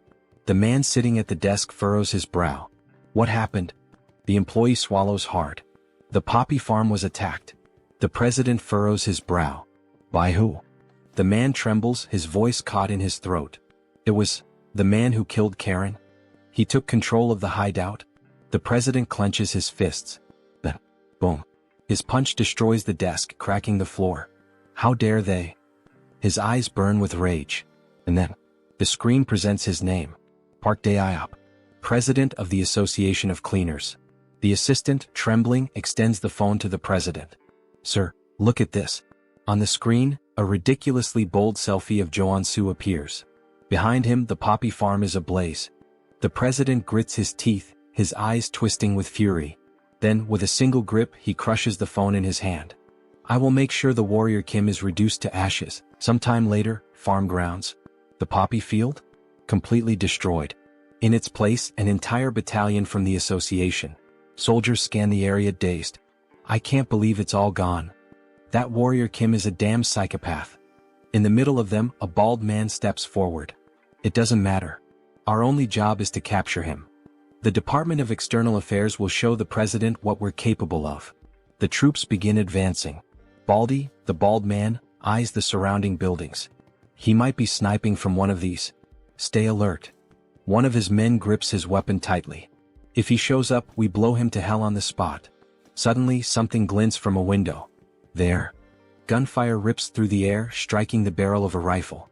Falls and Baldy smirks. My prediction was right.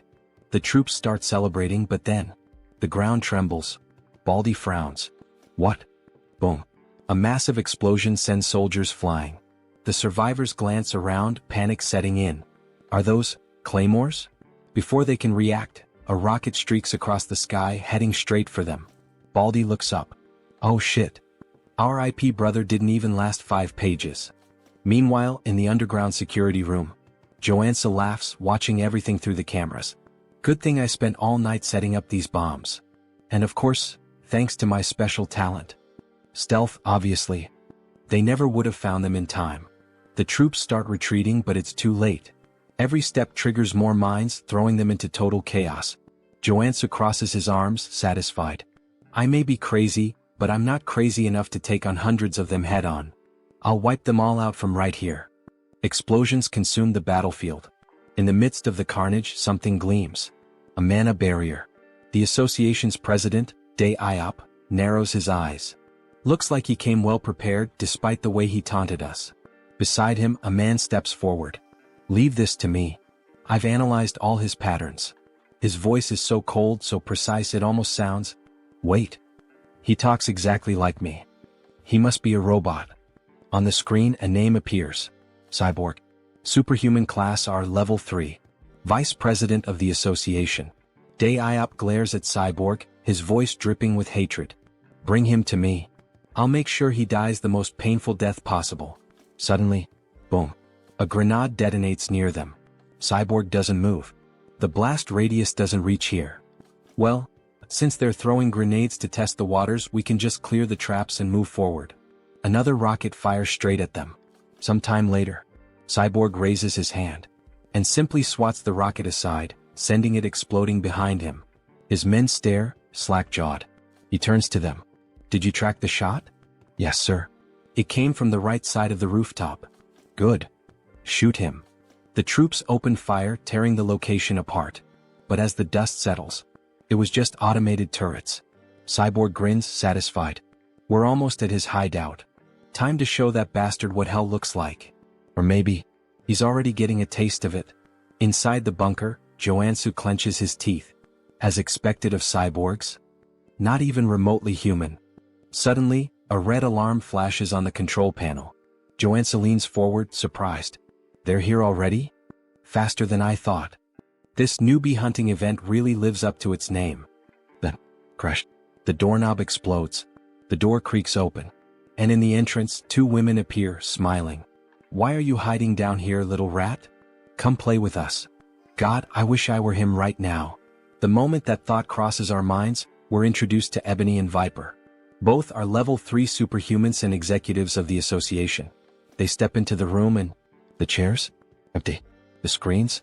Just images of Joonsoo flipping them off. Viper frowns. How did he know we were coming? The answer? Joonsoo, invisible, grinning in the corner. Of course I saw this coming. As Ebony and Viper scour the room, Joonsoo observes. The Custodian Association wants to put on a big show, pretending this is a straightforward conflict. Meanwhile, their assassin executives attack from behind. He chuckles softly. Too obvious. I know all your tricks. Click. He pulls the pin on a flash grenade and tosses it to the floor. Ebony narrows his eyes. What is? Flash. Both are blinded instantly. They realize too late. It was a trap. Joonsoo dashes past them, cackling. Damn, that was perfect. I've got no business with you too. Viper, still dizzy, screams in fury. I'll kill you, you little shit. But he's already sprinting up the stairs. The assassins will catch up soon. I need to move fast. Gunfire. Bullets zip past his head. He twists, gritting his teeth. Shit, they're already on me. I need to focus on defense. He activates his mana barrier, forming a shield in the hallway. Bullets slam into it, but don't break through. And yet, crack. The barrier begins to splinter. Joonsoo grins defiantly. Shoot all you want. I'll block everything. Ebony smirks. You sure about that? Bang. A bullet pierces the barrier. Joonsoo's eyes widen. Shit. The shield shatters. Shards fly across the corridor. He stumbles back, trying to recover. Ebony steps forward, gun still smoking. How'd that taste? These bullets are laced with explosive magic. Joonsoo mutters a curse under his breath, but then, his eyes land on a clock. Important enough to catch my attention now? Viper pulls out a crossbow, loading a shot. Oh, and don't forget. The sweets come from the sides. Twang. The bolt whistles through the air, and buries itself in his side. Tisk. Pain flares through his body. Viper smirks cruelly. That's nothing. Compared to the pain you're about to feel. Joonsoo grits his teeth. You guys are just dime store villains, in ridiculous latex suits. Viper's smile vanishes instantly. What? She lunges forward, and kicks him square in the face. Bow. Joonsoo is sent flying. Straight into the clock he had just noticed. Viper laughs, enjoying herself. Bet that hurt like hell. By the way, that poison's pretty strong. It's already in your arteries. Good luck surviving. Ebony steps up, grabbing Joonsoo by the collar. It's over. Time to bring you to the president. But then, Joonsoo smiles. A confident smile. Now you're in my domain. He exhales slowly as if relaxing. Acting was harder than I thought. Ebony narrows his eyes. What do you mean? Joonsoo gestures with his chin. You hear that ticking? Tick, tock, tick, tock. Viper frowns. And? He chuckles. Surely it reminds you of something? Joonsoo grins wickedly. Almost like there's a giant time bomb right next to you, huh? He channels mana into his feet, preparing to rush. With a burst of speed, he rockets down the corridor. Stay put and rot. As he runs, his mind races. Ebony and Viper are stronger than Karen. If this were a direct fight, I'd have no guarantee of winning. So I had to play my role perfectly. I disabled all my abilities to appear weak. Lured them toward the clock while they let their guard down. Because, inside the clock, he had planted white phosphorus munitions worth over $1 billion. Pretty sure that's illegal under the Geneva Convention. Now he shifts into a dramatic tone, like a character from a novel. Sleep tight, ladies. And dream of me. With a smug grin, he presses the button. Boom. The explosion engulfs the corridor. Ebony and Viper's weapons fly from their hands, their eyes widening in horror. They realize they've walked right into his trap. But it's already too late. After the explosion, Joonsoo starts laughing. He has successfully eliminated the executives, but more of them are coming. He needs to recover quickly, so he equips all his healing abilities, especially because he has no idea when the guy with the machine will show up. And then, suddenly, multiple enemies start appearing. Speak of the devil. A group of men with robotic features approach the protagonist. You took down Ebony and Viper? Yeah, Joonsoo replies, grinning. And you'll be the next one buried in a grave in just a few moments. Don't even think about walking away from this unscathed, one of them snarls. I'll make sure to modify you until you're begging for death. Joonsoo smirks. Wow, what a terrible attempt at being scary. Try acting a little more human next time, he mocks, playing on the fact that his opponent is part machine. I can already tell talking to you is a waste of time. I'll end this right now. The enemy growls as a metallic claw extends from his wrist, just like Wolverine's. The others raise their weapons. Joonsoo chuckles. I love how you guys modified your bodies based on your own wild imaginations. Thanks, idiots. He grins, pressing a red button. Suddenly, sparks erupt from the area, and an electrical surge paralyzes all the enemies. Without missing a beat, Joonsoo opens fire. A-1 in EMP bombs. EMPs and rifles, my best friends when fighting machines. With the robotic men stunned, Joonsoo mercilessly guns them down. However, one of them remains standing. I guess that's the real RoboCop, he mutters, staring at the unfazed enemy. Damn. How much money did you pour into that stupid body of yours? The EMPs didn't even faze you. This is unavoidable, the cybernetic warrior growls. I'll rip you apart and kill you right here. Dragging his blade across the floor, he charges at Joonsoo, swinging with lethal intent. Joonsoo narrowly dodges, but in the process he loses one of his guns. You're just gonna keep dodging forever? The enemy taunts. Fight like a man. Or better yet, like a machine. Damn, he's seriously strong. I have to be faster, Joonsoo thinks. He slashes at the enemy's midsection, but even his abdomen is made of iron. Only his eyes remain human. What a joke, the enemy laughs. What a pathetic excuse for a sword. Then, with a burst of fire from the thrusters in his feet, he lunges forward. That sword strike didn't even scratch me, bastard, he sneers, delivering a brutal kick to Joonsoo's chest. The force sends him crashing into a concrete wall, blood spraying from his mouth. His entire body is covered in mana, so swords don't work on him. Before Joonsoo can react, the enemy steps on his chest, pinning him down. What did you expect with such a weak body? The enemy scoffs. Humans are pathetic. You machine bastard. Wait. Joonsoo's eyes narrow. A mechanical body that only moves using mana? How the hell is that even possible in this world? I'm going to cut off your arms and replace them with umbrella handles, the enemy sneers. Just as he raises his blade to strike, something unexpected catches his eye. What the hell is that tiny pistol? He scoffs. Joonsoo smirks. Looking at your body, I had an idea. Are you seriously trying to shoot me? Haven't you realized yet? Ordinary bullets can't hurt me. Who said these are just ordinary bullets? Joonsoo says darkly. Black flame. He pulls the trigger. The bullet lodges itself into the enemy's body, and instantly, black flames erupt, consuming him entirely. You run on mana, Joonsoo explains. And black flame burns mana. In other words, once it touches your body, there's no way to extinguish it. The enemy's mechanical body is engulfed in unrelenting black fire, his movements growing sluggish. You really should have stopped modifying yourself at some point, Joonsoo taunts, laughing wickedly as he watches his opponent burn. RoboCop continues to burn. As he falls to his knees, Johnson bids him farewell and drives his sword straight into his eyes, leaving his lifeless body sprawled on the ground. Now there's only one step left in his plan. It's time to wipe out the entire association, he declares, laughing as he guns down every enemy in sight. Explosions erupt throughout the garden. They're just headless chickens without their executives. Run, run, there's no hope for you. The screams of his enemies are music to his ears. Suddenly, a deafening sound rings out, sending a sharp pain through his head. What the hell is this? And then he finally arrives. Eyes glowing red like a tiger's. It's really him, the president of the association. A level 4 superhuman. His gaze locks onto Joonsoo. And then, he leaps. A massive jump, like something out of a superhero movie, soaring straight up and landing right in front of Joonsoo. What the? Did he just jump from the ground to the rooftop of a 5-story building? I have never experienced such humiliation before, the president says coldly.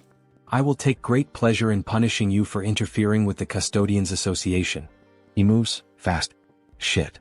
Joonsoo tries to unsheath his sword, but before he can react, boom, he's sent flying. Had he not swapped his abilities to defensive traits in time, that single attack would have killed him. But I can't beat him if I only defend myself.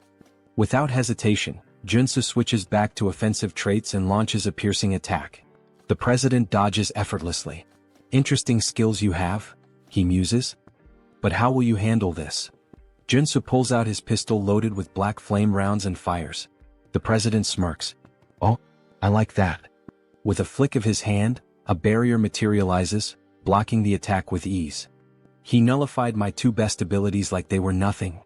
Before Joonsoo can react, the president charges in and lands a rapid barrage of punches, knocking him to the ground. He's unbelievably strong. Is that all? The president sneers. As expected. It was impossible from the start. Park Daop was born with an SR rank, his stats overwhelmingly powerful from the beginning. Meanwhile, Warrior Kim was just an NPC. A weak, low-level character. The gap between them was absurd. Is this your final battle? The president taunts. You know how I took down your subordinates? Joonsoo asks, wiping blood from his mouth. What? I took out Ebony and Viper with white phosphorus rounds. The cyborg? EMP bombs. Now tell me, what do you think I've got prepared for you? You? Prepared for me? Impossible, you idiot. No, it's not. Joonsoo's body begins to change. For a level 2 superhuman to defeat a level 4 superhuman, there's only one way. Trait activated, body mutation. Muscle mutation. His body shifts and twists into something monstrous. Warrior Kim has become a mutant once again. What? He chose to become a mutant. Joonsoo's breathing grows heavy. I won't be able to control myself for long. But he's prepared for this. Flashback. In the shop he bought a specific item, Berserk Glasses. This item grants the frenzy trait for a limited time. And that's exactly what he needs right now. Joonsoo crushes the glasses. A new sensation floods his mind. All distractions disappear. His thoughts fade. Only bloodshed, death, and combat remain. Here we go. Joonsoo launches a furious barrage of punches. The president blocks them, eyes narrowing. He doesn't know what ability Joonsoo just activated, but one thing is clear. This is about to get fun. Let's begin again, the president says, activating his own ability, Rage. His base stats skyrocket. Now let's have some real fun. Both fighters charge at each other. Fist meets fist. Neither backs down. This won't be enough to take me down, Joonsoo grins. Same to you, the president replies. Their battle turns into a brutal exchange of punches, fists flying like a high-speed boxing match. A real Japan versus USA boxing showdown. Who got the reference? Leave a comment on the video. Joonsoo lands a solid jab straight to the president's face, sending blood spraying through the air as the impact forces him back. New traits acquired, super strength and iron armor. A primal roar erupts from Joonsoo's throat, his excitement for battle overwhelming all reason. I can do this all day. Alright, the president chuckles. I'll admit you're strong. It's been a while since I had a fight this good, but I'm done analyzing you. This is my victory. Quit bluffing and fight. Joonsoo growls, throwing another punch. But the president effortlessly dodges. All you do is throw mindless punches, he scoffs, sidestepping each blow with ease. Then, in one swift motion, he counters, driving a devastating punch into Joonsoo's gut. Blood spurts from his mouth. Bastard. The president smirks, dodging again. Go on, keep swinging those sloppy, untrained fists, he taunts. And then, boom, he delivers a brutal uppercut, sending Joonsoo flying. Damn it. In close combat he has a massive advantage. The frenzy trait's effect is starting to wear off. There's no other way. I have to go all in on this next attack. Joonsoo knows he can't win a hand-to-hand fight. He begins channeling his energy, preparing to swap his traits. What kind of cheap trick are you planning now? The president sneers. You're done. He charges forward to end it, but Joonsoo grabs his wrist. Fine. I'll admit it, you're better than me in hand-to-hand combat, Joonsoo says, locking eyes with him. But as you can see, I'm not a brawler. A dangerous grin spreads across his face. I'm a swordsman, you bastard. Joonsoo channels power into his hand. And in an instant, a massive sword materializes. Before the president can react, a blinding light erupts point blank, piercing straight through his heart. You can use that ability barehanded? The president gasps. This was a good fight. His body trembles, and then collapses lifeless. Joonsoo exhales heavily. Shit. I really pushed my body too far this time. A system notification appears. Status effect, disease. Suddenly, a wave of unbearable pain surges through him, like his body is tearing itself apart. Arg? But then, a golden beam of light bursts from his body. His monstrous form begins to fade, his body slowly reverting back to normal. Warrior Kim has ascended to level 3. Oh god. Thank you, I leveled up just in time. A weak chuckle escapes his lips. I really am one lucky bastard. Then, his body gives out. He collapses unconscious. When Joonsoo finally regains consciousness, he finds himself submerged in the bathtub of his own home. Home? Mr. Superhuman, are you alright? Joonsoo blinks, looking up at the concerned face of Director Choi. What happened? Choi. I thought you were dead. Choi says, tears welling in his eyes. You were lying there, surrounded by all the members of the association. So, you brought me back home? Joonsoo asks, piecing it together. Yeah, Choi nods. I noticed you were still breathing, so I threw you into a mana spring. You've been unconscious for a week. A whole week. Now that Choi mentions it, he does feel a lot better. You're seriously amazing, Choi says, shaking his head. You single-handedly wiped out the president of the Plumbers Association. Yeah. I know, Joonsoo smirks. I guess I'm kind of a big deal now. Not just kind of, you're insanely incredible. Stop flattering me, Joonsoo laughs. Oh, and by the way, Choi adds, I took the liberty of collecting all the loot from the fight. Take a look later and let me know if you need anything. Got it? But first, I need to fully recover. Joonsoo's expression darkens slightly. Now that I'm level 3, there's somewhere I need to visit. A malicious smile crosses his lips. 1 week later, Joonsoo arrives at the Mana Measurement Center. Now that he's level 3, he will officially be promoted, receive a certificate, and gain access to countless benefits. This is insane, Mr. Superhuman, Choi exclaims. I've never seen anyone level up as fast as you. You're gonna start your own country soon at this rate. Joonsoo scratches his head, looking embarrassed. I wouldn't go that far. Maybe I should get my certification now? He asks, flashing a JoJo fan grin. The examiner chuckles. Of course. Please come this way. After a while, the girl officially hands over the certification paper. Thank you. I'm so jealous of you. Ha. Me? Why? Joonsoo asks, puzzled. For so many reasons. I wish I were as strong as you. Baek Soren showing this kind of emotion? Feels so strange. Unimaginable even. In the game, she's a berserker warrior, a ruthless killing machine, more like a psychotic girl drenched in blood than someone who'd ever say something like this. Joonsoo pauses, thinking. He doesn't have any immediate plans after this, so... Hey Baek, would you like to become a superhuman? Of course. Who wouldn't want that? Then how about you become my student? Baek blinks in surprise. If you agree, I promise, I'll turn you into a superhuman. And a strong one at that. And how exactly do you plan on doing that? Trust me, Joonsoo smirks. Warrior Kim has the ability to see latent potential. Baek's cheeks turn slightly red. That's right, Joonsoo nods, grinning as he makes a Dragon Ball Scouter reference. After all, he can see the potential radiating from an SSR rank individual like her. So what do you say? Want to be my student? Baek hesitates for a moment, then firmly shakes his hand. Alright. I guess I can trust you. A wise decision, Joonsoo says. But inside, he knew it, he'd captured her just like a Pokemon master. Now it's time to train an SSR rank warrior. You won't have to pay me anything, Joonsoo continues. Just return the favor once you awaken as a superhuman. That's nice and all, but I should warn you, I already failed to awaken once, even after undergoing rigorous training. It won't be easy even for you, Mr. Superhuman. Joonsoo just grins. Don't worry about that. Just have faith. Because he already knows what will trigger her awakening. He's seen her story unfold in the game. Baek Soren's unique awakening. Star Killer of the Heavens. A trait that signifies an embodiment of pure bloodlust, a force that stains the world red. Berserker Level 1 Trait Effect. Combat Experience plus 1000%. While this trait dramatically increases the experience gained in battle, it comes with dangerous side effects. It risks corrupting her mind, turning her into a bloodthirsty psycho-killer obsessed with combat. Her awakening event perfectly matches her unique trait. You'll need to prepare yourself, Joonsoo warns. Prepare?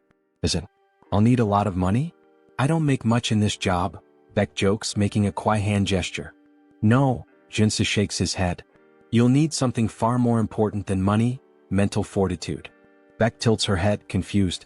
But before she can ask more, "Excuse me, Mr. Kim," a staff member interrupts. "You've been invited to a meeting. Would you follow me to the 5th floor lounge?" Joonsoo's eyes narrow. An invitation to the 5th floor? That's strange. As he and Beck step into the elevator, a realization dawns on him. In this tower, superhumans are divided by their power levels. He's being summoned to the 5th floor. That means a level 5 superhuman invited him. Who could it be? As the doors slide open. "Professor? Wait, it's really you?" A familiar voice greets him. Seo Woojin, a level 5 superhuman. "Congratulations on earning your level 3 certification," Woojin says warmly. "I'm so happy to see you here." "I'm happy to see you too," Joonsoo replies. But inside he's assessing him. Despite his natural-born talent and wealthy family, Woojin reaching level 5 this quickly is still surprising. "He's already surpassed me.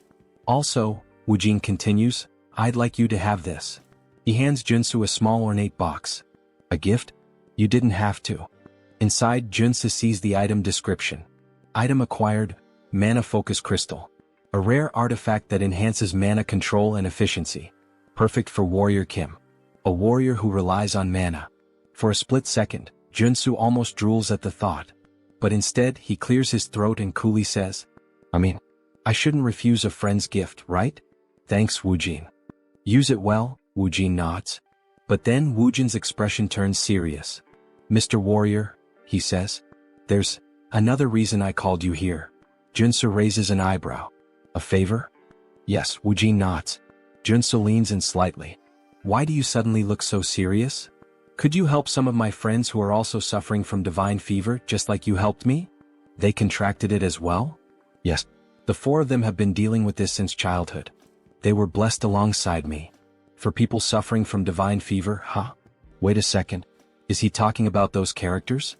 If so, then this is the perfect opportunity to make things a lot easier." "Of course," Joonsoo nods, radiating an angelic aura. "I could never refuse to help those in need. Thank you so much, Sir Warrior, for your generosity. But before we begin the treatment, I'd like to meet them first." "Of course. I'll arrange a meeting right away." Later that day, Woojin's estate. "Here they are, Professor." As expected, Joonsoo was right. These 4, they're the supporting characters meant to assist Paladin Seo Woojin. They're all children from wealthy families, essentially kidnapped and forcibly baptized under the orders of the Old Father. Joonsoo folds his arms and cuts straight to the point. "Let's be clear, you were all forced into this baptism without consent, right?" "Yes, that's correct." "Is it really possible to cure this?" One of them hesitates. "My treatment is painful," Joonsoo warns. "But if you endure it, you'll awaken, just like Woojin did. If you follow every single one of my steps, you will succeed. Do you have what it takes to withstand it?" For a moment, the 4 hesitate. Then, in unison, "We'll do whatever it takes. Please help us." Joonsoo smirks. Spreading massive black angel wings, he declares, "Then let's begin." 1 week later, all 4 of them awakened. We actually did it." Just as Joonsoo had predicted, their innate talent ensured a smooth awakening. "Professor, thank you so much." The 4 students burst into tears, overcome with gratitude. Joonsoo nods, satisfied. "You endured my method, that credit belongs to you. Well done, students." Just then their parents enter the room. "Professor, we can't thank you enough. You've freed our children from this curse. As a token of our appreciation, though it's not much, we hope you'll accept these gifts." A mountain of presents is placed before him. Joonsoo waves his hands modestly. "You didn't need to do this. Their success was thanks to their natural talent." But inside, he's grinning ear to ear. "This order only favors rich families. Which means I can milk this system for all it's worth." For a brief moment, he makes one of the funniest faces seen in this entire manhwa. Lately, his luck has been insane, like he's been rolling SSR pulls in a gacha game. Now then, let's see what I got. Rewards obtained. Extreme speed trait. Steel-plated boots. Detection trait. Helmet. Fury trait battle axe. Acropolis trait shield. Nectar, a rare consumable item. All of them are valuable. All of them perfectly suit his needs. We selected these gifts together, one of the parents says. We hope you like them. Joonsoo smiles. You have my sincerest gratitude for these rewards. But now, it's time for his real reward. You mentioned you wanted to talk to me for a moment, right? Yes, one of the parents nods. I have a favor to ask of you. A favor? Joonsoo tilts his head. Yes. I represent the Galaxy Shopping Mall. Joonsoo raises an eyebrow. All right. How can I help the savior of my son? The man hesitates before answering. I'd like permission to enter the underground gold mine beneath the Harem branch of Galaxy Mall. A gold mine? We don't have anything like that under our shopping mall. Joonsoo smirks. I'm talking about the one hidden between areas A1 and A2 on the 8th floor of the underground parking lot. Are you sure it's not there? The man stiffens. Got him. I don't know how you obtained that confidential information, he says carefully. But even coming from you, I can't grant this request. Joonsoo leans in slightly. I promise you this, I won't speak a single word about what I see down there. Just for one day. That's all I ask. The man stays silent. Joonsoo smiles knowingly. All I'm asking is to keep your little secret, a secret. The next day, Joonsoo walks alongside the girl he promised to help. After smashing through the wall, she stares in disbelief. I can't believe there was actually a hidden space inside this shopping mall. See? Told you, Joonsoo grins. This is the place where you'll awaken. You have no idea how hard I worked to get us here. But, are we really going to train in a dirty place like this? She asks, wrinkling her nose. Of course, Joonsoo assures her, stretching out a hand. I promise, it'll be fun. Characters with the trait star that kills the sky can't be awakened through traditional methods. They have to be pushed to the absolute limit, forced into a life-or-death situation. This dungeon hasn't been discovered by the world yet, but this is the exact place where Baek Soren awakens in the future. Sir Warrior, this place is so dark, and it smells weird. Her voice trembles and she grips her arms tightly. Joonsoo can tell she's afraid. Then, a zombie suddenly lunges at her. She barely dodges in time, but the impact sends her glasses flying to the ground. Warrior. Please help, she cries out. Joonsoo tosses a sword to the ground. The training has begun. Excuse me, what? Kill that zombie yourself. What? Fight for your life. That's what I'm telling you. This is the only way for Miss Soren to awaken. What kind of nonsense is that? The zombie lunges again. Get away from me, you monster. Soren swings instinctively, and in a single devastating slash, she cleaves the zombie in half. Joonsoo's eyes widen. What the fuck? How is that even possible? That was just a single strike, and it had that much power? Baek Soren. Maybe she has even more talent than I expected. As she stands there, sword trembling in her grip, a red aura begins to radiate from her body. Wow, very well, you started off strong. You're so cruel. You can't just tell me to fight without any warning.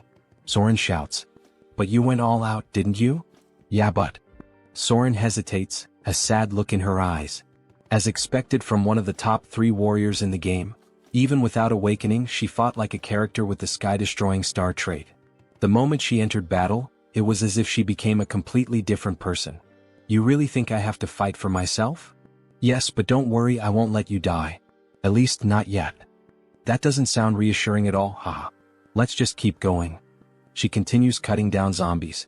You mentioned taking a few superhuman classes before. Did you learn any sword techniques? Nope. I've never even held a sword before, nor learned any techniques. But you said I had a certain talent, right? She says proudly. Then there was that instructor who had to use every possible method just to acquire a single trait. Isn't that way too overpowered? This place is way deeper than she expected. She can't even see the end. How much longer will they have to keep moving forward? Maybe there's an exit just around the next corner. As things stand now, we're not getting out of here until she awakens. Suddenly, a zombie attacks them. Wait, is that a drill? Drill-wielding undead. The drill zombies were tough enemies back in the game. Maybe he should help her, but with a devastating strike, she slices the zombie's arm clean off. If you're a zombie, fight fair. Don't you dare use a weapon. Then, with brutal efficiency she cuts the zombie in half. Joonsoo watches in surprise. Well, that was a clean victory. She felt her body moving on its own. But just then the still-living zombie sinks its teeth into her foot. You bastard. What do I do now, master? Well, common sense says if you get bitten by a zombie, you'll turn into one too. Please kill me before I become one of those things, she cries. Miss Soren, of course I came prepared for this. Wait, is that holy water? Yes. In this game they actually developed a cure for the zombie virus. After the chaos they decide to rest for a bit. She had been so desperate, she really thought she was going to turn into one of those horrible creatures. It's a harsh world out here, but these zombies are acting strange. Some of them are even picking up weapons and using them like gear. It's almost like this place was artificially designed. Well, you're not wrong. The Galaxy Mall was built much faster than any other location of this size. It was thanks to the efforts of a massive workforce. But because of the extreme labor conditions, many were injured and some even died. But the official reports claimed there were 0 incidents during construction. The corrupt executives of that wicked corporation just dumped their bodies here. Later, the representative of Galaxy Mall learned about the situation. However, since it would critically damage the company's public image, he decided to cover it up and keep the area a secret. Such corruption was only possible because of how rotten this world had become. Soren never imagined there would be such a tragic story behind this place. But how did you find out about their secret? Because when the Order of the Old Father unleashed zombies to overrun Seoul, the dungeon that opened up was none other than Galaxy Mall's forbidden area. Well, let's just say the professor has a special ability. Wow, and you already have so many abilities. Since this was the place where Beck Soren was first attacked by zombies, he figured it would be the perfect location for her to train and awaken. But up until now there had been no sign of her awakening. These victims are still suffering even after death. I just hope we can at least put them to rest. Oh, so it looks like you've finally found some determination. At the same time, she couldn't shake the strange feeling that she had to keep fighting. Alright, let's go. It's finally starting. All of a sudden, the temperature in the area plummets. This place, it's eerie. Let's be careful. Then they spot an open warehouse, almost like a giant freezer. What is this place? Upon entering, they see a radio. There are 3 bears in the house. Papa Bear, Mama Bear, Baby Bear. A children's song. This is creepy. 3 bears in a house. The song starts to glitch, distorting into an ear-piercing screech. What the hell is this? Then, an ice spear shoots straight at Soren. Watch out. Joonsoo throws himself in front of her, blocking the attack with his own body. Sir Warrior, are you alright? He hadn't expected an ambush like this. Then a grotesque monster emerges. Conjoined Phantoms. Boss of Galaxy Mall's forbidden area. Level 3 mutant. A level 3 mutant? Soren, you need to get out of here, now. This thing is way beyond your abilities. But the creature launches another barrage of ice spears. I don't want to hear any complaints, get out. And I don't want a popsicle either. He deflects the attack, but suddenly the enemy starts channeling another ability. A massive ice lance forms in midair. He can't block this one. Professor. Soren, run. I'll buy you some time. How can I just leave you here? She cries. One of us has to make it out alive. She can't do it. Miss Soren, the reason I was so sure about your talent is because you possess the ability, Sky-Slaying Star. The Sky-Slaying Star? This can't be true. Believe in yourself. If you do, you'll awaken. And with that, my final lesson is complete, my apprentice. The monster fires a storm of ice arrows, obliterating everything in the area. Believe in herself? Oh. As the icy onslaught subsides, Soren stands frozen in place. Then, alright. I will. I will trust in my own abilities, Professor. A golden light surges around her. Her eyes burn red. What was this power she was wielding? Ha ha ha. Then please, don't give up. Joonsoo watches in awe. In an instant, she shatters the thick layer of ice encasing her. She has finally awakened. Beck Soren, SSR rank superhuman, level 1 warrior. What is this power? It's real. I've truly awakened. Before a spear can pierce her, Joonsoo moves, cutting it to pieces. Now that you've awakened, it's time to drop the act. The Sky-Slaying Star has a condition for awakening. You must face a life-threatening situation and possess the mental strength to overcome it. You put yourself in danger just to make me awaken? You did an excellent job. But now, it's time to fight. Baek Soren, the sky-slaying star. The mutant lets out a furious roar, then begins channeling a new attack. He looks pretty pissed off, Professor. Don't worry. You'll be fine as long as you deflect his attacks before they touch your body. To prove his point, he demonstrates, effortlessly knocking aside an incoming strike. See? It's not that hard. But when he glances back, he sees Soren trapped in ice. Are you alright? Right. Even though she's awakened, she's still just level 1. It's unrealistic to expect her to master everything perfectly right away. She had been caught by multiple ice barrages, yet she wasn't seriously injured. Looks like you're fine. Upon awakening, every warrior receives their initial trait. Hers was Indomitable, a trait that grants strong resistance against all abnormal status effects. Before awakening, she constantly felt like she was about to die. Now she barely feels a thing. Fascinating. As expected from an overpowered character, she got Indomitable, the best defensive trait. As for him, since he had overseen multiple awakenings from his previous apprentices, he had gained the Perception trait, allowing him to see all of his enemies' traits. A ridiculously powerful PvP ability. Oh yeah, that's broken. I don't think that'll be of much help right now. Well, don't worry about it. For now, let's train with your new awakening. Both of them start running. She acquires the haste trait. Good, you've already picked it up. Her combat growth is incredible. Her body feels like it could take off at any moment. She wants to keep fighting. Watching the professor leap to dodge 2 ice blocks, she instantly learns the same technique. Wait, I'll cut it for you. But before he can react, she's already next to him. What the? How did you get here? Well done. You can already use that ability. It felt like I was flying. Will she surpass Joonsoo in just a few days? Just like Seo Woojin did? Alright, Professor. What's the next move? Use the traits you just learned to pull the mutant's attention. While you keep him occupied, I'll finish him off. I've already taught you everything I could, so it's best to end this quickly. Understood. Soren starts dodging every attack with ease, gliding across the ice as if she were skating. Come on, hit me, you dumb mutant. She suddenly gains 2 more traits.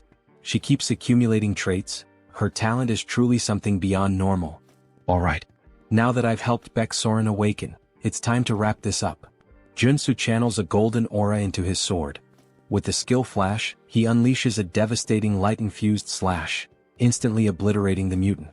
Well, congratulations, Professor. That was amazing. Nah, that was nothing. Then a phone appears on the ground. So this was the monster's mana core? How does a phone work as a monster's mana core?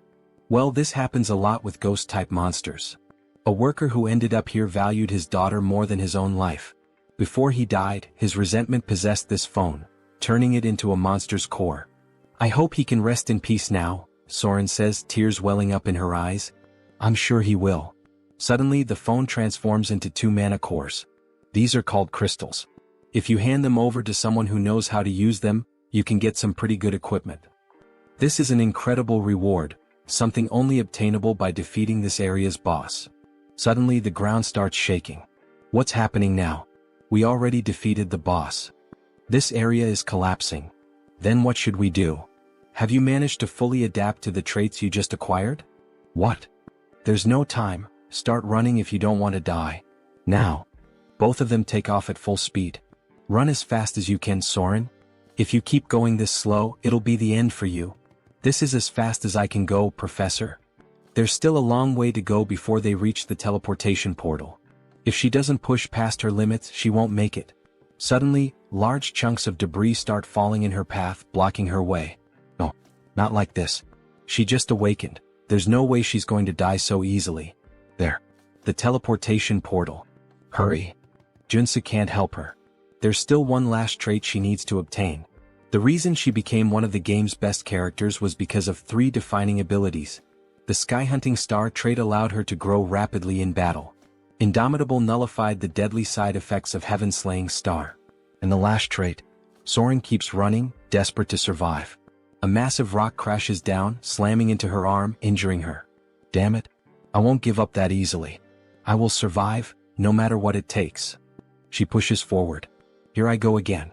Trait unlocked, Runaway Train. Ignoring the pain, she dashes forward, barreling past the obstacles in her path. Joonsoo loses sight of her. Did she fail? Then out of nowhere she burst through the rubble, grabbing onto him. Let's get the hell out of here, now? Whoa, damn, something big is pressing up against me, haha. Just as they leap through, the portal shuts behind them. Trait unlocked, narrow escape. Grants a second chance at life when facing certain death. The next moment, they reappear in the middle of the city, still clinging to each other. A crowd immediately starts murmuring. Where did they come from? They look like a total mess. Joonsoo exhales in relief. I knew you could do it. Now that she's obtained the last trait she needed, his mission is complete. Sir Warrior. Baeksoren, are you okay? Can you stand? I'm fine. The hell do you mean fine? Your face is completely red. That's just because. Sir Warrior, just let me stay like this for a little longer. Could you hold me a bit more? Meanwhile, some jealous bystanders grumble in the distance. That lucky bastard. Why couldn't that happen to us? So, returning to the scene where the bastard makes the viewers jealous. Sir Warrior, please let me stay like this a little longer. Could you hold me just a bit more? She says with an angelic and timid face. He has to fix her clothes for a moment, and in the process, we witness something truly beautiful. Alright, done. Thank you, Sir Warrior. You're welcome, Joonsoo replies, his face flushed. That surprised me. It was close, but we made it out. Yes, we did. That smile on her face after awakening. It's definitely a sign that she will be different from the game. Perhaps it's because she awakened in a way that diverged from the original story, where she had survived after an endless massacre. Joonsoo managed to steer her away from the path of evil. Alright, let's get the hell out of this damned mall. After leaving the shopping mall, Joonsoo offers one of the crystals to Surin. Are you sure you want to give me this crystal? It's worth at least 2 billion. Yes. So try to evolve quickly using this material I gave you. This is far too much for a simple gift. Honestly, I don't even know how to repay you for this, or if I should even accept it. Don't worry about it. Just pay me back in the future when you can. Of course, our protagonist had a plan behind this. There was another reason he was willing to spend so many resources to awaken Baeksoren. The Martian sword technique, one of the 3 top-tier sword techniques in the Arcane of Seoul. Once learned, a character experiences rapid growth. However, it's a unique trait that only Baeksoren can use. The only way to acquire it is to obtain the trait in the form of a memory chip. Thank you very much, Sir Warrior. Don't worry about it. Just don't forget what I did for you, because I'd really like to learn that sword technique that only you know. Hehehe. After returning home and finally getting a chance to rest, a car honks in front of his house. All he wanted was a little break. Sir Warrior, please come here. The damned world of Arcane Seoul wouldn't simply let him rest. Alright, Woojin. Thanks for coming to my residence at this hour and making the trip all the way here. I'm so happy to finally be able to repay you for healing all of Woojin's friends. I would have preferred if he hadn't come now. We miraculously managed to schedule a meeting with the Armor Meister. I'm beyond excited. There's no devil in existence that could stop me from attending this event if he is the one we're meeting. In this world, good items belong to those with good skills. The master craftsman we contacted this time is incredibly busy, but he can forge level 7 armor. Level 7? Alright, let's go now. Moments later, they arrive at the entrance of a grand house, with several guards stationed outside. Are you serious? What a fine house for such a fine craftsman. Woojin, do you have any idea what religion this artisan follows? Religion? Why are you asking something like that all of a sudden? I see, so you don't know. Of course he wouldn't. Considering all the suffering he endured because of the Order of the Ancient Fathers, it made sense. This is the home of an artisan devoted to the Order of the Old Father, Joonsoo. Joonsoo is a devout believer firmly committed to his faith. In the future, he will stand at the forefront of the war artisans of the Order. Joonsoo, the Artisan of Death, mid-boss of Episode 3. I already refused to be baptized, yet he's still willing to craft armor for me? What does he want from me? Stop. Extend your hand for identification. Identification. Show me your black flame. Grabbing the protagonist's hand roughly, what the hell is with this guy? Here it is. He then releases a powerful surge of black flames. Are you satisfied now? Yet the guard doesn't seem pleased. What is the meaning of this? Let go of his hand. We are visitors with a reservation to see the artisan. Stop. Who said you could treat my guest this way? The master artisan, Joonsoo. Level 6 superhuman. Sir. My apologies for the intrusion. Refusing baptism and awakening the black flame. You are indeed an honored guest. And this is how you treat me? Please forgive me. The light and the savior recognized by the saint. What? The light and the savior recognized by the saint. What the hell does that nonsense even mean? Alright, now come inside. Let's start discussing what kind of equipment you're looking for. Alright. A plate armor of this style is my specialty. Since it's a request from the saint, I can craft it in this design if you'd like. Before them stands a medieval suit of armor, reminiscent of the Templars. Joonsoo scans the area, searching carefully, until he finally finds something that catches his interest. Alright, I've decided. I'd like this outfit. Its appearance resembles a military uniform. Seriously? You want that kind of clothing? Yeah, I love its style. This is ridiculous. Infusing magic into that type of armor is incredibly difficult. We won't be able to create a holy armor with it. He doesn't need holy armor, the artisan remarks. I just need to infuse it with the magic of giant and extreme. Judging by his reaction, Joonsoo can already tell what the order is trying to do, push him toward holy armor. Also known as Paladin's armor, it grants an absurd amount of attributes to tank-type users. However, in order to wield it properly, the user needs immense divine power. To increase his divine power, he would have to join a religion. The artisan sighs in frustration. So he's choosing the worst option instead of the best one. But fine. The customer makes the final decision. They're pretending to offer me something good while trying to trap me in their religion. Then I'll be expecting great work from you, Master Artisan Joonsoo, Joonsoo says with a grin, shaking the artisan's hand. After a long discussion, they finally leave the house. Woojin hesitates, then asks, "Are you sure that was the right decision? Not choosing the holy armor?" Joonsoo shrugs. "No. I just like the other one more." Meanwhile, the guard from earlier continues watching Joonsoo strangely. "I can only imbue a few traits into this type of armor," the warrior comments. "Are you really going to make it the way he asked? So, you want me to defy the saint's order? She said that man is the light and the savior of our order." The warrior cannot believe the saint's words. No matter how many times he thinks about it, there's no way Joonsoo is the Messiah. He'll have to confirm it with his own eyes. 1 week later, Joonsoo is back at the shopping district. "Sir Superhuman, you really shouldn't be downing mandrake elixirs all at once like that. You glutton." "Thanks, but I'm fine." "Are you sure?" "Of course. I got the treatment I needed." A notification flashes. "New trait obtained, energetic. Thanks a lot for giving me these elixirs for free." "Don't worry about it. It's thanks to you that our market was saved. Now we're flooded with customers every day. Consider this my way of saying thanks." "So that's why there are so many people here today? Looks like business is really thriving." "That's great." "Hello, Superhuman," a man says, lowering his head in respect. "Hey, you're that guy from the Iron Fist gang? It's a pleasure to see you again," Joonsoo says, laughing loudly as he slaps the poor guy on the back. How have you been, sir? Could I kindly request a few minutes of your time?" "For what?" "Our boss wants to see you for a bit. There are too many eyes around." "Let's move somewhere else," Joonsoo says. "Understood." They get into a car and drive onto the road. "We've prepared a high-quality bulletproof car for you, sir. Do you like it?" "Not bad." A sign reveals their destination, Miram. Something feels off. Has the Iron Fist gang always used Miram as their meeting spot? If Joonsoo remembers correctly, that place is nothing but a slum filled with human garbage, the worst kind of murderers and degenerates. The car runs out of gas, forcing them to stop at a gas station. Of course. Wait, this place is Miram gas station. Joonsoo turns back, only to see the driver grinning. "Alright then, have a nice rest here, sir." With a murderous gleam in his eyes, the driver grips a detonator. "Seriously? He's trying to set me up?" Joonsoo glances at the car. Several C4 explosives are planted inside. "Shit. I walked right into a trap. Hey buddy, do I look like an idiot to you? Who do you think you're messing with?" "Excuse me?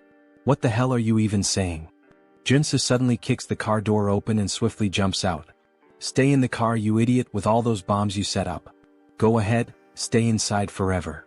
Then Joonsoo throws a grenade. The driver screams in panic as the car erupts into a massive explosion. Joonsoo dashes forward, activating his abilities, speed and breakthrough. But something is off. That explosion was way too powerful for just a single grenade. There was no way it should have caused that level of destruction. As expected, that guy was a traitor. The bulletproof luxury car speeds toward Miram and ultimately the gas station. That lingering sense of déjà vu, there was a reason for it. A flashback begins. We see Iron Fist's boss lying on the ground. Then it becomes clear. Joonsoo knew this would happen because all of these events had already played out in the game's story when Iron Fist Kim was betrayed by his own men. He doesn't know exactly why, but this time the traitors of the Iron Fist gang have chosen him as their target. Suddenly, a hail of gunfire rains down on his location. One of the men shouts, "That's him. The guy on the most wanted list. Ah.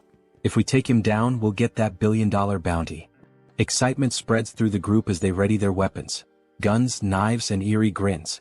Of course, this wouldn't end with just that bomb-filled car, Joonsoo thinks, dodging the storm of bullets. The gunmen keep firing relentlessly. Joonsoo ducks behind a car for cover. Damn it, there are too many of them. He knows the vehicle won't protect him for long. With no other choice, he activates his leap ability, launching himself onto a nearby building. They probably didn't expect this. I should be safe up here. But the reprieve is short-lived. There he is, on the rooftop. "Shoot him down," one of them yells. Damn it, they caught on fast. Joonsoo grits his teeth, raising his mana shield just in time to block another volley of bullets. They're not even enhanced. How the hell are they reacting so quickly? What's wrong with these bastards? Then their leader shouts, "Everyone aim for the center of the shield. Fire all at once. Let's end this now." A synchronized barrage slams into his barrier. The sheer force causes it to crack, leaving Joonsoo momentarily stunned. What the hell? How do they have this kind of precision? He instinctively takes a step back, just as a bullet grazes his arm. He clenches his teeth. He had underestimated them. He really didn't want to use these, especially since he had just bought them, but at this rate he had no choice. Reaching into his jacket, he pulls out a handful of odd-shaped grenades. "Here, have some gifts, you bastards." The grenades slowly fall near the enemies, releasing smoke. They begin coughing. What the hell is this smoke? Wait, these are tear gas grenades. Damn it, I can't see him. We can't let him escape. We need to kill him to get the antidote. Who do you think you're chasing if you're not even superhuman? Joonsoo mocks them. Well, anyway, it's time to say goodbye to the failures. Time to get the hell out of here. As he runs between the buildings, he finally manages to lose them. Finally, a group of thugs showing focus almost like superhumans, huh? Joonsoo thinks. There's only one way that could happen. The damn combat drugs. They have serious, harmful side effects, but they can temporarily enhance combat abilities. That's probably how they almost trapped me for a while. Considering they mentioned something about an antidote, Joonsoo is sure that's what they're after. The only problem is, the only person who could lead that gang in Harem is the human hunter. He's the first person that comes to the protagonist's mind. He's a superhuman with excellent abilities, a sharpshooter with deadly aim, focus, and precision. He's the master of cowardice in combat, active in Harem. His methods are simple. First, use the betrayal of an infiltrator to plant a bomb. Second, send in a gang of criminals under the influence of combat drugs. And third, his specialty being a sniper. Knowing this, Joonsoo activates his abilities to see beyond normal vision on the battlefield. With great effort, he spots a distant light coming from a building. Just in time, he narrowly avoids a shot from the building, but despite his speed, the bullet grazes his face. If he had reacted even a fraction slower, he would have definitely been dead. But the risk paid off. He now knows the enemy's location, where they're hiding. Looking out over the city, part of it is on fire, and an idea forms in his mind. Got you, you bastard.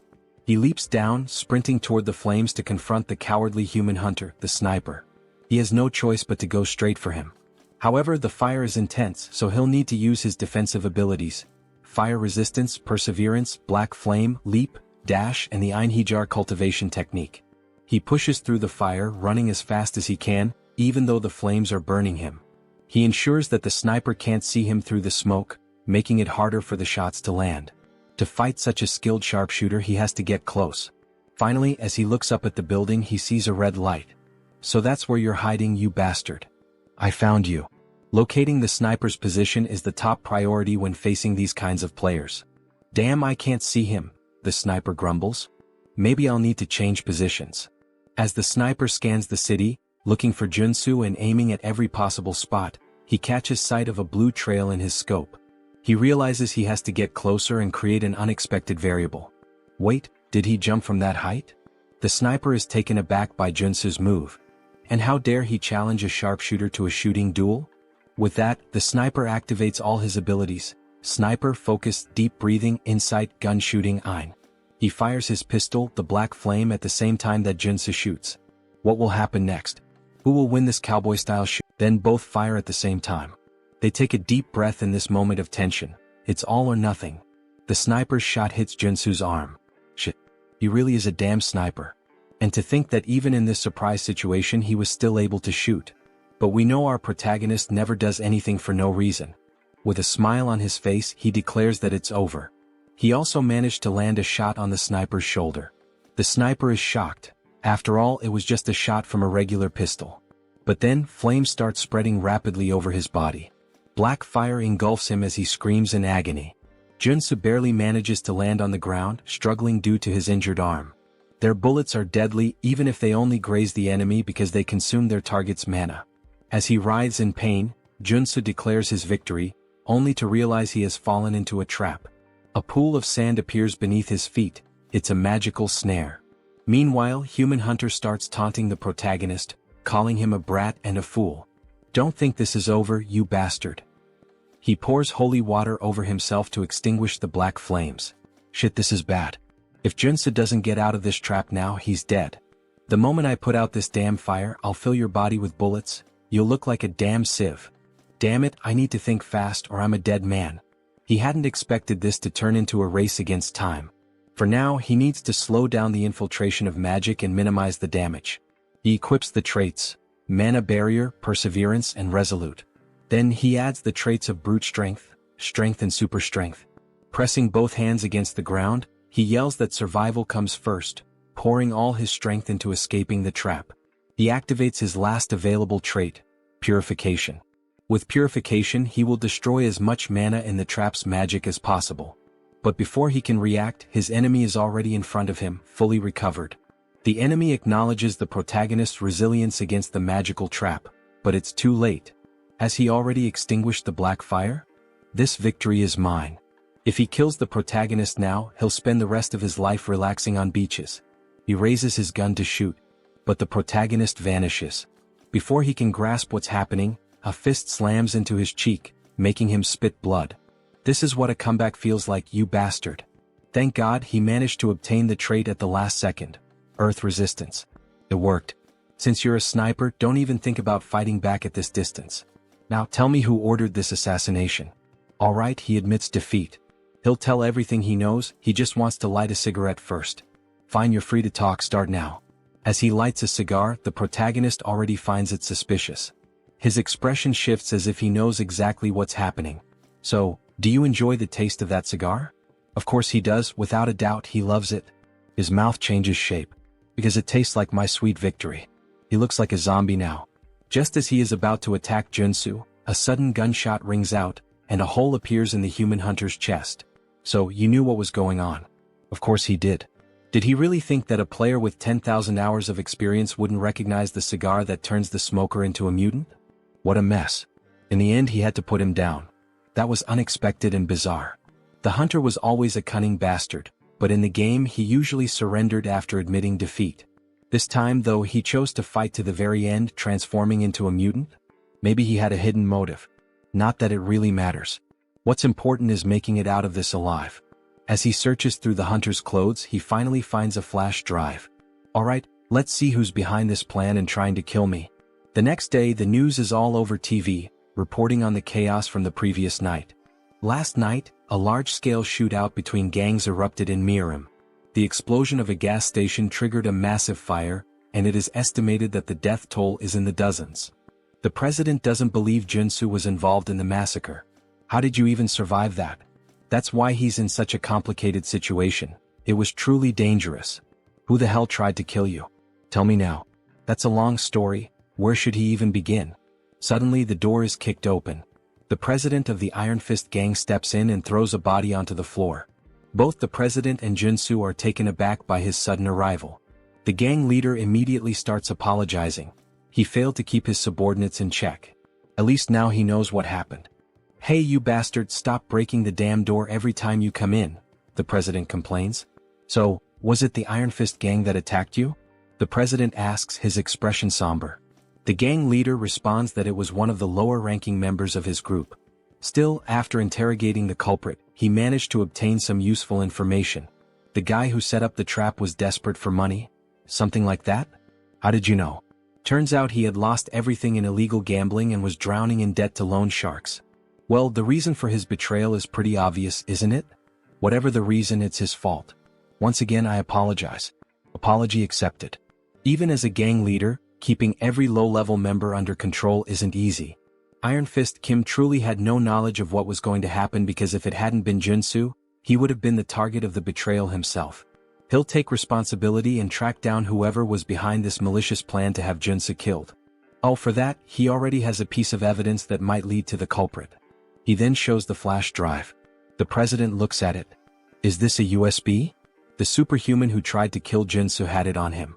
Do you know how to use a computer? I even have a license for it. Has my time to shine finally come? Aside from my bald head, obviously. After plugging the USB into the computer and searching through its contents, he finally finds something. Alright, this guy was a big deal. He killed at least 20 superhumans. He's a psychopath. Well, his name was Human Hunter, so that makes sense. Forget all that, let's get to what really matters. Let's check his most recent job requests. Alright. His latest request, let's see. This was the last one he received about 5 days ago. The bounty was 20 billion? The president is shocked. 20 billion? Even the protagonist is stunned by the absurd amount. Maybe it would be worth turning himself in just to collect the reward. Who the hell could afford to offer that kind of money? The client was someone from the Ascendant Group? Someone from a major corporation? This person right here was the one who made the request. As soon as the name appears on the screen, Joonsoo recognizes it. Son of a bitch. So it was that bastard. The paladin who had gripped his hand tightly and questioned him. Things just got complicated. So it was that bastard. He's the paladin Joonsoo saw at Juchul's house. Why the hell is that rich kid trying to kill him? Maybe he has a suspicion. Can you pull up the Ascendant Security family tree? Sure, just a minute. Here it is. Just as he suspected. Now he can finally piece together what's going on. Ascendant Security, a private military company under the Ascendant Group, one of the top 5 corporations in Arcane Seoul. Lee Jaeol, the eldest son of Ascendant Security, was originally first in line for succession. However, after receiving the baptism of the order from his old man and becoming a paladin, he was pushed to the very bottom of the inheritance line. Now the only path left for him is to succeed as a paladin. But the Saintess has been obsessed with Joonsoo, calling him the light, the savior. Maybe it's just jealousy. Maybe he's furious that he lost the Saintess' attention and is taking revenge. Watching Joonsoo surpass the baptism and rise to prominence must have driven him mad. Mad enough to order an assassination. The president is outraged. What? To think he would target you just because of his own inferiority? He needs to be taught a lesson, he shouts, furious. But how? The opponent isn't just some heir to a small company. He belongs to a family that owns a major corporation. One wrong move, and the entire company will come after them until nothing is left. That doesn't mean they should just sit back and take it. Yeah, you're right, Joonsoo says, smirking. I have an idea. The president was already expecting that answer. With an almost theatrical reaction, he exclaims, I knew you were plotting something. If we have to take down a big name, let's start by focusing on our expansion. Hours later, Seo Woojin is shouting. That damn bastard. How dare he try to assassinate the Lord Warrior? He slams his fist on the table, shattering it. Joonsoo sighs. Relax. I'm still alive. Woojin looks at him with concern. You're not hurt, are you? Dear viewers, I'm starting to think he has something different about our protagonist, haha. Back to the Manhwa. The other two stare at the destroyed table, stunned. Nothing could be better than having Woojin on their side. He's not just insanely rich, he's also a level 5 superhuman. He won't let this slide. An eye for an eye, as they say. We should hire an assassin to do the same to him. I can't even begin to imagine how much it would cost to put a hit on the eldest son of Ascendant Security, but... Don't worry, Joonsoo interrupts. I have an idea. What kind of idea? I'm going to challenge Lee Jaeol to an official duel. A duel? Woojin questions, clearly alarmed. The other two are equally shocked. This can't be avoided. If he lets him go free, he'll just keep hiring stronger and stronger assassins to try and kill him. But that guy is a coward, he'll probably just hire someone strong to fight in his place. Either way, this world is full of unfair advantages. If he wins the duel, he'll receive a formal apology and proper compensation. Right now, this seems like the most realistic solution, analyzes the gang leader. Joonsoo won't be able to fight him on equal footing, so he'll have to rely on the duel. With clear evidence in his hands, he has more than enough justification to challenge him. If they allow Seoul to send someone in his place and keep the duel private, with only close acquaintances present, he will accept. All right, the president says, preparing to formally send the duel request. We'll also need an official notary. I'll take care of that, Woojin offers. His parents know a lawyer who used to be a Supreme Court judge. All right, thank you everyone. I can always count on you guys. Why are they all looking at him like that? Everyone has a sad expression, almost as if they're mourning him. I'm not going there to die. Don't look so down. Don't kill me off just yet. Are you confident you can win? The gang leader questions. Since your enemy knows your strength, he'll bring in a fighter who's at least level 4. Of course this won't be easy. Especially since he can't use his mutation characteristic in an official duel. This will be much harder than when he had to face that man before. Either way, he can already predict who the fighter will be. So you already know who your opponent will be? Yes, and that's why I need a good amount of preparation. Woojin, can we spar for a bit? Of course. I'll help you with everything I've got, Woojin says, gripping his sword with a happy expression. Thanks a lot, but please take it easy. Last time we fought, you nearly killed me, Joonsoo thinks to himself. 3 days later, they all gather in an arena inside a warehouse. Some spectators are present. We're all cheering for you, Lord Warrior. The president is dressed up like a cheerleader, completely decked out. The gang leader can't believe what he's seeing. And, of course, she's there too, the girl who got the protagonist all fired up.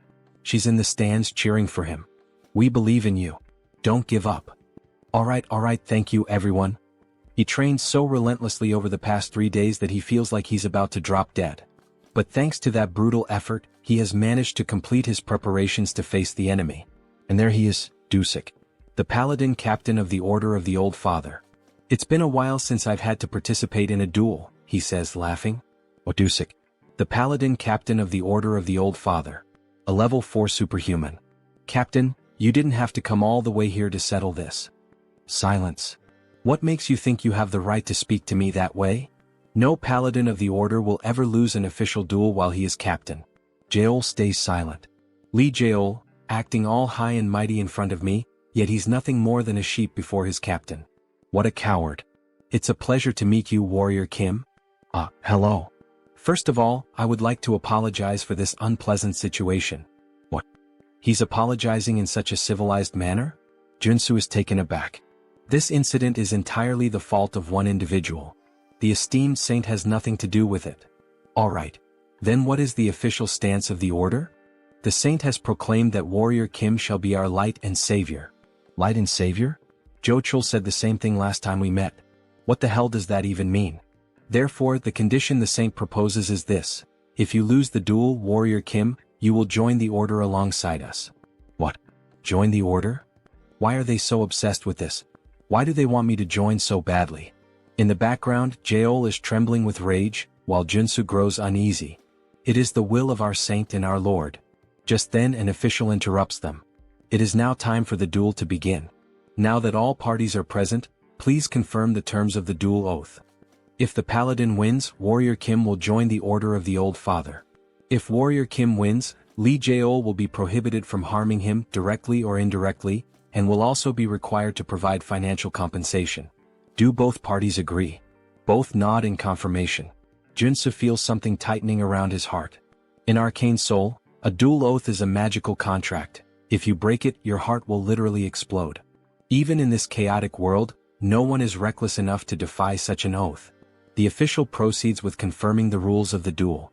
This duel will follow the standard international regulations set by the Superhuman Federation. All personal superpowers and weapons are allowed.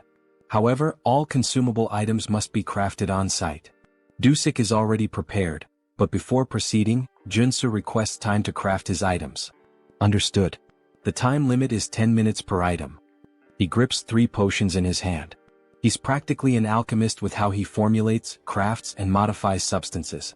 These elixirs are specifically designed to counter paladins.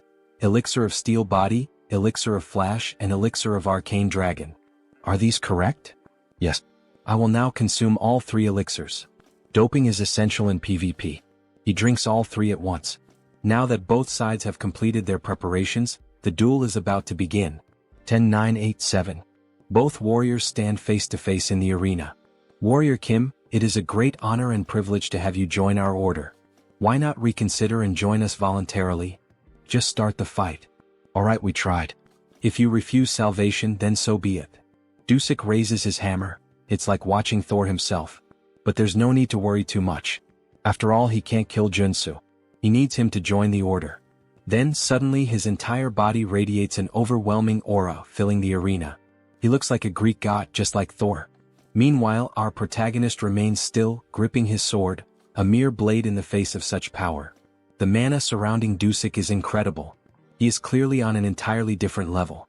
No matter how much Joonsoo has prepared, he cannot win unless he is willing to risk his life. 3-2-1-0. The paladin charges forward like a berserker. Then he vanishes. The only thing left in the arena is a trail of destruction carved into the ground. Joonsoo frantically searches for him. Where did he go? Wait, no. He didn't just disappear. He activated his haste ability. A moment later, Dusik reappears, right behind Joonsoo, hammer in hand. Warrior Kim, you shall ascend and become a god.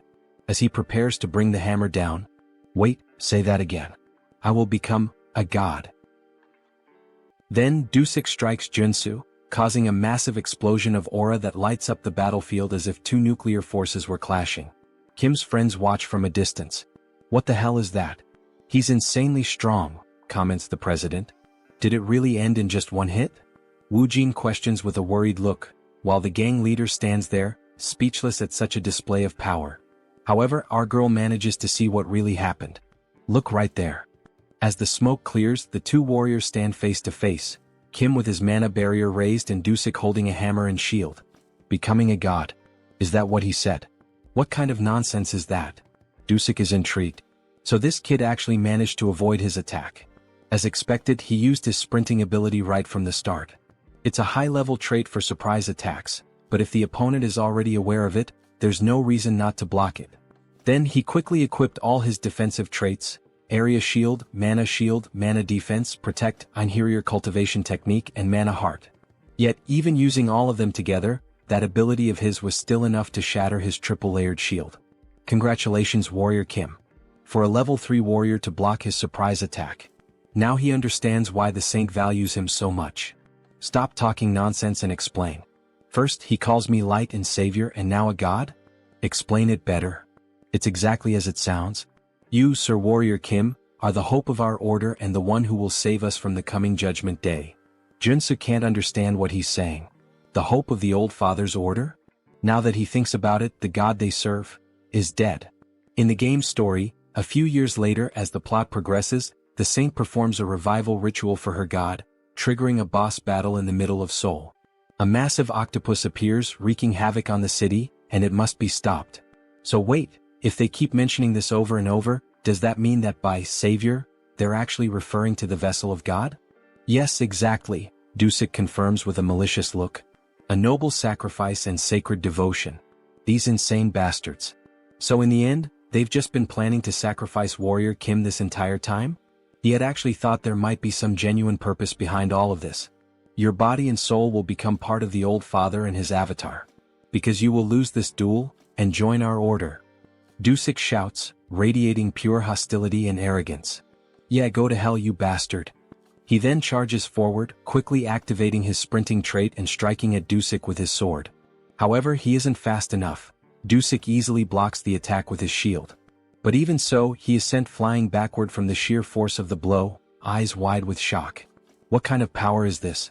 Then we see the new traits of our protagonist: strike, rush, endurance, strength, super strength, perseverance. Confusing, isn't it? Of course it is. He has swapped out all his traits for those suited to an offensive warrior. Right now he is fully optimized for battle. He lunges at Dusik again, this time fully engaging in the fight. He unleashes a series of swordsman strikes, attacking relentlessly with every warrior trait at his disposal to keep Dusik on the defensive. Then, in an instant, he switches traits again: mountain-breaking swordsmanship, smashing strike. With this, he delivers a relentless barrage of consecutive attacks, putting Dusik under immense pressure. Haha! Your swordsmanship is quite the challenge, isn't it? Alright, this is the chance. Now that Dusik is completely focused on defense, Kim grabs the axe he had equipped and quickly switches his traits once again. Strength, super strength, endurance, strike. Dusik is distracted. Taking advantage of the opening, Kim swings the axe and lands a solid hit on Dusik's left rib, cutting through his skin and drawing blood, forcing him to step back. Finally, things are starting to get interesting, aren't they? He says with a laugh. It's working. The 3 days of preparation weren't in vain, Kim thinks to himself. A flashback begins. The reason he trained with Siu Woojin wasn't just to acquire the right traits for this duel, but also to learn how to switch them instinctively in a fraction of a second.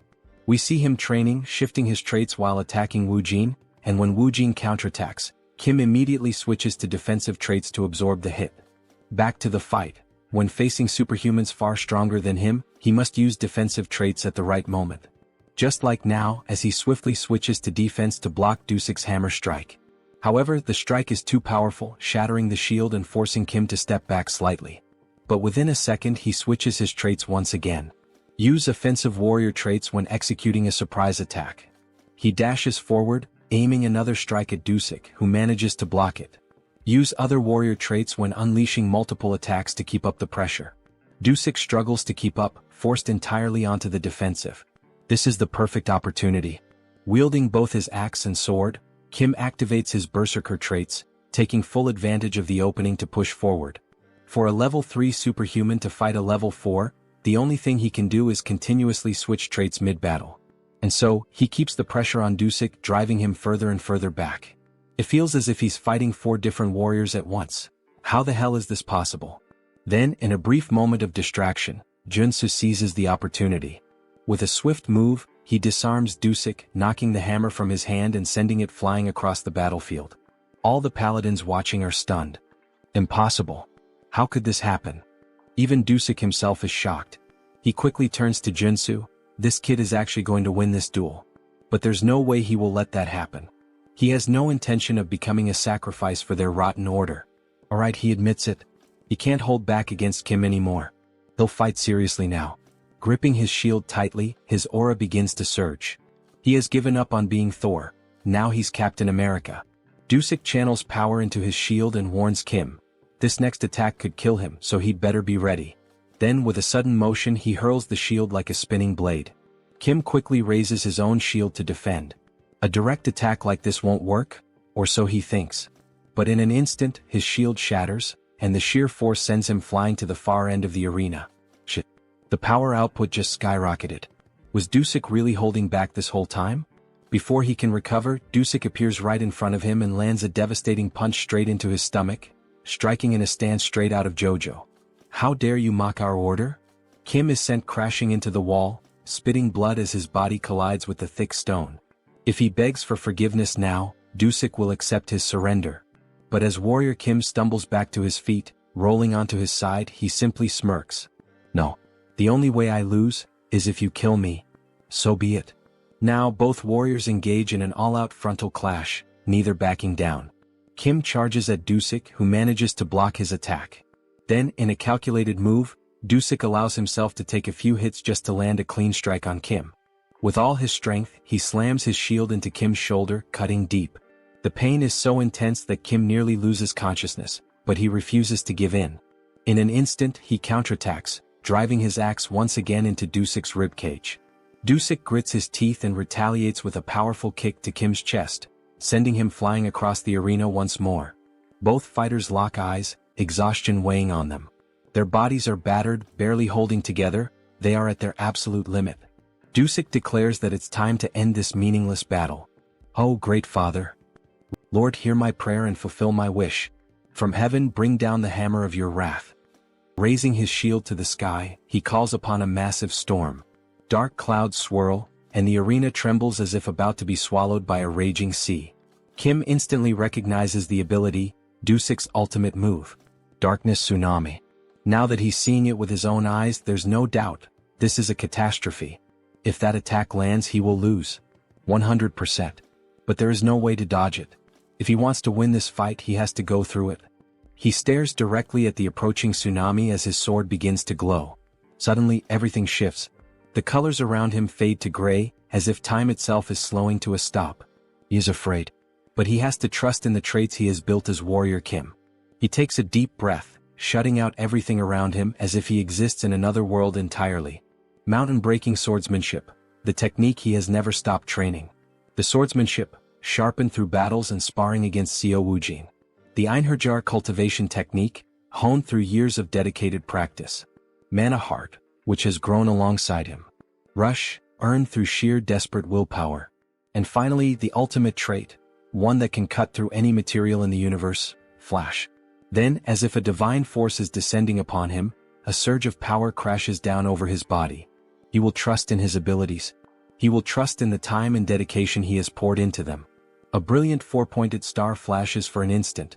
Kim launches himself forward, dashing headfirst toward the oncoming tsunami. And above all else, he will trust in himself. He charges straight into the massive wave that gave birth to the tsunami. The entire arena is consumed in blinding light. No one understands what is happening. What the hell is that light? What's going on? Kim's friends question in shock. Then finally the light fades. Kim is on his knees, gasping for air, while in the background, Dusik remains standing.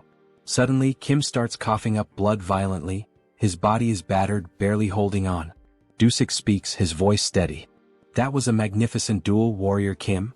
But then the truth becomes clear. A massive hole gapes in Dusik's chest. Kim's power had been so overwhelming that it pierced straight through Dusik's ultimate ability, shattering his shield and tearing through his body.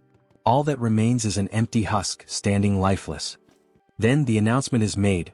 The judge raises Kim Warrior's arm, declaring him the winner of this duel. His friends start running toward him, and in that moment we get a glimpse of the arena, now scarred by the destruction. Joonsoo is happy he did it. He managed to defeat a superior-level superhuman without using the mutation trait. Professor, he really is the best. That was unreal, almost inhuman, our girl remarks, her face lit with joy. He knew he was capable of defeating that paladin, the president says, tears streaming down his face. He couldn't help it, he was simply amazed by what he had just done against that superhuman, adds the gang leader. But suddenly someone shouts, "Son of a bitch." It's Jeol, gripping his axe, ready to strike Joonsoo. Die now, cheater.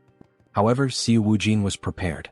He reacts instantly, protecting his master as we see a punch followed by a blue explosion, sending Jeol flying. He crashes to the ground, landing near other paladins after being thrown several meters. How dare you refuse to accept the outcome? That chief paladin Dusik lost in a fair and honest battle, and yet you still try to attack his teacher? Do you truly wish to meet death now? At last we see Woojin in a fighting stance, his expression filled with rage. Sir Lee Jeol, do not forget the magical pact both fighters agreed to. If he acts recklessly, his heart will explode. Kim Warrior, because of him, the captain of the paladins is dead. We see his heart being crushed by magic, making it impossible for him to even breathe properly. They will have their revenge. The Order of the Old Father will not forget this, the other paladins shout. So they're saying that Kim was the one who killed Dusik in this duel? Is that really what that worm is trying to claim? Yes, everyone saw it, he was killed by Kim Warrior's hands. Stop talking nonsense, Joonsoo says in a serious voice. The one truly responsible for Dusik's death was none other than Jeol himself. Though he was an enemy, Dusik was an outstanding example of a warrior. He fought bravely for what he believed in and battled to the very end. Without a doubt, he was not someone whose life should have been lost in an open duel, all because of Jeol's petty assassination plot, driven by his inferiority complex. In the end, he was just a captain trying to protect his battalion, the very battalion Jeol tore apart and led to his death. In the name of Dusik's honor, accept the outcome of this duel and uphold your promise. Jeol begins to cry. Deep down he knows the truth, Dusik died trying to protect his reputation. Captain, forgive me. We need to leave now, sir. The paladins lift Jeol and begin to retreat. Not even the Order of the Old Father would dare seek revenge after he had already gone this far. The next day we find ourselves at Seoul workforce. The president is on a call, bursting with excitement. That's right. He officially hired the superhuman warrior Kim, the one who defeated the captain of the Order of the Old Father. He understands you'd like to make a request. All right, my apologies, I'll call you back in a few minutes. Then we see that Joonsoo has entered the room. He had been worried that master craftsman Jo Chul might have tampered with his armor. But no, he had crafted it just as requested, embedding the giant and extreme traits. Wow, this armor really suits him. Here, why not try this on while we're at it? It's a gift from the president. A gift? Seriously, this is much better. It's a handcrafted luxury training suit. It even has self-cleaning and regeneration magic. Very nice, this is quite to my liking. President Choi knows exactly what I like. Thank you. Haha, wearing this you almost look like a model. Well done. Then our protagonist makes one of those familiar expressions just like Lloyd. In any case, maybe he can ask Joonsoo for something? And what would that be? Thanks to him, our business is thriving now. But since you have a relatively short work history with us, some people are questioning our contractual relationship. If that's the reason, then he should comply. Do you have any decent work for Kim? Yes, he has the perfect job prepared for Warrior Kim. The Sun Magic Tower wanted to study his black flame for research purposes. The Sun Magic Tower, It's one of the 4 great magic towers of Seoul Arcana. If he remembers correctly, this is the place where one can acquire fire-related magic. It's an excellent trait for mages, maybe even for him. They will reward him with membership. Very well, he'll accept. This character is in the Sun Magic Tower, so he knows exactly what rewards he can get from them, Joonsoo says with a sinister grin. Then he heads to the designated location, a place where magic and science intertwine. It truly is a fascinating sight. Superhuman Warrior Kim? The man introducing himself is Park Hyungju, a senior researcher. You must be here because of our request to study your black flame, correct? Park Hyungju, senior researcher, level 5 mage. Yes, that's correct. He had expected him to be much older, but he's actually quite young. There's not much time, so they'll get straight to the point. Please, this way. Then he introduces a capsule surrounded by cables and a computer. First, we'll perform some basic measurements. This machine looks oddly familiar. Please step inside. You only need to remain still. So he enters the machine. The assistant shuts the door and a robotic voice announces, initiating ultra-precision measurement. Ultra-precision? Wait, this is the machine used to reveal everything about a character to the player. He's walked right into a trap. Information about him starts appearing on the screen. This machine will expose all the secrets of his traits. Hey you bastard, what the hell? Shut this thing down right now. This wasn't the reason he came here. Please stay quiet and still. This is all part of the necessary process. This information was in our contract. Screw you, you bastard. He pulls back his fist and smashes the machine's glass with a single punch. Hey, what's the meaning of this? The contract he signed only required him to demonstrate his black flame to cooperate with the research. Who the hell do they think they are to pull this on him? Then the assistant gets slapped across the face by an old man. Park Hyungju, you idiot. Are you doing this again? Boss. Now we're introduced to the old man, Yoon Myung-seok, chief researcher, level 6 mage. How dare you try to ruin my project? This is a misunderstanding, chief. A misunderstanding, my ass. He had planned to sell Mr. Warrior's information, the sole possessor of the black flame trait. There's surveillance footage proving it. My apologies. I let my greed get the better of me for a moment.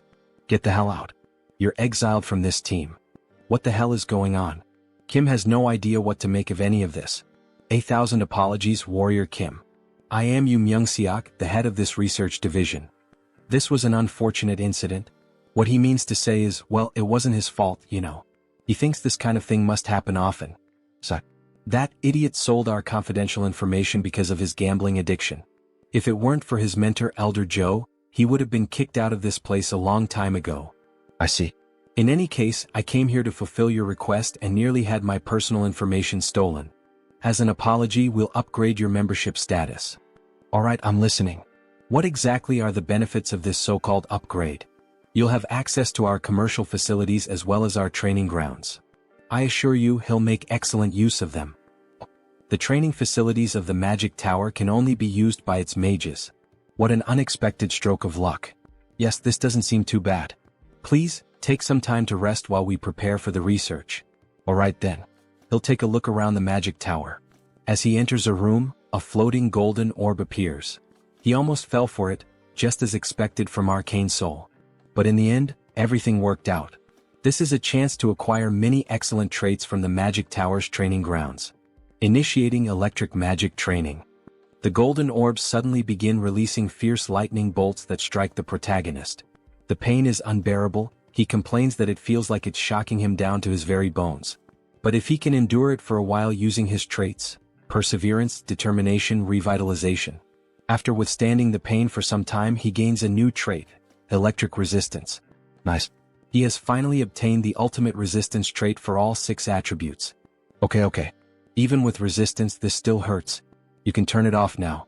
At this point, he's going to get fried alive. However, something happens. The lights turn red and the robotic voice announces, "Training system has been switched to manual. Warning, warning. The intensity of the electric magic has been adjusted." Wait, what? It said the training was already over. Who the hell switched it to manual? Wait, that bastard, what is he doing there? He tampered with the settings, that son of a bitch. So he pulls on the machine. Maximum output. Electric magic beginning. All the golden orbs begin to gather massive amounts of energy simultaneously, and then they release it all at once, like a huge Kamehameha of electricity aimed straight at Joonsoo. Hey, calm down, what the hell is this? Die, you bastard. Then Joonsoo receives an enormous, concentrated surge of energy. Hyungja laughs a lot. This is what happens when someone messes with his business. Now die. However, after a moment he's surprised. What the hell is going on? Is he actually withstanding this massive electric discharge? There's no way he would go down from a simple low-level lightning strike like this garbage. There's a reason he's been training during his free time. We see his trait window showing 5 resistances already acquired. Divine resistance, which he gained by enduring the holy baptism. Fire resistance, obtained by boiling himself in the mana spring. Darkness resistance, earned during the battle against the necromancer Sharon. Cold resistance, obtained in the fierce blizzard of the conjoined ghosts. Earth resistance, which he acquired while trying to escape the magic trap set by the human hunter. And lastly, not least important, electric resistance, which he obtained through the training he just did. With all 6 traits now combined, we see a bright green aura surrounding the protagonist's body, as if he's undergoing some kind of mutation. His body begins to change from the inside. His heart starts beating harder as it draws more blood, more veins connect to his heart to increase its power. Then he finally gains a new trait, magic resistance. A green shield forms around him. How thrilling. This new trait came at exactly the right time. Hyungju can't believe what he's seeing. How is this possible? Can he really block a level 3 magic spell using only his body? Is he even human? This is going to be harder to deal with. Attention. The program is now out of control. Please terminate all training and evacuate the facility immediately. The system is out of control. This is going to get dangerous. In that case, he'll start dodging all the attacks using his perception trait. Then he quickly begins evading all the electric strikes, adding 2 more traits, movement and dash. By using this combo, he ends up gaining another new trait, secession. Good. He managed to acquire this useful trait as well. At this pace, he should be able to obtain the high-class trait, Air Raid. Damn it, what the hell is going on? Hyungju starts to panic and frantically presses all the buttons. He's really trying to kill the warrior Kim. However, he's stopped by his superior. That bastard of an assistant. He thought he'd heard the warning sounds and came running to check what was happening. What the hell does he think he's doing? Shut it down now before it explodes. Yes, sir. Resetting the training program. The training program has been stabilized. Lunatic. How dare you try to harm Mr. Warrior Kim? Chief, that's not what you think. Harm who? Mr. Warrior Kim? He seems to be unharmed after all that electricity. Well, it was definitely a bit electrifying, no doubt. But it was a good warm-up. Everyone present is left in disbelief at what they're seeing. Chief, please forgive this fool. Please don't expel him from the tower. He has nothing else left in the world. What will happen if he's expelled from the tower, asks Kim. He'll be magically marked in the brain so that he can no longer learn any new magic, just like a thief who loses his hands after stealing. His life as a mage will be over and he'll be useless for the rest of his life. That seems fair considering the trouble he caused Joonsoo. He's already done many bad things. This is just a natural consequence. And look at this, Mr. Kim. It may not be much, but it's a symbol of our apology. This is an elixir. It's a miraculous potion that can take you from 1 HP to full health in a single gulp. Thank you. This gift is like an extra life for him. He needs to calm down. Ah yes. He believes this is the proper compensation. He doesn't want this incident to turn into something bigger. But there's something else he needs to gain from this magic tower. But he must say that although this gift is great, still, it's not enough to make up for the fact that he was attacked twice after visiting this tower. So, could he be informed of what he might need in order to receive proper compensation? He's held on to this request for a long time, ever since he arrived at the tower. It's to experience the 4 magical spells from the 4 great magic towers. Pardon? Is he perhaps saying that he would like to experience the solar explosion? Yes, that's exactly it. Please, fire the solar explosion at him. The doctor is afraid that this request might not be possible. A level 3 superhuman can't withstand the solar explosion for even a single second. Maybe after he becomes stronger and grows a bit more. No. He's certain he can endure it for about 15 seconds. But that's a feat not even a level 5 superhuman can achieve. Alright, but he is different. Then he starts emitting black flame from the palm of his hand. Ah, the black flame, it can burn away an enemy's mana. Maybe with that, he'll be able to withstand the solar explosion a bit longer. But even so, it will still be dangerous. Let's see it, says Kim, excited. And of course, our protagonist clearly has some kind of plan. Then we see a massive cannon being aimed directly at Kim. It's quite terrifying now that he's about to be hit by the solar explosion. But it can't be avoided. There are only 3 ways to obtain the solar explosion trait. First, enter the magic tower as a disciple of a tower master. Second, defeat the tower master in a one-on-one duel. But both of those are only possible for mage-type superhumans, so he can't do either. Alright, pay attention, Warrior Kim. We're about to begin the explosion. Get ready. In any case, there's one reliable way to obtain it. He can use a hidden quest, which is unlocked when he builds enough favorability with the tower master. A man who looks slightly old, dressed like a corporate executive. Then we see the solar explosion starting to activate like a rocket being powered on. In other words, he's putting on a show to prove his worth to him. The solar flare will be activated for 15 seconds. Then, the solar attack is launched. Kim stands with his chest exposed, ready to endure this insane assault. He begins to burn, but he can handle it. Because there's a trait he can obtain, magic armor. Through the trait embedded in his gear, magic armor. Wait, is he actually withstanding it? So they're telling us that this superhuman isn't level 6? He's only a level 3 warrior and yet he's enduring all 15 seconds of our strongest magic? That bastard is level 3? How is that even possible? It hurts. He prepared so much, acquiring all the necessary traits, but even so, it still hurts a lot. Alright, the 15 seconds are over. Shut it down now. Abort the solar eruption. Finally, the machine stopped. We see smoke rising from it after being used. Damn, it's finally over. He really thought he was going to die. Those were by far the longest 15 seconds of his life. Even longer than when the woman's on top, haha. What was his name again? Warrior Kim? Truly very impressive. Then we see the 2 of them having a cup of tea together. That was truly impressive, Mr. Kim. Using the black flame to endure the solar explosion for so long. He will be a great help to our long-awaited project. It would be a great honor if he could help in any way. Favorability increases at this moment. Haha, he enjoyed the words spoken by Warrior Kim. So, he would like to request a favor from Kim. A request, you say? Yes. It worked. I triggered the secret quest. Grandfather, I came because I got a call. Was it you? Yes, and say hello to Mr. Warrior Kim. He's a level 3 superhuman. Nice to meet you. Nice to meet you too. His name is Mage Kim. Magic Kim is the mage-type tutorial character who appears after Iron Fist Kim and Priest Kim. Apologies, he's late. Was he always this gloomy? He's my grandson. He has the potential to become a high-level superhuman, but his growth was halted at level 1. That's strange. He apologizes for being strange. Forgive me for being the shame of this magic tower. That's not what he meant. What the hell is wrong with this kid? So, how does this work, Mr. Kim? He heard that Kim also healed Director Seo's son. He believes, and hopes, that maybe Kim might have some idea on how to awaken this boy. Awaken him, right? Of course I can help. Would be an honor. Is that true? Please help us. If he somehow succeeds, he will be given anything he desires. Anything you say? And we see the protagonist's famous look, as if he had something in mind from the very beginning.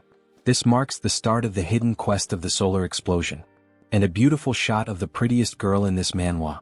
What? Say that again. Warrior Kim wants what? Solar explosion. Should he spell it out for him again? Right, solar explosion. Of course, he can do that for him, since the future of their tower depends on it, but he's not sure if he would be able to use it. That's why he's going to give it to him in the form of a memory chip, right? So he can learn it instantly. Well, fine. If he can solve the problem with his grandson, then his request won't be a problem. Alright, sorry to interrupt you both, but how is Warrior Kim planning to train him and make him awaken? Alright, let's begin. First, we need to figure out what the cause of the problem is. His biggest issue is that he's stupid. The grandfather says harsh words. He needs to become a mage, but he barely knows any math. Meanwhile, the depressed grandson starts tormenting himself. Sorry for being so terrible at math. Alright, of course Joonsoo already understood Mage Kim's problem very well. He's smart enough to have graduated in business administration from Seoul University. However, he gave up on mathematics, which makes him unsuitable for magical research. No matter how hard he tries, he just can't grasp magic. He's just making excuses at this point. Sorry? So, why don't we learn a type of magic that doesn't require mathematical calculations? What did he mean by that? Magic that doesn't require mathematical calculations? By using spirits, he will become a flame sorcerer. He says he's a flame sorcerer, but that's not the same as a mage. So does he prefer to let his grandson remain in that state forever? Or would he rather train him as a flame sorcerer, so that he can unlock his potential? Alright, for now, explain your theory in detail. The problem is the magical enchantment, isn't it? Since he can't perform the calculations for the formula, he can't cast spells. So, just leave that difficult task to the spirit that will assist him. In exchange, he only needs to supply mana directly to the spirit. That's not possible, he has no familiarity with spirits. How is he going to deal with one? He just needs to make a contract with a spirit like he already explained. The boy will only be using the spirit's strength. He inscribes just a single spell into the mana circuit. That way, the user handles the mana, and the mana circuit handles the spell itself. Incredible, he's right to suggest that we capture a spirit and use it as a mana circuit. Or better yet, we could simply transplant it into his circuit. That's right. Truly amazing. An incredible theory. He thought he was a warrior. How does he come up with something like this? Of course, he knows, after all, the guys thought of this in the future of the game. He didn't just come up with this now. And honestly, he doesn't even know what the hell he just said. He just repeated what he saw in the game. But there's a problem. The gate to the spiritual realm is closed at the moment. We can't summon any spirits. So instead, we can use spiritual animals. Spiritual animals? Like a phoenix? That sounds difficult. How are we going to find a legendary creature? Don't worry about that. Warrior Kim has a way. Then we see several phoenixes gathered, flying. Wow. There really is a phoenix valley in a place like this. Even high-level superhumans have difficulty finding places like this, so how? Contrary to the rumors, it was hidden in the alleys. He also found it by accident. My god, he really is one of the luckiest. So, about the promised solar explosion. Yes, he'll make sure to give him one. This mission can only be completed with the knowledge of a sweet spot. By the way, how do you plan to use the solar flame as a warrior? You would like to enhance it? So, he begins producing the black flames. His goal is to create his own polarization. Polarization, he says? That's not an easy task, not by any means. We've spent a whole decade working on it. This won't be easy, but approaching it as a mage and approaching it as a warrior might produce different results, you know? Who knows? Maybe his polarization is better than yours. Really? Then how about we make a 2-year bet? Let's compare the magical tower's polarization with yours and see which one is better. That sounds fun. How much are we betting? If Warrior Kim wins, the director will grant him one wish. But if the director wins, Warrior Kim will join the magical tower's security team. Alright, that sounds like a fair bet. Don't forget this promise. Another chance to benefit from the magical tower of the sun, hee. Alright, now it's time for the verification. Then we see Kim waiting near the operating room. That was incredible, superhuman Kim. And to think that he paved the way for flame sorcery in our magical tower. Hello, boss. Yes, that's what happened. But first, we need to hope that the operation is successful. Indeed. But about that mage who was expelled earlier. That failure? He did a thorough investigation on him after he was expelled from the tower. And it became clear that he received money from the Humo Group. The Kumo Group, one of the 5 largest conglomerates, known for their highly aggressive and predatory commercial expansion.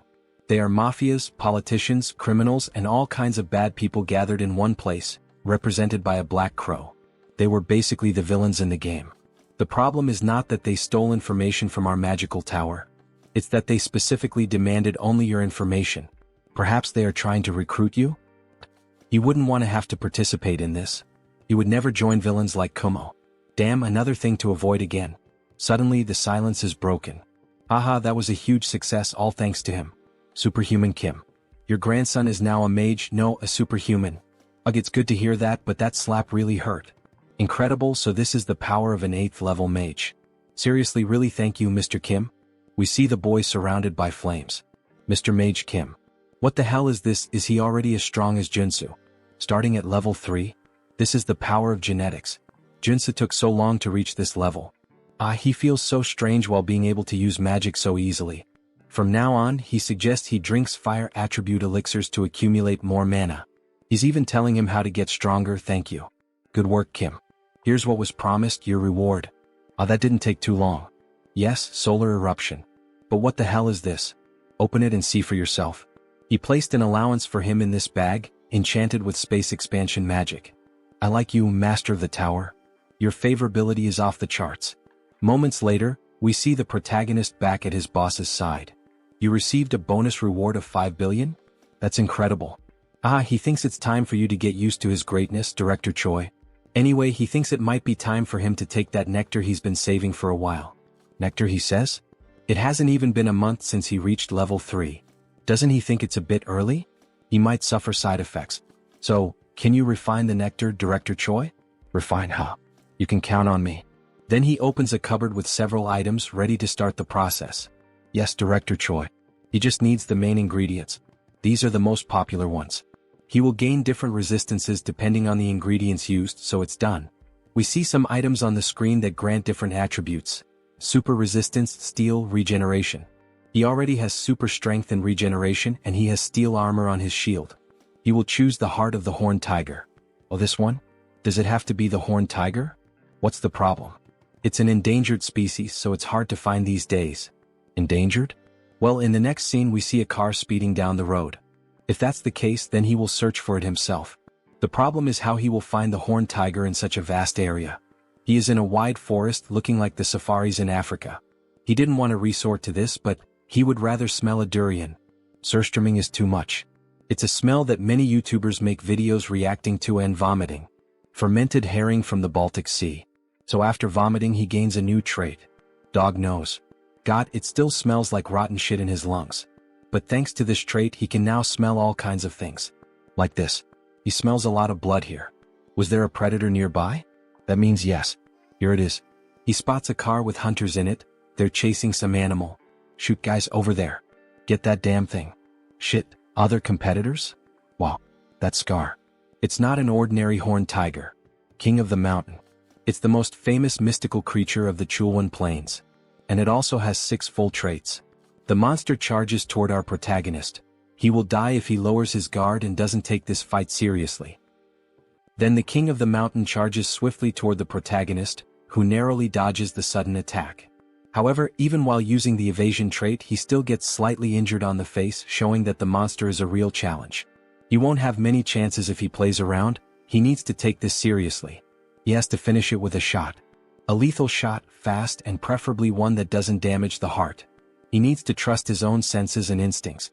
The tiger charges quickly to strike him, but he dodges by leaping over the tiger, equipping all the perfect traits to execute the shot perfectly.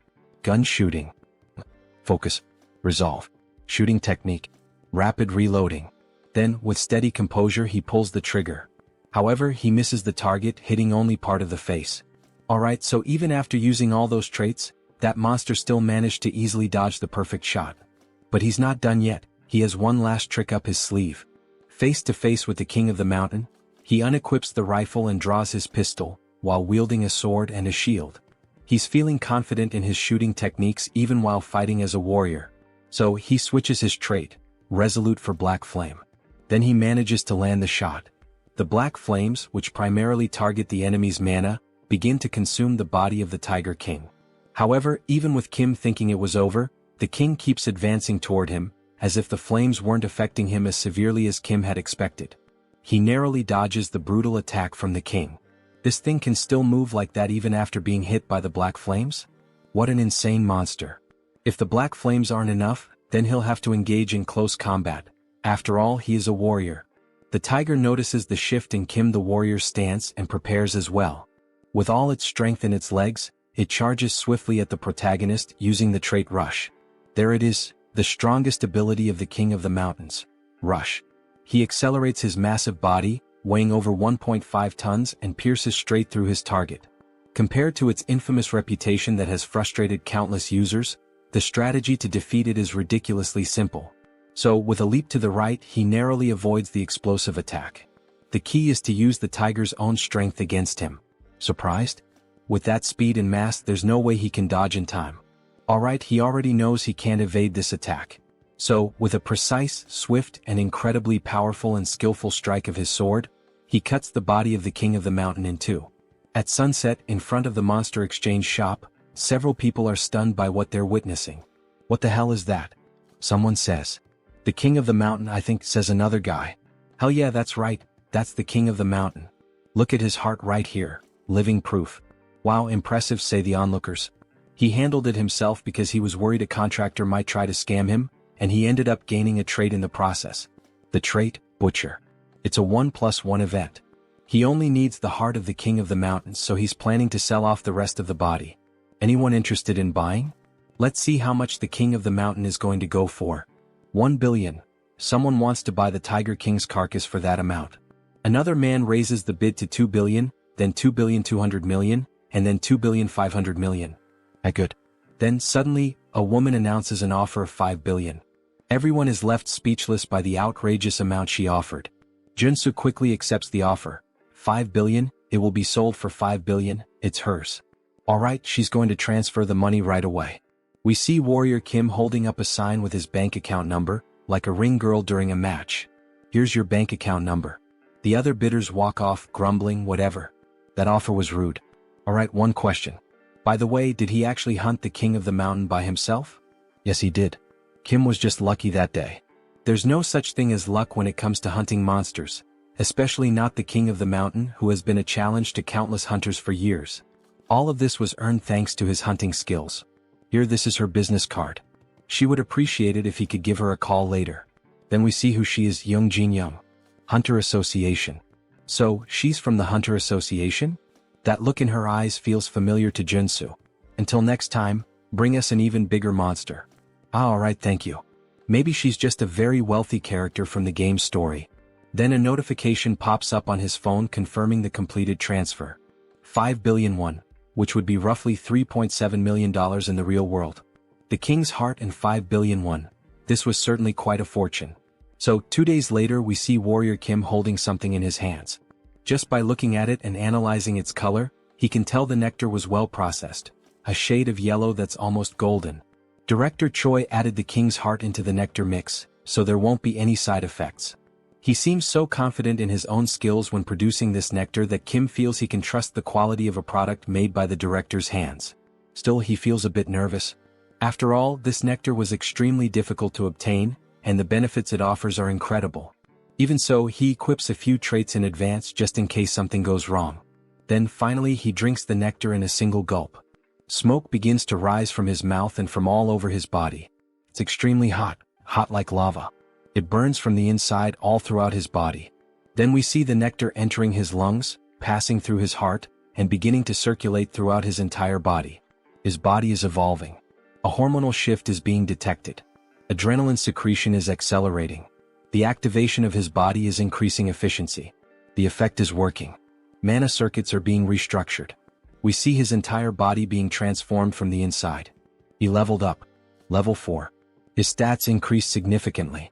Awakened. Level 4. Superhuman, Warrior Kim. Now that he's at level 4, he definitely feels completely different. It's as if his soul has ascended to another plane, to another level. He is, quite literally, a new person now. Audacity, he's gained a new trait. And just as he said, the nectar was successfully processed. Thank you, Director Choi. There's a reason why he went out on his own, hunted the monster himself, and even sold the items by himself.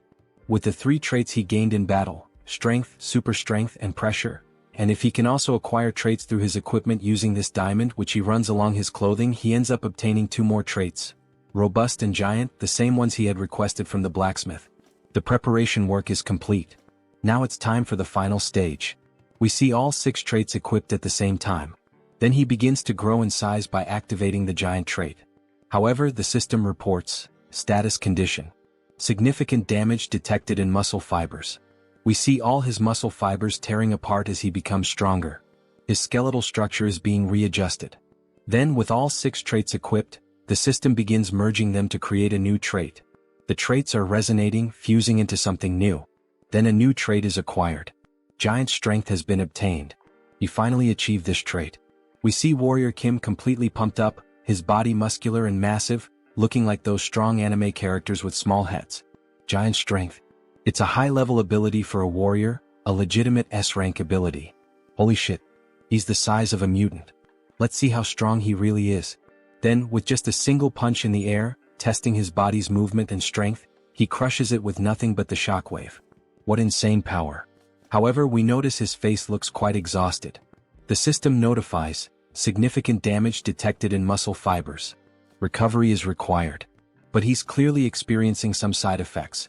As expected, in order to use this trait he needs the diamond body, which makes his body more resistant, or the invincibility trait, which boosts his regeneration. But these two traits are high level. We see his body slowly returning to normal. He could learn from their equipment just like he did with the two new traits, but he has a problem. He no longer has any diamonds. He used up all he had this time.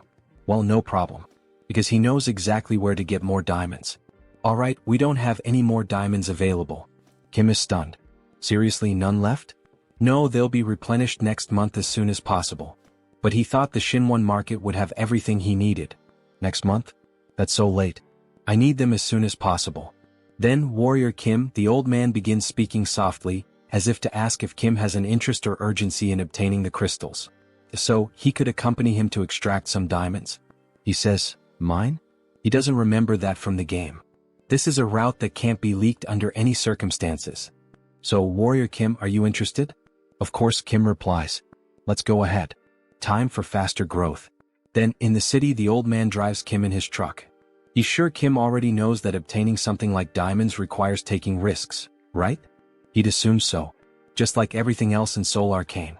First, brush up, and if you don't feel like doing that, you can quit. What's with all these disclaimers? Then, the direction of the city they're headed to, Buchin. Buchin, right. Now he understands where they're going. The place we're headed is where superhumans fight for their lives. Beat them. Kill them. Dismantle them. Everyone in the arena is ecstatic as they watch the battle. The largest battlefield in the capital, the Colosseum. And right off the bat we see two men fighting with blood splattered everywhere. Warrior Kim and Chunbok watch from a distance. The scale is enormous, the Colosseum is truly massive. Did he already know anything about the Colosseum? No, he's only heard some rumors. This is his first time visiting the place. By the way, is he affiliated with this place? Ah, he got him. Well, he was wondering where all those rare items were coming from. After all, they were from here. Now that he thinks about it, Chunbok's history in the game also seemed pretty suspicious. Kim Chunbok, the owner of the antique shop. One of the founding members of the Shinwon market. He sells magical items from unknown sources and occasionally offers high-level magical products at surprisingly low prices. But he'll let him know that he didn't bring him here to force him to participate. After everything he's done for him, how could he? But anyway, he brought him here, right? As part of his plan. Well, yes. He can't get things for free in this unjust world. This is one of the many ways to obtain his diamond as quickly as possible. The rule is very simple. The winner takes everything from the loser, including the diamonds. The loser will have to dismantle their magic circuit to create a diamond. This basically completely resets his experience points. So, he would have to fight with his entire battle life at stake, wouldn't he? But the higher the risk, the greater the reward. Yes. If this isn't to your liking, we can always leave. Leave now. Stop kidding around, where the hell can he sign up for this? This is a perfect opportunity to collect diamonds. Chunbok will sign up Warrior Kim, since he's the matchmaker who brought him here. Well, that means he'll get something out of it too, right? Half of the victory bonus is his, and the rest goes to him and the organizers. Sounds good. Let him experience this place first. Then, we see the protagonist already fighting another competitor. He dodges all of the opponent's attacks perfectly. The other fighter begins to get frustrated. This bastard is just going to keep dodging like a coward? Fight, you damn fool. He'll eliminate him in a single hit with those muscles. Then with both hands he lands a direct blow to Joonsoo's head. However, Joonsoo ends up growing, becoming massive, his body packed with muscles. This guy talks too much. Then he activates the trait, Giant Strength. Now it's his turn, right? He then strikes a pose to deliver a powerful punch, just like All Might from Boku no Hero. He lands an uppercut with extreme force, causing the other fighter to spit blood from his mouth and lifting him into the air with the sheer impact of the punch. The fighter then crashes to the ground without any sign of resistance. It was just one punch again. the excited announcer declares Kim the winner. This marks the birth of a super rookie. He is on a 5-win streak. Wow, that's incredible. 5 consecutive wins. He bets he has a lot of diamonds now thanks to him. Not only that, he also made a lot of money from all these fights. So, what does he plan to do with all this money he earned today? Well, Joonsoo is thinking about getting some better equipment. He needs new weapons and armor, maybe a new tactical set. Wow, even with all that money, he only thinks about ways to get stronger. Amazing. Maybe that's why he's so strong. He's a fanatic in search of power. Yes, of course. After all, strength defines a person's capability in Arcane Seoul. The world is unfair and only the strongest survive. You wouldn't want to live like a failure, deceived in this rotten world. Suddenly, Chunbok receives a notification on his phone. Look, it seems like Warrior Kim just received a duel invitation. Oh, from whom this time? From a level 4 superhuman named Destroyer King, ranked first. Destroyer King? Who the hell is that? Maybe this fight will be tough. After all, he's ranked first and Warrior Kim is in 10th. If you want, you don't have to accept this duel challenge. Don't push yourself too hard. Destroyer King, alright. That name is even somewhat familiar to him, maybe he can manage. Then a ring girl appears, announcing the start of the first fight between Warrior Kim and, of course, with the huge crowd shouting, Destroyer King, kill this rookie, we've bet a lot of money on his defeat. Destroy that growing sprout of a rookie. Then he finally appears, the king of the Colosseum. Wearing a characteristic WWE outfit, he introduces himself as the Destroyer King. And while laughing, he shows off 2 silver teeth with diamonds embedded in them. He then begins speaking to Kim. He didn't expect him to accept the duel challenge, maybe he's out of his mind. After all, no one would accept a duel against the top-ranked fighter of the Colosseum. Alright, this Destroyer King. He's certainly someone hard to deal with. He's a character with 3 rank S attributes. Practical combat, giant strength, fighting technique. He is the strongest when it comes to unloved fighting, possessing these 3 top-level traits. But it is possible to beat him. Difficult, yes, but there's a chance. Back in the game he was level 5. However, at this moment he's still level 4. So, there is a chance to take advantage of the level difference. Besides, he was starting to think that diamonds weren't a good enough reward after all. Let me wipe that smile off his face. Then the king rushes forward, attempting to strike Kim, who quickly dodges. He will beat Kim into a bloody pulp and watch him cry on the ground. Kim would like to say the same to the king. Don't make a mistake, he will defeat him. Then the king finally manages to grab Kim. Look at those arms. Our protagonist really must have taken those forbidden poisons that bodybuilders use. However, it was all part of his plan. As expected, he knew the king would target the joints first. After all, the Destroyer King is a wrestler. The moment he lifts his opponent, he will slam him to the ground. But you know, that's exactly what Warrior Kim wants him to do. So, as the king attempts to take him to the ground, Kim quickly manages to break free from the king's grasp. By adding strength, super strength, and the giant strength along with counterstrike, and activating the counterattack at the perfect moment, combining all these traits, he manages to dodge the king's attack and counter perfectly. He lands a precise elbow strike to the king's chest. He is able to surpass his incredible technique by combining these characteristics. The king suffers the impact, spitting blood. However, he quickly reacts by grabbing Kim's hand and using the arm lock technique, pressing his fists against Kim's neck. But it was already expected that his next move would be this. Kim saw the attack coming from a mile away, so he is able to break free from the king's grip again. Then he grabs the king's clothing and with immense strength, he lifts the king as if he were nothing, throwing him to the ground with tremendous force. He obtained a new trait, suppression. Suppression is a trait acquired by repeatedly predicting the opponent's movements. Now he's mine. This bastard, it seems like he's predicting every single one of my strikes. He's wondering how the hell Kim is predicting and dodging all his attacks. Well, unfortunately for him, Warrior Kim is just starting to warm up and will finish him off quickly. By obtaining the suppression trait, he has collected all 6 basic combat traits. Strike, combo, counterstrike, protect, evasion, suppression. And when combining all these 6 traits, we see the 6 traits merging and evolving into a single trait, practical combat. He has obtained a new characteristic. Alright, let's put this bad boy to the test, shall we? Then we see him assuming a new fighting stance, emitting an intense aura. What the hell is that? What the hell is he trying to do now? Then he advances with a classic boxing stance to strike the king. What the hell is this? What did he do to completely change the atmosphere of the fight? He even changed his fighting stance. It's like another person is fighting. He's sharp. No wonder he's ranked so high. He's right. When he first entered the ring he was just a big newbie. Now he's a complete fighter. Now that he has gained practical combat experience. Those blue eyes with that fighting expression remind me of Satoru Gojo. Then he lands a precise blow to the king's stomach. Even though the king blocked with both hands, the impact is still so strong that it forces him to retreat. By equipping the new trait, Practical Combat, his basic attacks now always have the combo trait active, in addition to adding all types of bonuses to all of his combat moves. So now he can use 6 traits at the same time, taking up only 1 slot, leaving 5 more free slots to add more damage or defense. However, the king gets angry and tries to return the punch, but Kim easily dodges the attack. And while using Practical Combat, if he combines other lower-level traits once again, even the Destroyer King won't be able to stand against him. Then he grabs the king's arm and applies an arm lock, pressing with all his strength as the king groans in pain. Touch the ground if you don't want him to break your arm. Surrender now. Shit. Fine, he gives up, he surrenders and taps the ground 3 times. And the winner of this historic match is Warrior Kim, announces the announcer. To the surprise of everyone in the Coliseum, he has risen to first place in the Superhuman Level 4 Division rankings. He's really in great shape with a muscular body. Then, everyone in the Coliseum begins to clap for his performance. This is crazy Warrior Kim. He arrived today and has already become the new king. No, now he will be known as the Warrior King. Warrior King, Warrior King. Everyone starts cheering, calling him Warrior King. Joonsoo feels shy about the current situation. What kind of humiliating name is this? Stop calling him that.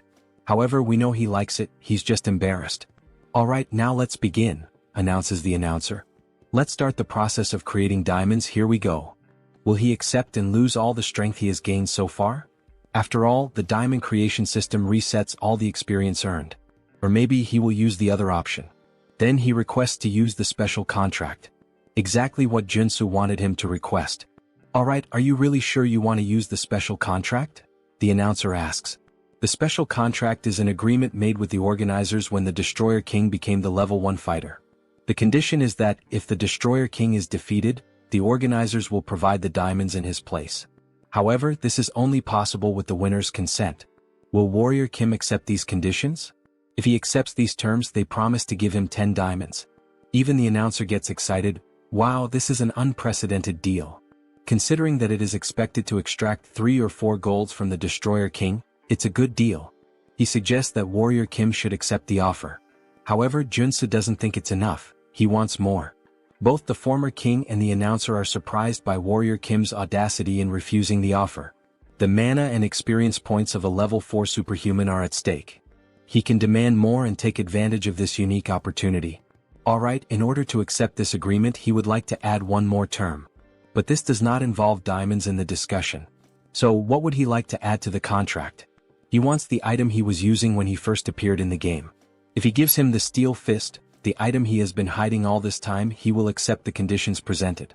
Give me that damn SS level magic weapon. He is perplexed by the proposal. What did he just ask for? Steel Fist? He has no idea what that is. It's too late to act as if he doesn't know anything. He saw the look of surprise and suspicion on his face. He will accept nothing less than the 10 diamonds and the Steel Fist.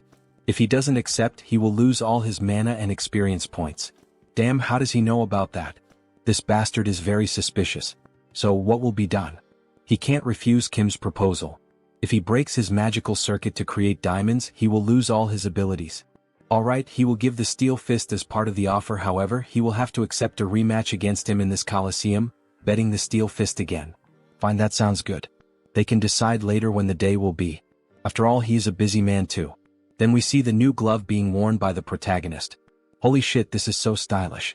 So clean and fresh. Then a system notification appears to explain the item a bit better. Steel Fist. Increases strength and resistance. Reduces all damage for 10 seconds. Damage reduction? That's totally a scam, Kiki. And of course he also got several diamonds as a reward. Now he could create a high-level characteristic and even have some left over. This was a win, a victory. So he equips some characteristics. Regeneration. Revival. Wound recovery. Vigor. Energy. If he applies the healing characteristic from the necklace that Father Kim gave him a few months ago during the mission to drink gold, what should happen is, Then suddenly, a blue aura begins to consume his body, even his eyes turning white. He then obtains a new characteristic, immortality. Perfect, it worked exactly how he wanted. Now that he has giant strength and immortality, he just needs one more characteristic to complete the warrior's build. He is a true RPG player. Alright. For now, these diamonds will be kept until their usefulness arrives. Then the phone starts ringing on the table. Jeong Jin-young, who is it? Isn't that the hunter who bought the Mountain King? I think that was her name. Then the next day we see the Hunters Association. Thank you very much for accepting the invitation. The guild leader would really like to meet Warrior Kim. Oh yes, he would also like to meet the guild leader. Since the leader of the Hunter Guild is an NPC who often gives many missions with good rewards, it might be a good idea to build a friendship with him early on. Warrior Kim has arrived. Superhuman Kim, it's an honor to meet him. Kim was slightly startled. Something seems wrong. He is the leader of the Hunter Guild, Yoon Byungjin. We see a classic older man wearing a black suit and red tie, but what stands out are his vampire-like teeth. What the hell is this? This isn't the guild leader, at least not the one he knew from the game. He is the head of the assassin organization. Why the hell is a guy like this here? Something is off. Oh, it's an honor to meet you. I'm known as Warrior Kim. Haha, the honor is mine. Right. There were some rumors that after an incident at the Hunter Guild, he was expelled, but the details were vague. Suddenly, someone opens the door, a chubby man panting. Huff. Apologies, he's late. Director Kong, what's going on? What's all this fuss about? Haha, he heard that the person who defeated and tamed the Mountain King was here, so he rushed over as quickly as he couldn't miss this opportunity. This is the real guild leader, the one introduced in the game. Besides, the united competition is today. How could he miss that? What the hell is going on here? Joonsoo is lost with all this information. Hello, he is Director Kong, a pleasure to meet you. You can call him Kiziak, haha. No, how could he dare to call him by his first name? Apparently he likes to joke around, Director Kong? As expected, he has a good personality just like in the game. Ahem. Alright, if the introductions are over, let's get to the main topic for which Mr. Kim was invited. Mr. Superhuman, we would like to invite you to become a full member of our guild. He's talking about the Hunters Guild? He'll have to think a bit more about this. Becoming a member with full access for free is a good deal. But he's hesitant because of the current guild leader. Ahem, to be honest, the guild is in the process of creating an exclusive hunting ground in Yonkian. An exclusive hunting ground? Yes, to be honest, the position of our guild is unstable. At the moment, we can only hunt with the permission of the two armies, the Western Army and the Eastern Army. But if that permission is revoked, we risk being dissolved. Therefore, our goal is to create a territory where only we can hunt without the need for things like this. A territory between the two armies that allows us freedom. We need someone skilled like Superhuman Kim to establish this. Alright, that sounds very reasonable, but there's one detail. Well, guild leader, this isn't actually our real goal anyway. Our guild leader isn't just trying to stabilize a hunting territory for us. He wants the guild to be recognized as a force, an army, and thus, be acknowledged as a military power in order to create a military kingdom in Yonkian. Wow, and something of this scale can really be created with just the guild? Aren't the generals of the two armed forces people with great influence due to their history of independence and militarism? That's true, so it's impossible, says Director Kong. However, the guild leader interrupts. It's possible. Superhuman Kim, if you lend us your strength, you might even be given the position of guild leader in the future. The position of guild leader? It seems so, his eyes are overflowing with ambition. Well, he should forget about complicated things like that for now and join them. Director Kong will take good care of him. Director. Thank you. Don't you think she can handle something like that? She says with a malicious look. Yoon Byungjin. A cruel man whose actions are unpredictable. The man behind the assassin organization, not trustworthy. It would be unfortunate if something happened to Director Kong, who will give out rewarding missions in the future. Then Director Kong interrupts her charm. Superhuman Kim, of course if you decide to join us, there will also be tax benefits. You can also enjoy hunting in today's united competition. Alright, he's made his decision, he has to protect the director at all costs. Fine, sounds good. So he will join. Moments later we see a truck in the middle of the forest. He owes a favor to Warrior Kim now. He'll take care of driving, just relax. He was worried that the guild leader inviting him first made him have to rush over there. To be honest, he was concerned about the fact that the guild leader approached him, Warrior Kim. Anyway, it's a lucky thing that both of us can ride in the same car like this, haha. We see Joonsoo's ears bleeding, and he complains that the game never mentioned how chatty he was. Director Kong, why are you against the exclusive hunting area? It's because of the Yankian faction. The Yankian faction? It's a group of guild members who follow the guild leader. They don't care about hunting, they're just cleaning up the politician's mess. So, the guild leader was trying to recruit him to his side? Exactly. He's doing everything wrong.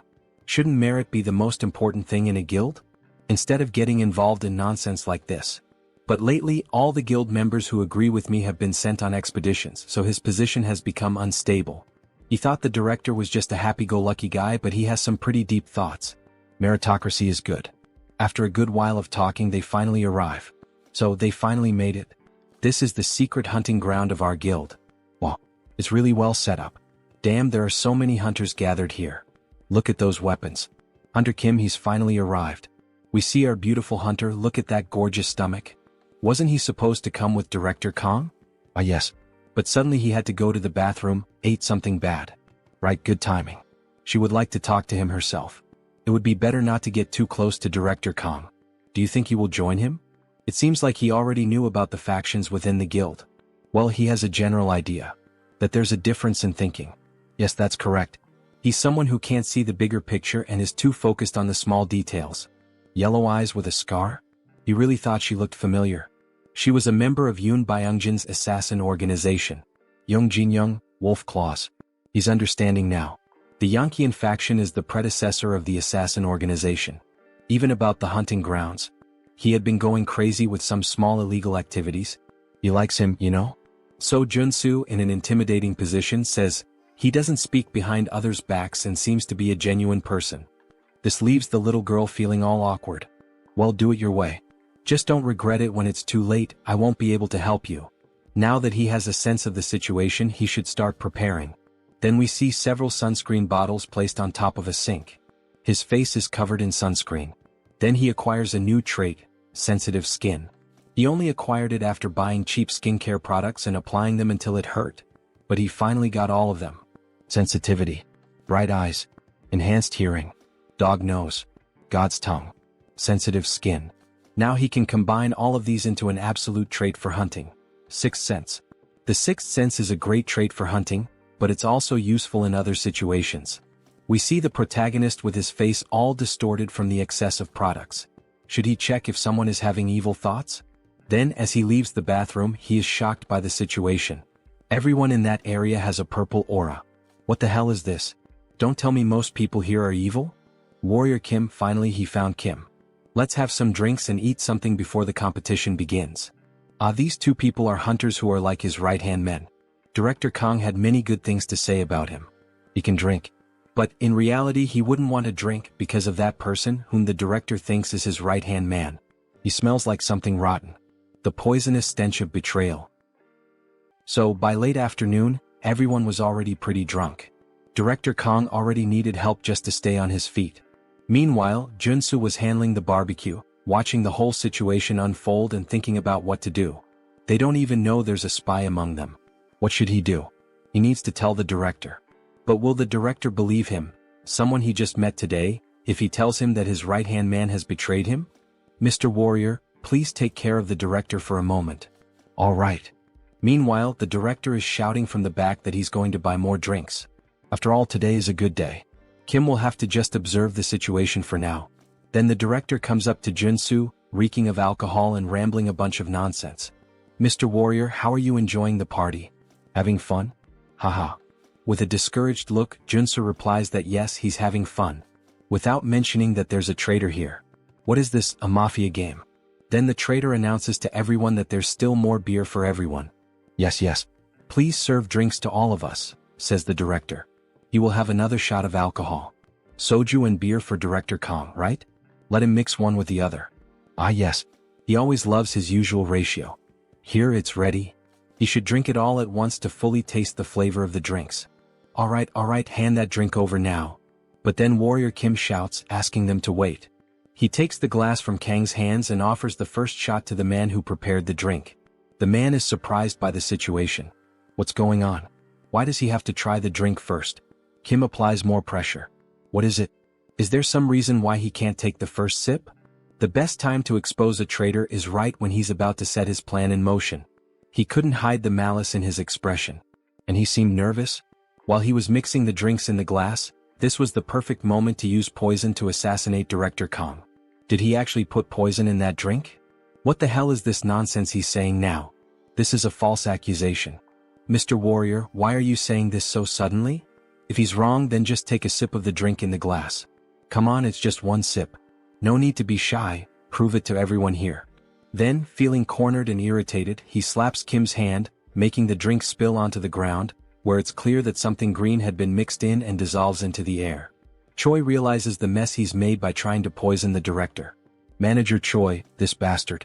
Did he really try to poison his own director? He betrayed him first. He heard everything from the chairman, that he was against the idea of his promotion. What are you talking about? He didn't do any of that. Yes, he did. Then Kim quickly kicks Choi's leg to make him lose balance, taking control of the situation. With the sword now at his neck. Alright, then we've confirmed that he really was a traitor, director. What should he do now? Stop, please. Spare him. He doesn't want to die, please. Or are you going to do it yourself, Director Kong? The chairman manipulated him into doing this. Please don't do it. Then we see the director picking up an axe that was lying nearby, and with a swift motion, he cuts off the traitor's head without a second thought. I have to admit, as a reader, I didn't expect that reaction from the director. He seems so soft. Leave a comment on the video if you agree with me that the director didn't seem like the kind of person who would kill someone so easily. We see the director covered in blood, with an angry expression on his face, still holding the axe. He always knew his right-hand man was greedy from the start, but he never thought it would reach the point where he would try to kill him just to take the position of director. In the next scene we see them driving at high speed. They need to get out of there as quickly as possible. If anyone finds out they killed the spy, they will come seeking revenge. Yoon Byung-jin, that bastard. He thinks he can get away with this? That's why he got rid of all his men. That cunning bastard. Then the sound of a car horn breaks through. The hunter Young Jin-young is on their tail. Director Kong, did he get anything? She heard a rumor that he found the grand prize. No, they didn't find anything special at the camp. No, she insists she heard news about it. That they killed and decapitated Manager Choi. She pulls out a sniper rifle and fires at them. Kim activates all defensive features. Sensitive. Night vision. Enhanced hearing. Insight. Intuition. Focus. To avoid the rain of bullets chasing them, they swerve through the road. After all, an entire fleet of cars is pursuing them. All the vehicles begin firing at the pickup truck of our protagonist.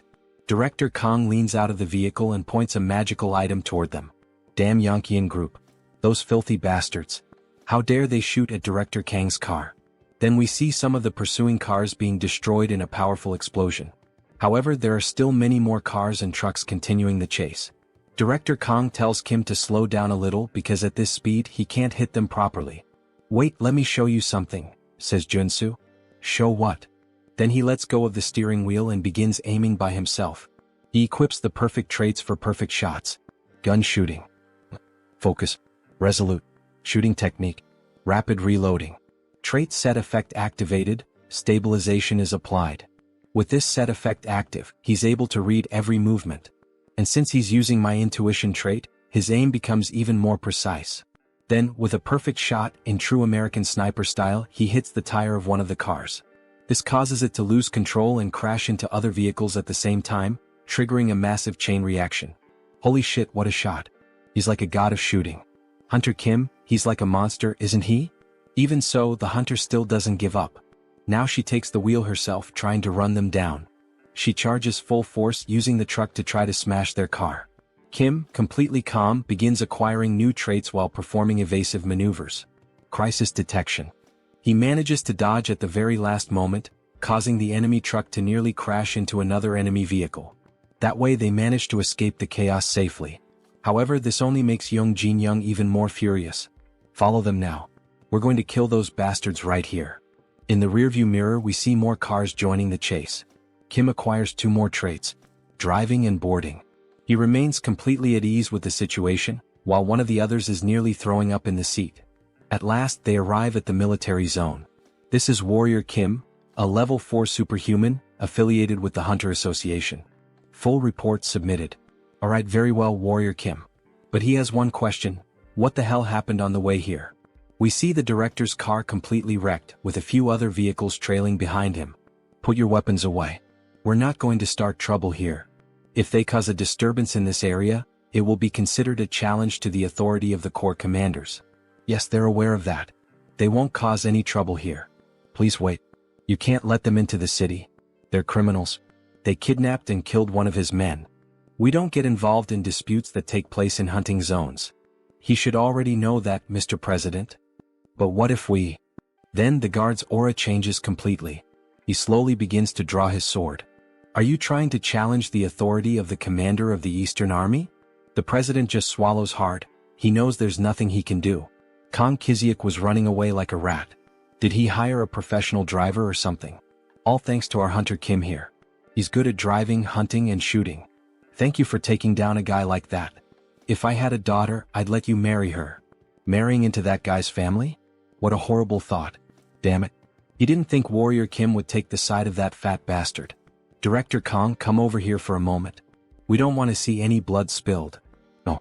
He must not forget, this isn't his territory. He better not cause any trouble here. Then someone suddenly appears, yelling. What the hell is all this noise? Everyone is caught off guard by the sudden voice. It was a short-haired man named Gu Hyungwon, a level 7 warrior, division commander of the Eastern Army. Division commander. My apologies. We were just trying to talk. There he is. One of the 4 division commanders of the Eastern Army. A level 7 superhuman, Gu Hyungwon. He couldn't care less about other hunters fighting among themselves or even killing each other. But they cannot do that on this territory. This shit isn't some damn playground. You two understand, right? He doesn't want to have to say it again. If he sees this happen one more time, before he could finish his sentence, he looks at Warrior Kim, thoroughly analyzing him as if he could see everything about him. Alright, he will mediate this dispute between the two as representatives of the Eastern Army. What is this? With all due respect, sir, this is a matter for the Hunter Association. Not even he can get involved in this. This is an order from the heavens. Everyone is shocked. Wait, does that mean the Corps commander? At noon tomorrow there will be a duel of honor in front of the city hall. Only one person present at this location may volunteer to fight. What? Why is he looking at me? The loser must offer their head. If anyone refuses the duel, their head will be condemned. The next day, exactly at noon, everyone gathers under the rain near a park. Hunter Kim, is he sure about this duel? He knows he volunteered, but still. Don't worry. This duel of honor was prepared to test me from the very beginning. He must be behind this sudden challenge. Then we see Gu Hyungwon approaching the duel scene, followed by greetings from several members. The level 8 superhuman, the one who stands in the tower called Heaven. The commander of the Eastern Army Corps, the Tiger King Kyujigam. Alright then, let's begin. Judge me as much as he wishes. We see that Warrior Kim's opponent is the president of the Hunter Association. Kim is wielding a shield and sword. It's a shame, Warrior Kim.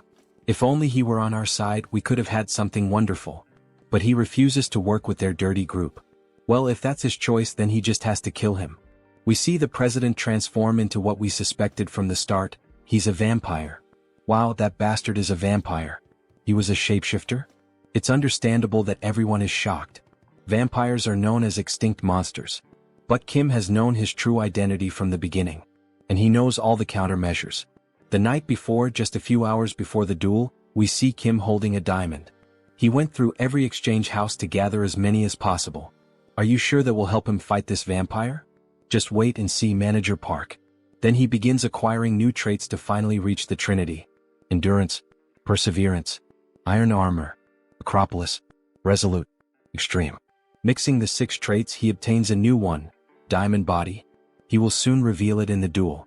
He now has the Trinity build. Then the vampire attacks first. With his claws extended, he tries to strike Warrior Kim. However, Kim easily blocks the blow with his shield. How can a mere level 4 block his attack so easily? Because he isn't at a level where a monster could kill him.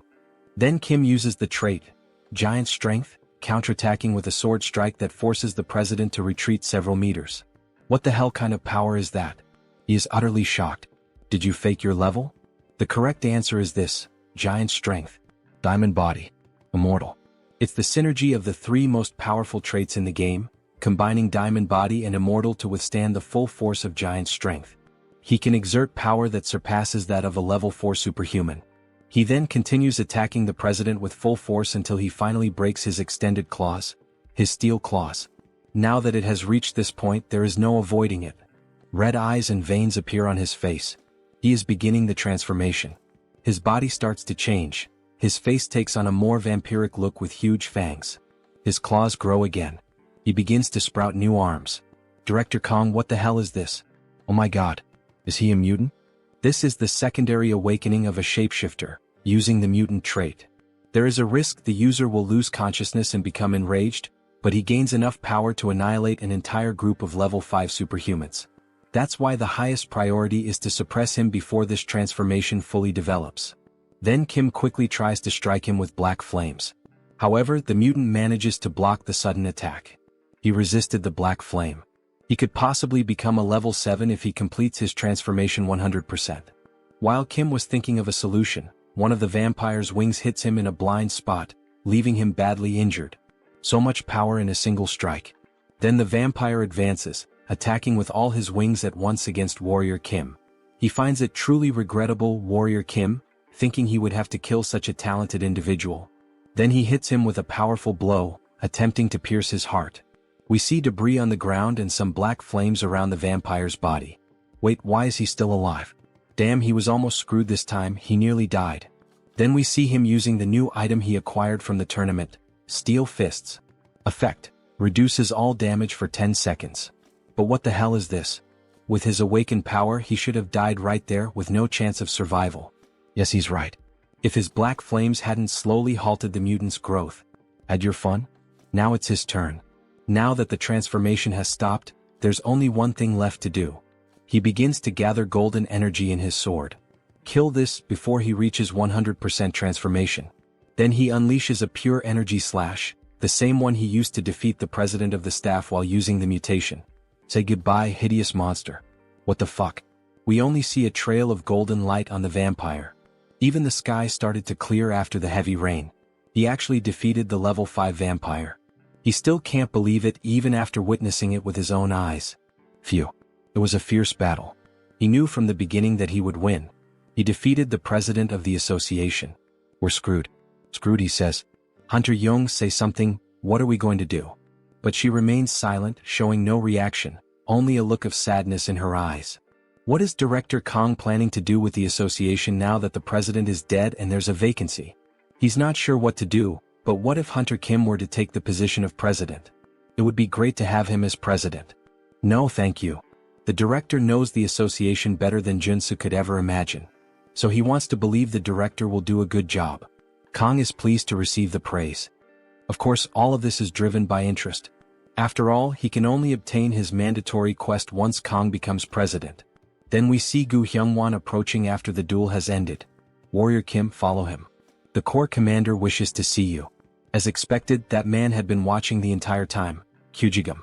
Night falls and we see the moon above a brightly lit tower.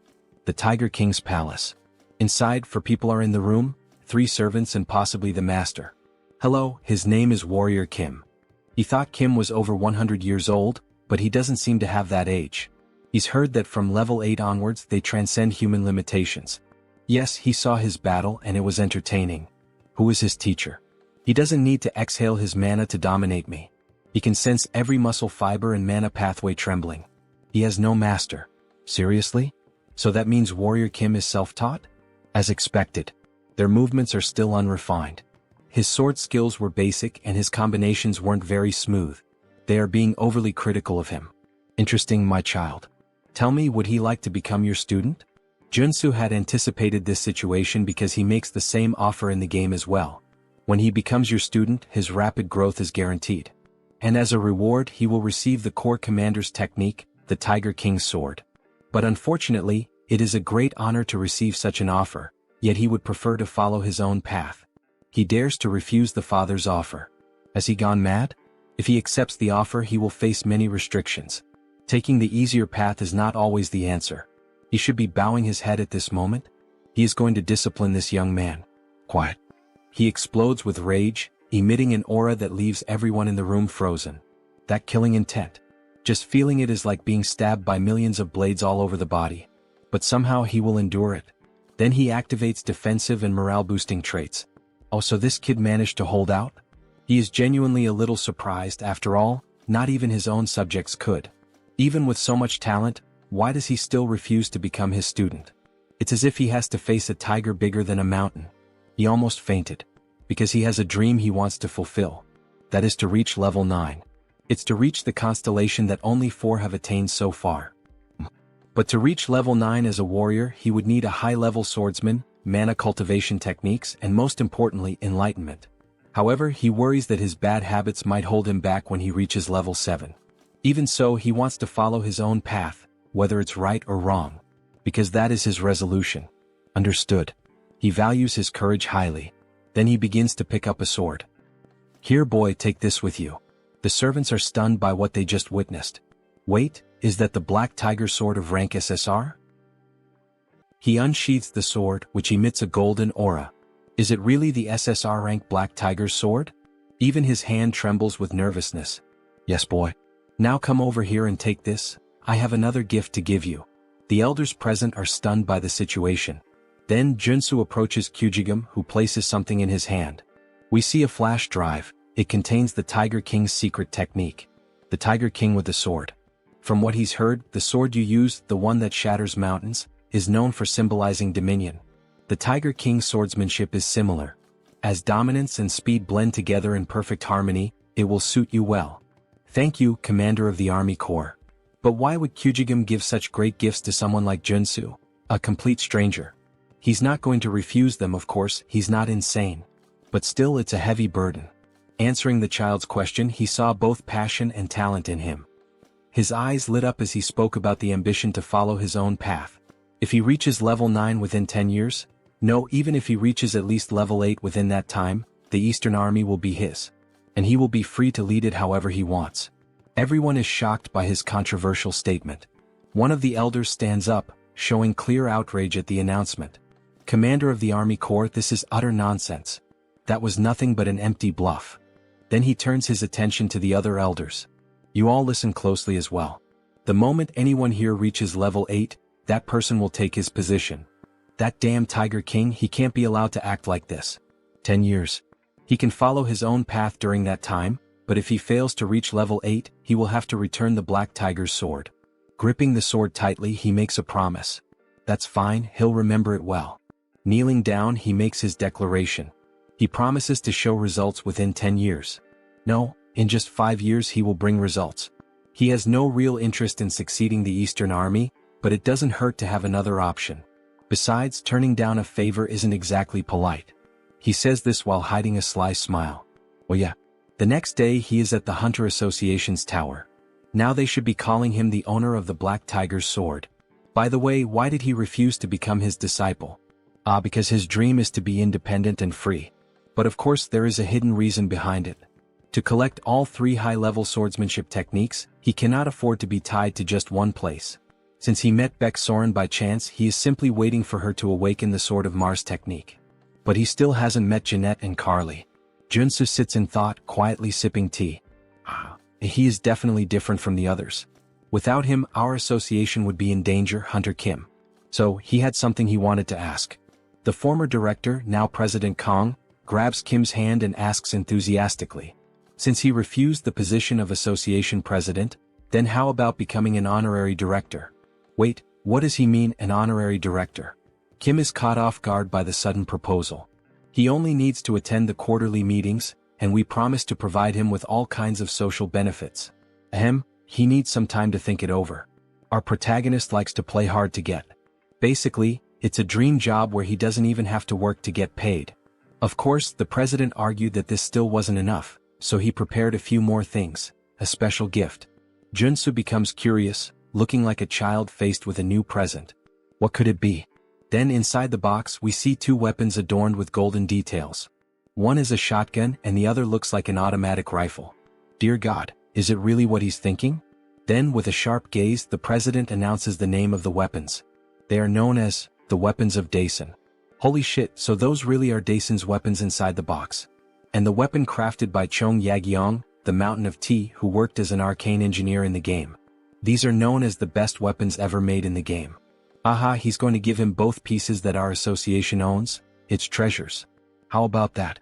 Maybe it's a good time to start collecting the rest of the set. They say that if you collect all 5, you'll be able to find Daison's magical tome. But of course he already knew that story, after all he was a game addict. It's a relic that unlocks the high-class traits needed for building the gunslinger class. He'll have to gather a few more when he gets the chance. So, would he like to sign the contract now, Director Kim? We can see that the current president is excellent at marketing and negotiation. Yes. He is looking forward to working with you, Director Kong. No, President Kong. Then the two share a firm handshake, symbolizing their commitment to the agreement made today. He absolutely loves this president. The first rewards have already begun. Back at his house, we see sparks flying. More precisely, golden lightning bolts. We see Kim training with his newly acquired sword. The 4 sword forms of the Tiger King.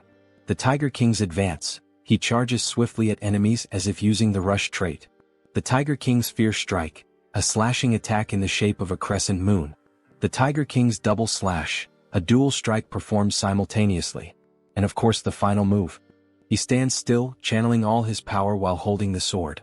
The essence of the Tiger King's swordsmanship lies in mana control. When executed with the proper movements, the sword's aura is unleashed. Then he opens his eyes, we see the moon reflected on the blade and we get a glimpse of what this technique, when fully mastered, could truly accomplish. The Tiger King's elevated sky, a technique powerful enough to slice even a star like the sun or the moon. We see an ancient master demonstrating that it's possible. And at the same time, we witness the raw devastation unleashed by Warrior Kim. He's still far from being able to cut a star, but judging by the damage done to the reinforced wall and the short amount of time he spent refining the new sword, we can already see its firepower. However, it seems he'll need to train much more to master it completely. He's only able to draw out this level of sword aura thanks to that item. Even so, with a smile on his face, he's gained 2 new traits, so the training was worth it. The system announces the 2 new traits, Quick Draw and Moon Slash. Soon he will unlock the Sword Specialist trait. Only 2 more traits to go. He wishes he could obtain them right now, but he's taking a break today. It's time to enjoy life. We see him calmly sipping tea on the balcony of his house, completely relaxed. But of course he wasn't going to stay at peace for long. Something catches his attention. What is that? He thought he would finally be able to rest. Then he sees a car parked in front of his house, with a wounded man lying on the ground. Warrior Kim, please help. No, actually, save his younger brother. Wait, that's Iron Fist Kim? What the hell happened to him? Later that same day at night, the 2 of them are on the rooftop of a hotel. So his subordinates betrayed him because he opposed the idea of the business? They were running a human trafficking operation without Iron Fist's knowledge. He punished the instigators, and they betrayed him for it. We see his metal arm torn off, and his face and body covered in injuries. You know, this probably isn't everything. What? Then he equips a few espionage traits. Detection. Intuition. Insight. His gaze changes completely, becoming far more serious as he analyzes the building that used to be Iron Fist's headquarters. Iron Fist Kim was betrayed in the game's storyline, but he thought it ended when the human hunter was killed. Even though Iron Fist Kim has already been mostly neutralized, there are still many armed individuals standing guard. Right, that means they're looking for Warrior Kim.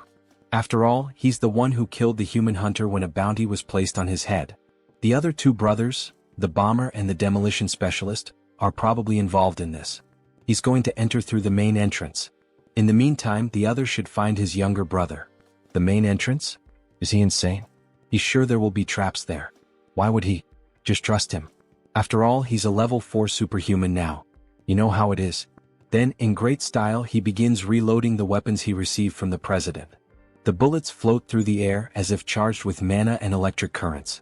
Not to mention he's armed with top-tier weapons. Then the door opens and Kim enters carrying the automatic weapon. It even looks like an AK-47. That idiot really went in through the main entrance, huh?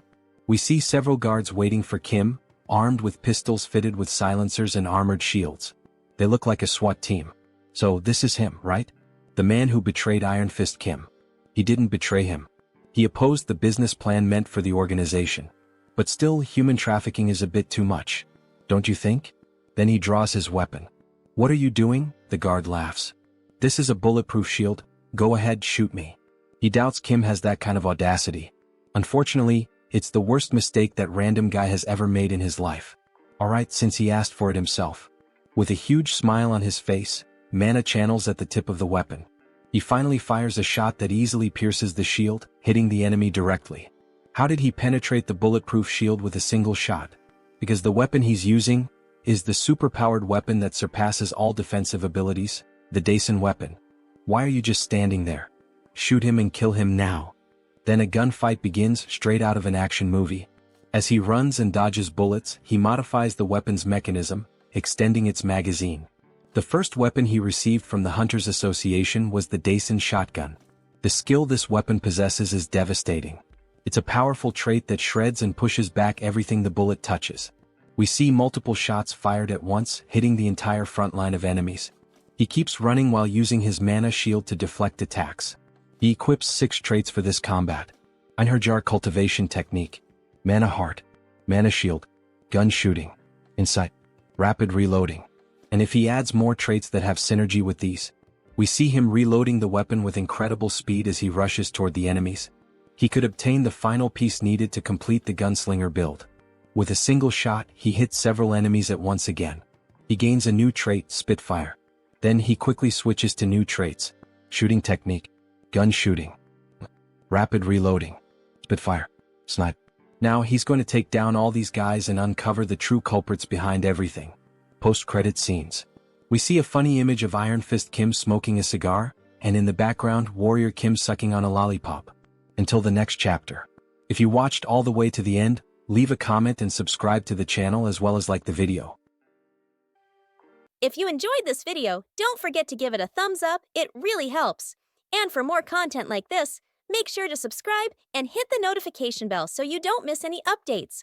Let me know in the comments if you'd like to see another part. I'd love to hear your thoughts. See you next time. Bye-bye.